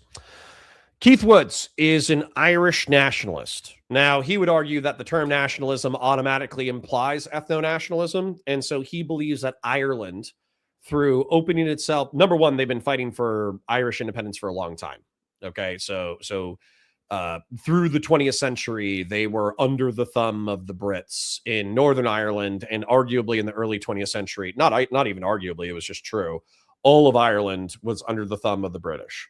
So I think Ireland gained its independence in the early 20th century. It's largely been a neutral country. It hasn't participated in the colonization and theft and exploitation of the international world as much as its other European neighbors. And so as a result, they actually typically sympathize with the pacifists. Or not just pacifists, but the downtrodden. They sympathize with the Palestinians in the Israeli-Palestine conflict. They often sympathize with African nations that are getting their shit kicked in by Western powers. They're actually like a pretty big critics. I think it's ingrained in their culture to be critics of injustice. Well, what's happened, though, is that by opening themselves up to neoliberal economics, where Ireland became a tech hub through relaxed tax policy, where all of the tech hubs have built headquarters in Ireland for tax purposes, what ends up happening is The Irish have disproportionately not benefited. They've benefited quite a bit. Their GDP has gone up. Their consumption has gone up. Their ability to have access to high technology has gone up. A lot of things have gone up in Ireland, but they haven't proportionally benefited from the wealth that's been injected into Ireland compared to the amount of wealth that's present in Ireland. And then not just that, these international tech companies have come with a neoliberal, more globalist, more cosmopolitan attitude when it's come to nationalism, ethno-nationalism specifically. And as a result, the Irish, at least Keith Wood's claim, is that the indigenous Irish have lost a say in who gets to come into their country. And not only that, they're being vilified in a way that might apply to colonial England or might apply to colonial France or might apply to colonial Germany or Belgium. But Ireland actually doesn't have a huge history of like international exploitation. And so as a result, when the whites of Ireland say, hey, I don't want the entire third world to move to my country overnight, and they're like, shut up, you colonial bigot, Keith Woods is properly historically pointing out like, hey, we never colonized you. We never enslaved you. We never murdered you. We are a people who has been ourselves colonized, raped, and murdered. Therefore, you saying that we have to blanketly accept immigrants from all over the planet into Ireland is bullshit. And so he's advocated for a revitalization of Irish identity. I think he's argued for, I don't know if he's argued for remigration, but I wouldn't be surprised. And he's also argued for Irish people to become more identitarian and conscious of their identity. That way they don't allow themselves to be steamrolled by Black and Middle Eastern and North African and Asian immigrants who abuse the indigenous population along anti-colonial narratives. So he's still racist and he understands fascism perfectly. And he is an authoritarian, but he is not a stupid man. He is not an unintelligent man. Like, you know, there was a time when you had to find and then Nick Fuentes is an American Christian nationalist who's wildly popular. Obscure forums and, you know, BitChute videos and this kind of thing. And now it's like, yeah, it's in your For You feed if you're like a normie following politics. Even the payout system, you know, it's weird. I mean, you're not monetized on X, obviously, but like there's a round of payouts every couple of weeks, and I see all these like JQ influencers like, oh, I only got paid like $800 for this period. It's like, you know, you see their account and there's people posting like JQ slop every day. I mean, that is like a serious incentive. So I mean, even some of the, you know, I saw an account that's the same size as mine that pulled like $3,000 in a 2-week period, and that's just tweeting slop like 8-10 times a day. So it's like, yeah, that option is always there. Oscar Nasty says, did I see the state attorney who's working for the Minnesota office who begged to be held in contempt of court so they could take a nap? I sure did. Pretty funny. And it's pretty hard to resist. I mean, any space where there's that kind of demand where you can make money that easily, like you're just going to get a certain type of person attracted to it. Yeah, and to me, it is also a fad. And that is a problem because a lot of people would say that this is automatically a good thing if your thing catches on and reaches a certain level of adoption. And I suppose that's true. It is definitely a good thing that it's mainstream, and it's a good thing that there's common acceptance of it and the rest of it. But as it becomes a fad, it does attract a different type of person. And like you say, if the information is obscured, if it's esoteric, if it's on Oon's Review and BitChute, and you can only read Culture and Critique by Kevin McDonald, it attracts one type of person, which is the enthusiast, the hobbyist, a true nerd, someone who truly cares about the subject matter. Once it becomes extremely popular and there's an incentive, which is to say that if you post about this, you're going to get massive engagement. You could get a payout. It does attract a type of person where maybe they're not even Destiny's in the room, but he's deafened. Very politically engaged. Maybe they don't even care at all about politics, but they're sort of just a passive or casual engagement with the subject matter. And then again, you have the same problem. Is this person in it for the right reasons? When they're posting this type of content, is it because they've done the research and it's true and they care about the issue? Or is this part of, for them, the latest fad? They were into one thing before, they'll be on to the next thing afterward. And what kind of damage then does that do to the credibility of everybody in the space? And this is interesting to hear them talking about the internal politics of the dissident right wing, because Keith Woods, weirdly enough, I would think is the kind of guy who caters to the nerds, caters to the theory heads, caters to the guys who want to understand fascism or communism or socialism or race identitarianism or ethno-nationalism or the history of, 15th through 20th century Europe. I think Keith Woods appeals to like the theory nerds. And then I think that Nick, weirdly enough, is a combination of a theory nerd and a charisma content hawk. You know, he's somebody who can actually take the theory and apply it and actually articulate it in a way that's compelling to a lay audience. But I think when he gets into theory conversations, he actually conducts himself relatively well, definitely above average.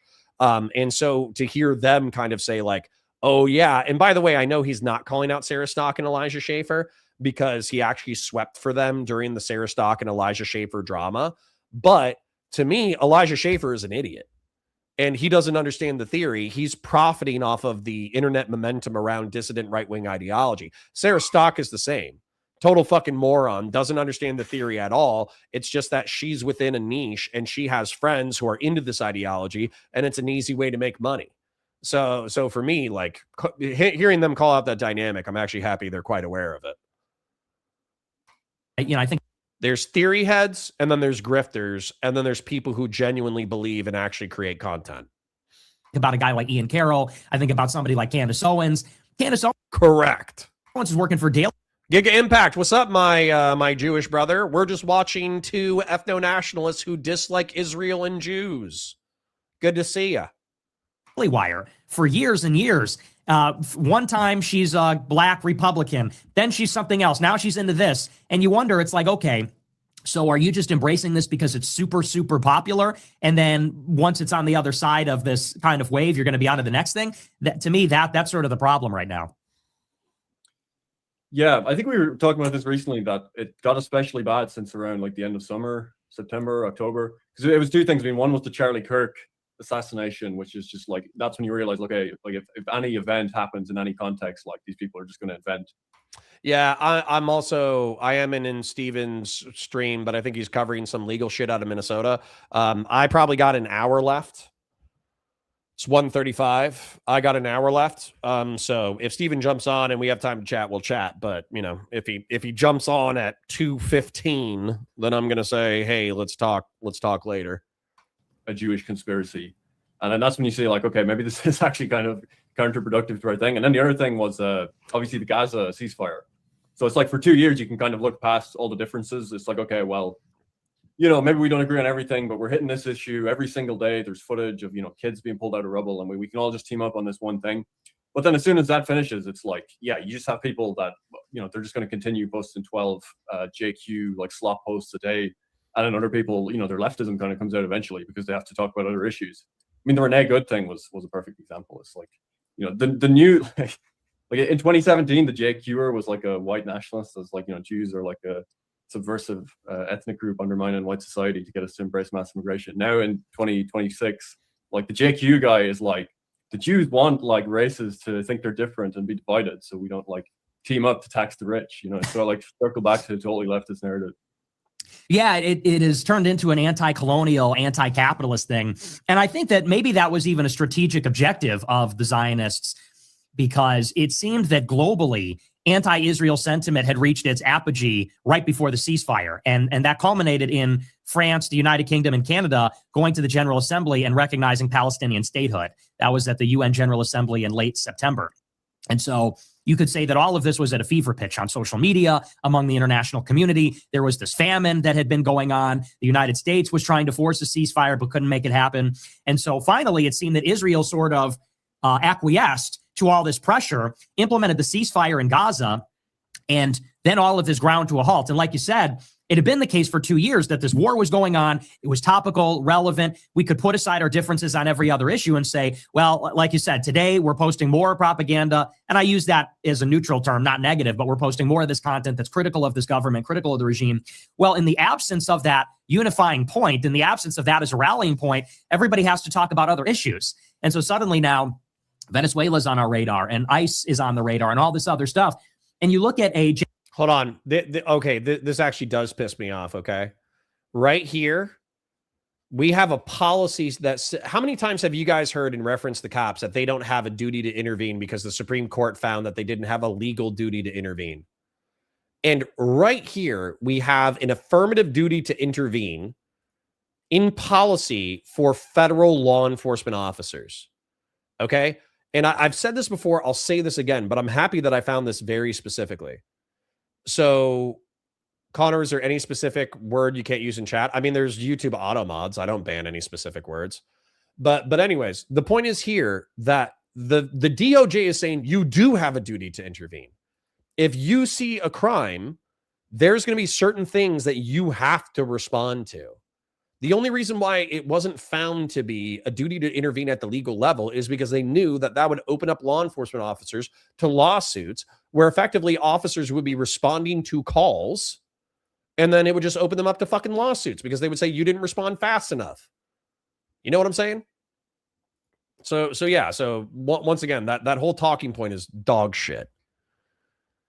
So, and then what's frustrating me about this response to resistance thing not being publicly available, so far, I think we found DOJ and DOS guidance in reference to what the policies should be, but I don't think that we've found specifically the policy itself, which is fucking annoying.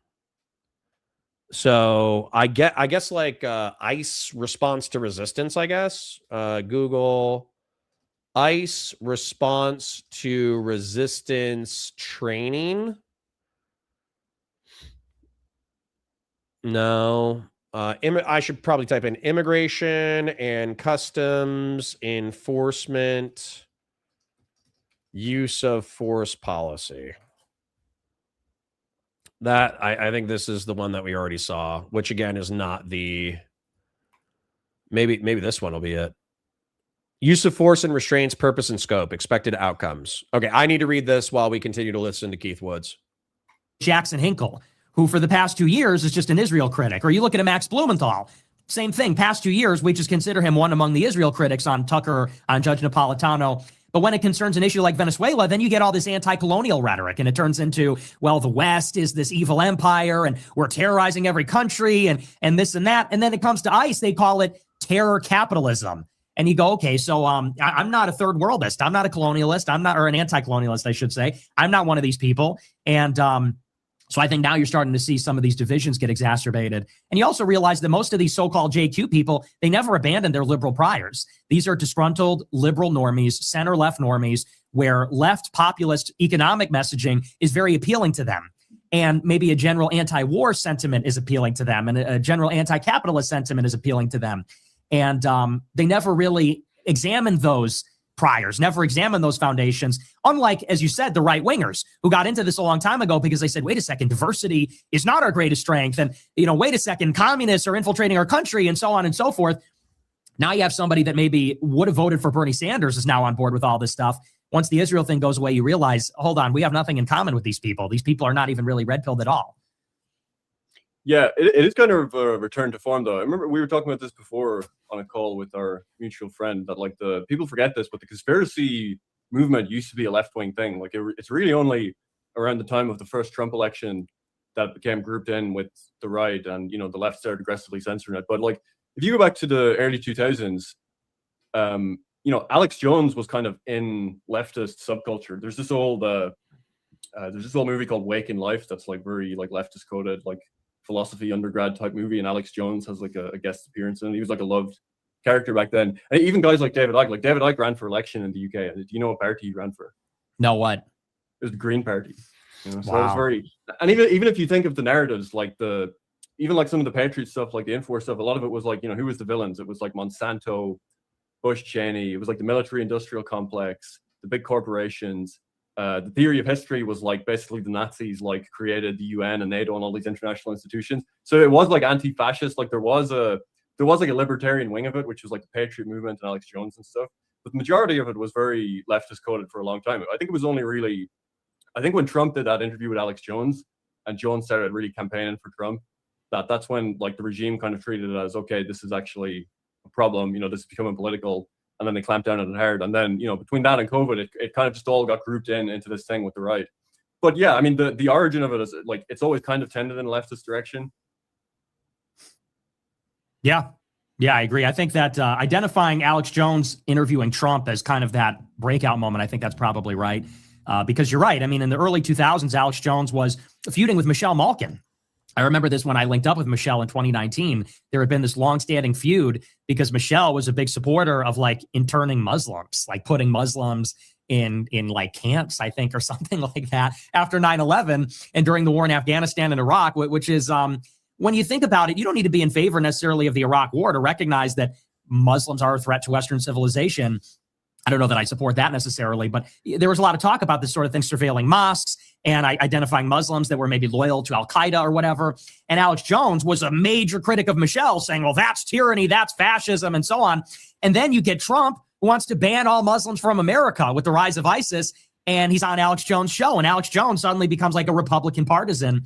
And now all of a sudden, the conspiracy theory is a major right-wing phenomenon. It's like a truly Republican, conservative, right-wing phenomenon as opposed to fringe libertarian, center-left, or even far-left. And now you even have a lot of these people saying there is no such thing as a right and left. We're all going to unite around this issue against Israel or against the Jews, and we can sort of hand wave away all these ideological differences, which I think in itself is sort of like a left-wing view.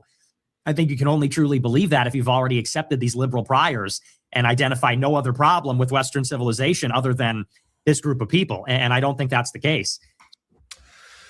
So, sorry that I'm kind of ignoring the anti-Zionist, anti-Jewish rant right here, but I was actually looking for the specific, because there's like directives that overview what the policy should be. And then funnily enough, this is the ICE policy. So I found the Department of Justice corrections officers' use of force policy, but that was in context of already incarcerated individuals. And then I found the firearms and use of force policy on the ICE website. But guess what? It's all redacted. All of it's redacted. Look at this, dude. This is exactly what I'm looking for. This directive establishes the U.S. Immigration and Customs Enforcement firearms and use of force policy. This directive assigns responsibilities for agency employees and in conjunction with ICE firearms and use of force handbook, establishes procedures and protocols concerning firearms and the use of force, including but not limited to training and proficiency, the reporting of use of force incidents, the proper maintenance, storage, and accounting of firearms, and immediate force use weapons. And look at this. Look at this. B7E. Blacked out. Dude, this is what I need. This is exactly what I need. And then this is the Orlando Police Department response to resistance. And this is exactly what I need. Okay. Active resistance. The subject's actions are intended to facilitate an escape or prevent an arrest. This action is not likely to cause injury. Aggressive resistance. The subject has battered or is about to batter a person employee, and the subject's action is likely to cause injury. Approved weapons and equipment. Area. Deadly force resistance. Direct application. Employee. Force. Forcible felony. These are all the definitions. Passive resistance. The subject fails to obey verbal direction, preventing the employee from taking lawful action. So these are the exact things. The response to resistance continuum, a training guide to assist employees in determining the force that may be objectively reasonable. It takes into consideration the resistance that may be encountered, responsive to techniques, and other factors.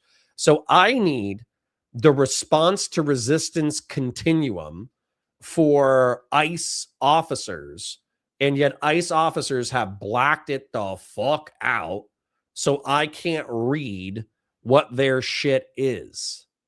It's actually like mad frustrating because this is exactly, so this is Orlando Police Department, and the police department that I used, that I worked for, they just ate their shit from OPD. So this is, if we find the response to resistance continuum, I mean, bear in mind, this has been updated since I was in the force, but you know, I need to find the response to resistance in order to see if what I said to Steven was accurate, which is effectively like passive resistance. You can do pepper spray. You can do hands-on techniques. Active resistance, you can add in a taser. Violent resistance or aggressive resistance, you can fist fight, you can taser, you can pepper spray, you can do all that kind of shit. And then finally, for deadly force, you can use your firearm. So if I find the passive resistance use of force policy, which I think is here, by the way. I'm gonna read this because I think this is the exact document that I would need, but I would need ICE's version of it. And so, unfortunately, ICE being opaque actually leads to them to be appearing more shitty, more nefarious. New York says, what's everyone's favorite hands-on technique? Can I make a horrible joke? I'm not even going to make the horrible joke. I'm going to allude to something terrible. So if you're an adult over the age of 30, you should not listen to what I'm saying right now.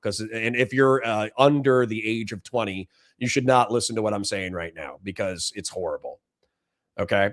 There is a video on TikTok of a female Jedi and a male Sith Lord. Okay. And they're about to get into a lightsaber fight. And so the female Jedi does a force move where she starts doing this to the Sith Lord and she wins the fight.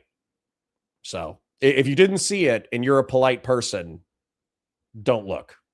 Do not rewind and look. If you're an impolite person and you love vulgar jokes, rewind 5 seconds and take a look at your screen. So I'm in total agreement with you on that.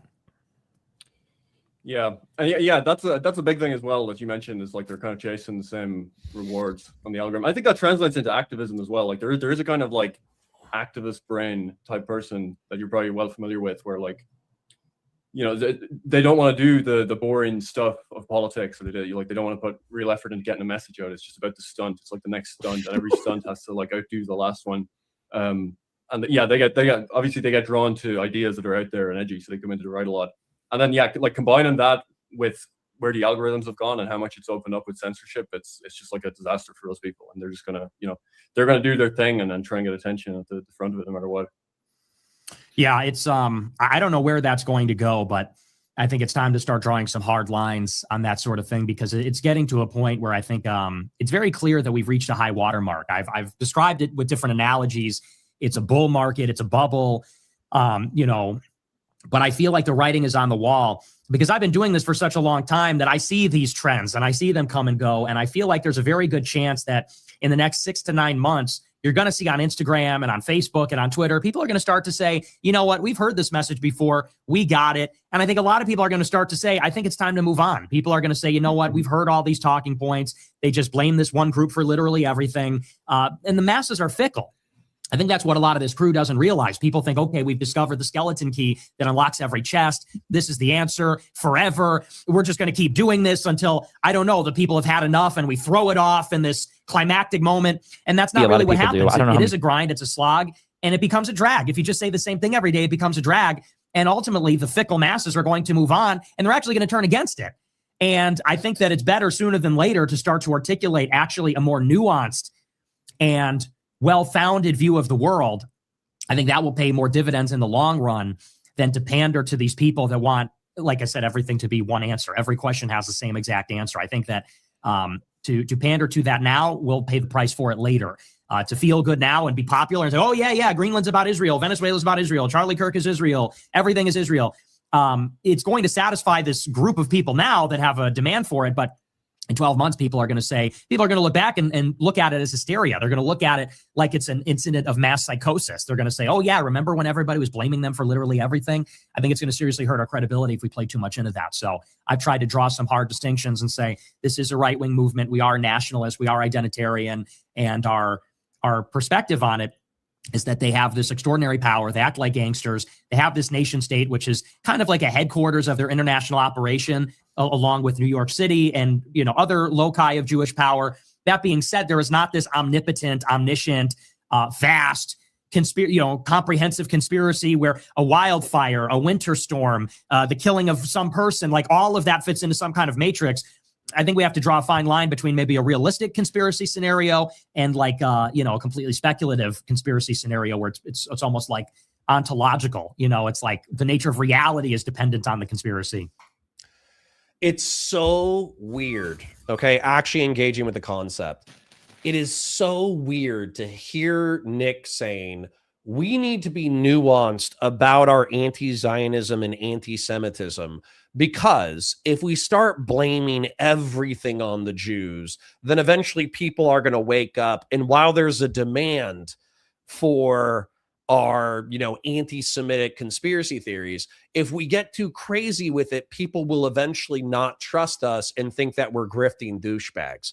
And what's so funny about that is he's saying that while he's wearing Jeffrey Epstein's sweater.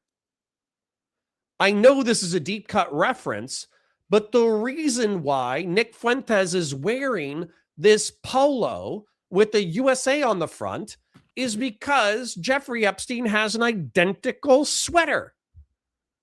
He's doing a deep cut reference to Jeffrey Epstein, the frickin' pedophile ring.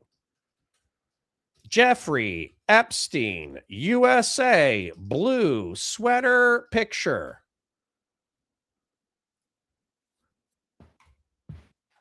This is it.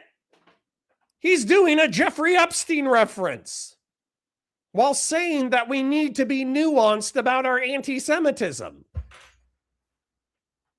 The ironies abound. God. What a weird piece of content. Yeah, there's also there is a point where you become so conspiratorial that you just circle back around to being an normie. Because at a certain point, when you meet someone that's super conspiratorial, where it's every single thing that happened. No, it's Connor. Conor is how you spell my name, Keys. In the news is somehow it's to distract you from something else, or it's to set something. All right, quick chill. So it looks like we're losing some momentum just because Steven went live. I think you and me and everybody in chat is waiting to see if Steven actually jumps into his own chat so we can chat. However, he's continuing to do his content or whatever, so we've lost some momentum there. But anyways, so we've kind of all been engaging with this content, waiting for the next piece of content. But like the stream, it's free. Engage with chat. The true coggers are the best parts of the cog. So engage with chat. Lots of cool, interesting people in chat. Super chats if you got them. Memberships if you got them. You guys have been incredibly generous this past week. So if you've already chipped and you've already oiled, do not worry about it. We did hit 2 goals today. I think 2 goals is kind of a slower day. 4 goals is a busy day for us. So normally if we hit 2 or 3 goals, if we hit 2 goals, I'm happy. If we hit 3 goals, I'm very happy. If we hit 4 goals, it's a busy day. So anyways, so thank you for your support. Let's keep watching though while we're waiting for Steven to unmute. But I'm telling you right now, what time is it? It's 2 right now. We don't have enough time. So that basically means that I get hungry, I get grumpy, and I stay later than I'm supposed to. And then we fight. But if he jumped on before 2, if he jumped on at 2, I'm going to stick around and fight. If he jumps on at 2 or 2:15, then I'm just going to tell him hey man, I want to yap to you about the Preddy shooting and the whatever and the Epstein files. But realistically, I'm too hungry. I'm too hungry, and it's too late, and I'm tired, and I'm bored, and I got 60 live stream viewers, whereas normally I'm at 100 to 150. But you stole my viewers so they could watch you misunderstand a diagram about India. So, you know what I'm saying? Why don't I bring a Snickers? I should start buying Snickers for myself. That's a good point. Christian Lair says, got to jump out of this stream then. What do you mean? You have to jump out of the stream? Because dude, I'm staying late because of you. So if you're jumping out of this stream, then I'm jumping out of the stream. You know what I'm saying? So Christian Valeris, you're like my boss. You're the reason why I'm staying late at work. So Officer Nasty says Nick Fuentes and Keith Woods are wildly boring. I get it, but they're actually intellectual power weights. I mean, you on Destiny's stream? What? I don't know what you mean. Oh, jump out of his stream so I'm not continually forcing you guys to anticipate that I'm going to be on Destiny's stream. Therefore, we're losing some momentum that way, I get. Okay, I think I get what you're saying. And then not just that. Officer Nasty, you do understand, okay. You're right. And I'll go ahead and put a pin in this, okay? We'll be done with Keith Woods and Nick Fuentes. But you do understand that there's a balance here that I have to do as a creator, where if I exclusively talk about DDW, the Destiny Dick Watching Helicopter, if I exclusively talk about sex shit, if I exclusively talk about Sarah Stockton and Elijah Schaefer, then yeah, it's good viewership. It's okay donations. But realistically, the 50 to 60 true coggers, they don't like, they don't like the drama. At least they don't like the drama all the time. It's like eating a dessert. You want to eat a dessert, but if you have cake 3 times a day, eventually it kind of becomes like a little bit too rich to the point that you get sick of it. You know what I'm saying? And then they're saying like, no, we want steak. We want like steak and asparagus and like some squeezed lemon on top of our steak. We want something juicy and meaty and delicious. We want Geopol, right? We want hardcore geopolitics. And then like hardcore geopolitics is, it's dry. It's dry. 357 Sig Nationalist says, thanks for the stream. Glad to be here, even though I'm not your regular audience. Hey, man, thank you for dropping by, even if you're a dissident right-wing dude. I like Keith Woods. I like Nick Fuentes. I think that listening to them talking about geopolitical events, the state of the dissident right, the developments on the dissident right, the politics games of background characters backstabbing each other and grifting and all that kind of stuff. It's it's great. Like I like that stuff, but I also understand that Keith Woods is specifically dry. He's a dry character. James says, "Where did they go? I exited them. People were complaining, so I killed them digitally." But Keith Woods, man, he might be better in an essay format, but Keith Woods is not a stupid person. Unironically, if I go to Keith Woods' YouTube, unfortunately, I think he removed a majority of his content. Oh, let's check in on Steven real quick. He's reading additional legalistic documentation. We did give them a lot of conditions, though. I don't know what that can be. Maybe curfew, or maybe checking in with someone saying, okay, well, that's not okay, because that's not what the judge ordered. I was like, can't you just get the judge to sign off on anything? No, it's not that kind of judge. It's a real judge, not the fake bullshit ones that we've been going to in the past. I wish that was his own case instead of whatever he's talking about. But anyways, if you go to Keith Woods, unfortunately, he had this beautiful and brilliant fascist dissection. I think it's gone now. Keith Woods, Bernie, biopower and postmodernity, meh. Keith Woods, some pictures, meh. Keith Woods, what they never told you about Marx, that's probably good. Keith Woods, Soviet whaling, a study in evil, meh. Industrialization in the mechanized universe, it's probably philosophical. On work and free time, meh. Keith Woods, science and the philosophy of liberalism, that could be good. Postmodern capitalism in the new left, that's probably good. Chernobyl and the rise of the technocrat, meh. Technological society, that was actually an interesting one. I think I won that one. Star Wars and the rise of product, it could be okay. The problem with green politics, anyways, you guys get it, right? But he had this classic essay on fascism. He was like Giovanni Gentile and the philosophy of fascism. And I don't see it. And it was phenomenal. It was like this perfect, tight 20-minute essay with a mild, very tepid biography of Giovanni Gentile, an explanation of political corporatism, an explanation of flexible authoritarianism, and then the way that philosophy was applied in Nazi Germany, in Italy, and in Spain. And it was brilliant. It was fantastic. So the fact that it's not here actually makes me sad. I wonder if he's on Rumble. I wonder if he took his old content and put it on Rumble. Oh, God, I hate Jeremy from the Quartering. Weirdly enough, me doing the content, making fun of Jeremy from the Quartering was unironically, it hit 1,000 views in like 24 hours. I think a lot of people hate him. So, exposing the ADL. I don't see any essays here. Where's the essays? He's talked to Richard Hanania. That's interesting, because Richard Hanania is a guy who voted for Trump but hates the MAGA movement now. So that's crazy that you have like a dissident right-wing fascist philosopher talking to a anti-MAGA conservative. That's kind of wild. That's kind of wild. We got some Epstein stuff. We got a debate about Christianity.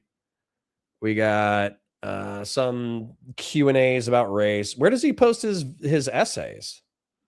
That's sad. Sad. Damn. What Keith Woods was best at is not available. That makes me sad. Oh my God.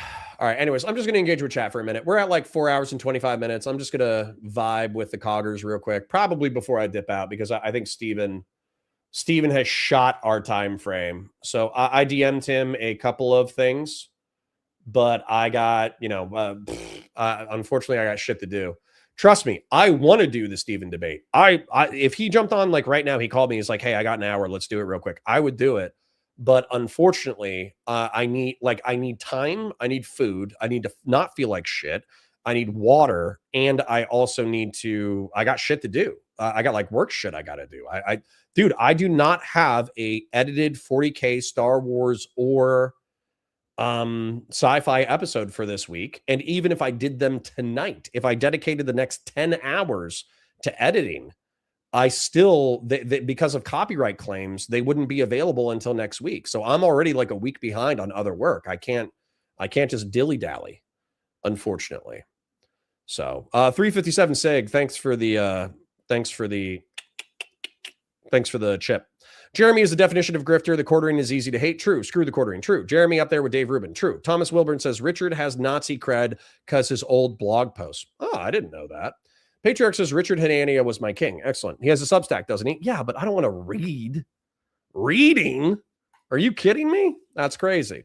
Eric Dom says, have you ever reacted to anything by Sarah Payne? It might be interesting since you like Geopol. I like your Geopol. I'm honestly going to pull a President Sunday soon, okay? Because I don't know if the Geopol bros are ready for it. Sunday used to do this thing where he would do theory, okay? And what he did is he went live, but he had a theory meter where I think if he broke $100 in a stream, it might have been 200, I forget. But if he broke a certain threshold, that was difficult, but not impossible.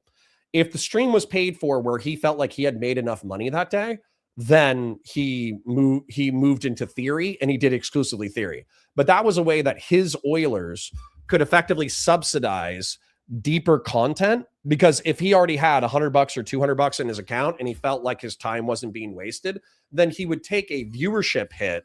Like I think Sunday at his peak was probably between 100 and 150. But basically, like, he would take a viewership hit where he would dip back down into the 50s, but everybody who stayed was intensely interested in the topic. So the engagement was through the roof. And then what ended up happening was it became such a normal part of his content that Oilers and chippers would chip up to theory, and then he would engage in theory content. And then there was a really passionate audience that he got his theory streams up to around 100 viewers, depending on the topic. So I think that's going to be like, I'm not going to institute it now because realistically, I think I'm small enough that I just have to do the content that I think is going to do well. But I think that's going to be something that I'm going to have to impose for like drier topics, is I'm going to say, hey, if you want to, this is the content of the day. Here's the drama. Here's the metrics. I think this is going to do the best for the stream. But if you want Geopol from Sarah Payne, if we hit $200, then I'll do, a 2-hour segment on Sarah Payne Geopol. You know what I'm saying? Fell Runner says, redacted. It's redacted. I know. Sad. Christian Valera says, make announcements in Discord. Okay, I will. Dice says, hey, been a while in school destroying my classes. Miss y'all. Oh, thanks, Dice. Miss you too. Grassroots says, everyone boo Gen X when she comes back. Lol. Yes. Giga Impact says, Khazra, but like, what can be done about the 10% if they are willing to kill and be killed for the regime? That's like 9 million people you can't get rid of. Yeah, that's kind of the problem in Iran right now. Khazra is, of course, our community member who's in Iran. That's why civilian firearms are based. Because if you had 9 million diehard authoritarians who were shooting their neighbors in order to keep the regime in power, if you had, I don't know the population of Iran, but let's say that 9 million, what's the population of Iran? Let's take a look real quick. Let's not talk totally out of our ass. Population of Iran is 90 million people. So with 90 million people, if everybody has a fucking gun or half the population has a gun and 9 million people start massacring those neighbors, well, then the 40 million civilians who have firearms, they can say, hey, fuck that. And then they can just start black bagging their authoritarian regime people who are murdering their neighbors. And then boom, you do have a civil war, but you also have the civilian population capable of fighting off an authoritarian government. Paul says, yeah, he had a theory and drama meter. Correct. Patriarch says, thankfully, that will never happen because commies don't have money.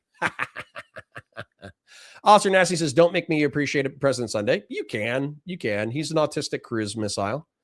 A million riflemen march based. 92 million, says Kazra. There you go. All right. Yeah, it's not going to be Rwanda 2.0. Correct. All right. Anyways, I know that we still have 60 people here. I know this is the true cog. I know that I should find a little bit more content to pad out your day. But the truth is that we lost 30% of our audience to Destiny when he went live and started reading about some Minnesota bullshit. Destiny's not jumping into the chat in order for us to debate. We did hit 20 donations today, which is perfectly fine. That's a perfectly fine day. So I'm just going to take the L and dip out. But Giga Impact says, yeah, Connor, but you can't kill 9 million people in order to build a democracy. That's a bit contradictory. Yeah, I can. What? Yeah, you can. How many people did we kill in Japan? How many people did we kill in Europe? Didn't like 20 million people die in World War II? If you can kill 20 million people in World War II in order to modernize Japan and in order to modernize Western Europe, you 100% can kill 9 million people in order to establish democracy. Absolutely. Anonymous Chatter says, did anyone see Bitcoin fall through the floor today and this week and this month? No, but that always worries me because I have a guy who backs me financially or whatever. Not the guy who's backing Counterpoint Sci-Fi and Counterpoint Star Wars, but String. String gave me some startup money for the YouTube channel, for the politics YouTube channel. And I'm paying him back. But whenever I hear that, like, I think he's invested in a lot of like crypto. I'm sure he's diversified his investments by now. But whenever somebody says like crypto, took a 90% hit, I'm like, did String kill himself? I hope he didn't. But let me thank the people who did donate today. 357 Sig Nationalist, thank you. Fashion 40, Fell Runner, Christian Valeris, Anonymous Chatter, thank you for the chips.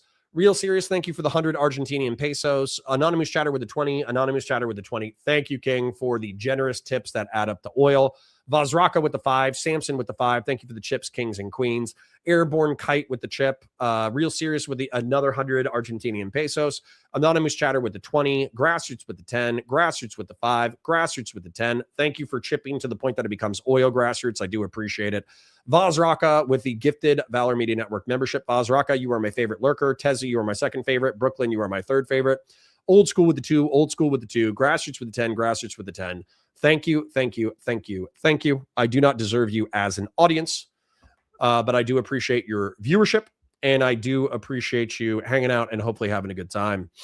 Then Giga Impact says, Connor, you maybe just tell Steve about the redactions. It's just absurd. Yeah.